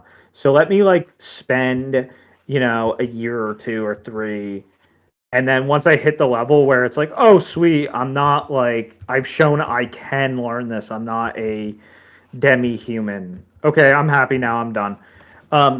Those are always the situations that are like tragic and sad, and I would I always like try to steer people away from that type of thing now. Instead, I'm always trying to get people to think about what actually like is the actual ROI of different investments. So Yeah. like, okay, concretely, 5K hours of art, min maxed for storyboarding means now I can help with storyboarding. 5K art not min maxed for storyboarding means I can't really do a hell of a lot. Period. It's just like knowing those realistic benchmarks that makes like all the difference in the world. And serious people are okay with the benchmarks. Mm-hmm. And serious people make plans based around these benchmarks expectations. So that's like my message. So I guess that's why, yeah. Yeah, from here. That's why I'm transparent about it. That's why I don't hide these things. Right. So I guess my decision from here is I have to figure out to what extent I could fit in the hours to align to whatever a path is that would be realistic. Yes. The short term here is, does it make sense to do 2 years abroad or save that money, invest it so that I could just produce my own thing, stick to my comfy life in the States, don't take the risk of going abroad to Japan, or the counter. So there's 3 things, right? Send mangako for a couple years, establish just permanent residency in Japan, which is a whole uplift, a whole different story, or stick to my comfy life over here in the States. Don't take the risk, but save the money. I'd be doing this stuff no matter what. That's like otaku is like again, the environment. But what is your thought there between those 3 different options? What I would do if I was in that exact position is I would start a Japanese YouTube where I essentially orient that YouTube towards like my goals, whatever that may be.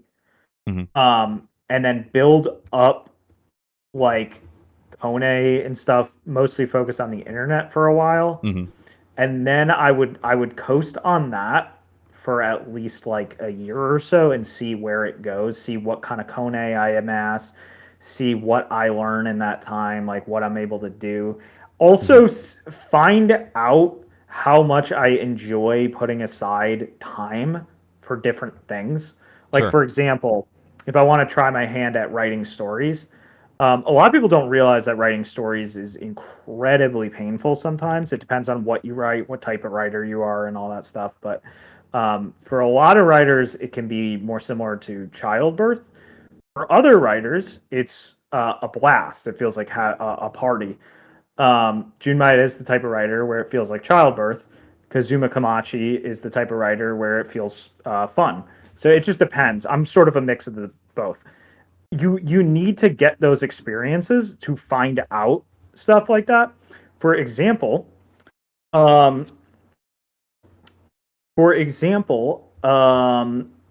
I also do not have the greatest. Wait, hold on.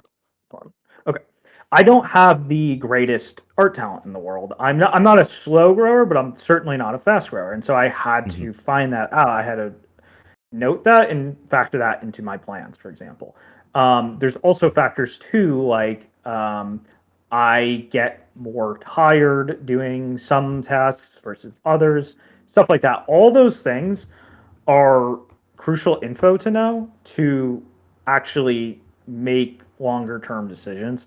And that's what I would do. Yeah, I would do everything virtual first for like a solid year and small kind of sample size things. And really focus on Japan through the internet. And then I would use the info from that to then make a final decision of like, oh, okay, now I see this opportunity versus this opportunity, this one. A lot of the times people are just looking for a temporary release, you know, and oh, I just watched one, in fact.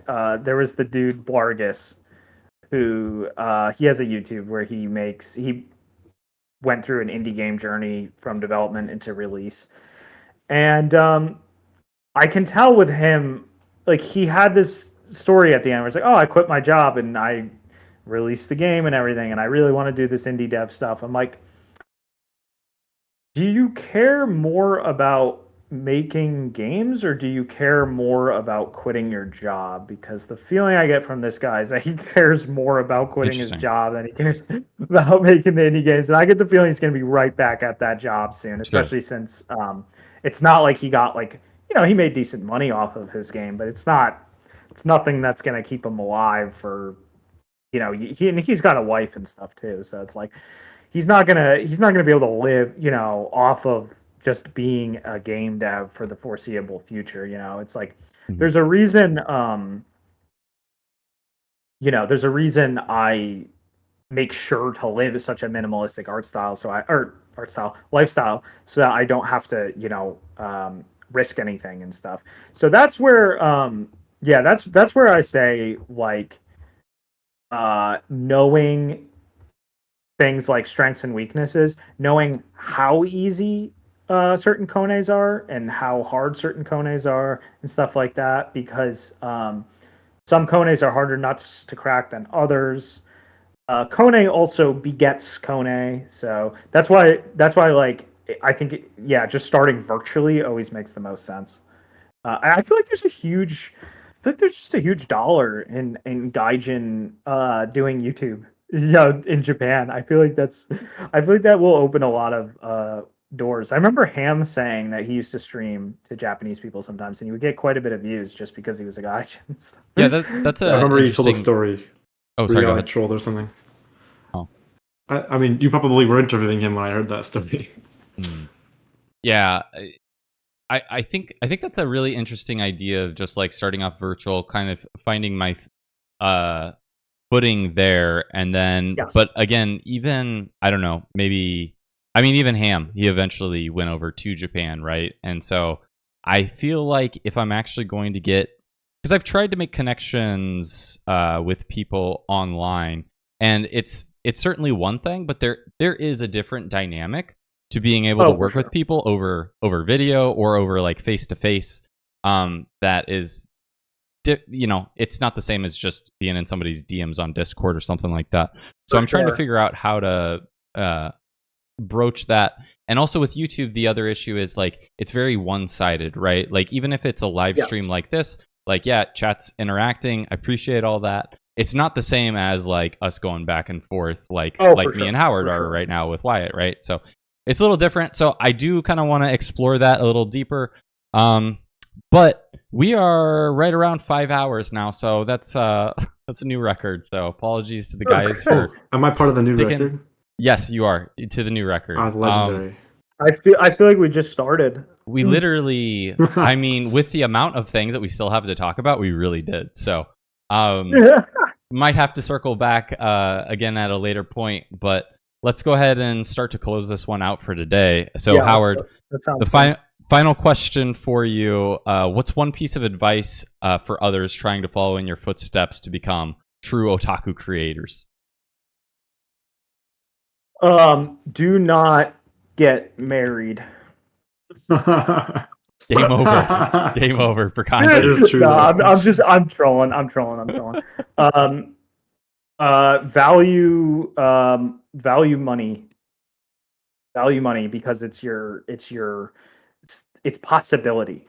It's the ability to make things happen of any kind. It is possibility. Money is possibility. So that's what I would say. That's my biggest piece of advice.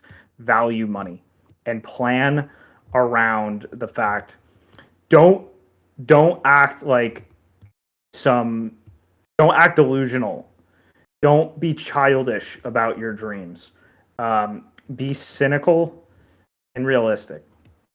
And being childish about them often makes you not think about how hard certain things are going to be or how risky certain things are going to be. And you hit the wall and you pull out. So that's why you gotta be, so that's why I say value money, because money is the essence of possibility, but it's also the most cynical thing out there. And your relationship with money is basically your relationship with your dreams. They're basically synonymous. I think that just barely scratches the tip of the Oda economy thing that we could be talking about in another episode, Howard. So please come back again sometime. Where can people find you on the internet, Howard? Well, one question before. Oh, go ahead. Is Chinese otaku? Or a better question, can Chinese be otaku? If it's weeb enough, I would say if it's weeb enough. If it's weeb enough. If anyone can do it, it's gonna be me. Make it happen. Let's go. Changing the whole thing. So wrapping up here, Howard, where can people find you online? Go to if you just type Howard Blast in Google, you'll always find my accounts and stuff. Main thing is YouTube. I'm going to be focused mostly on YouTube. So Howard Blast on YouTube is the big one. I usually put whatever else I want you to see in my descriptions and stuff. So YouTube is the big one. Orkastle's trailer and some really big Orkastle. I mean, this is just, these next 2 months are just going to be Orkastle fire. It's just going to be, we're gonna trailer, we're gonna demo, we're gonna big devlog, we're gonna kickstart the whole 9. All right, cool. Looking forward to it. Wyatt, how about you? Yes. Where can people find you online? I'm on Discord at Forever. YouTube is also Forever.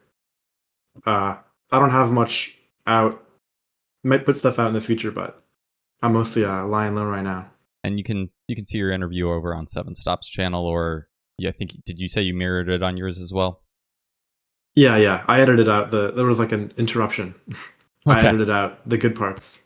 Sure. So you guys can check him out there. As always, I'm Kanji Eater, and you guys can find me at the usual places. Specifically, I pretty much just hang out on my own Discord server. So if you want to hang out with me, feel free to join there. Otherwise, thank you so much to these guys for powering through this long one, and we'll see you guys again sometime soon. All right?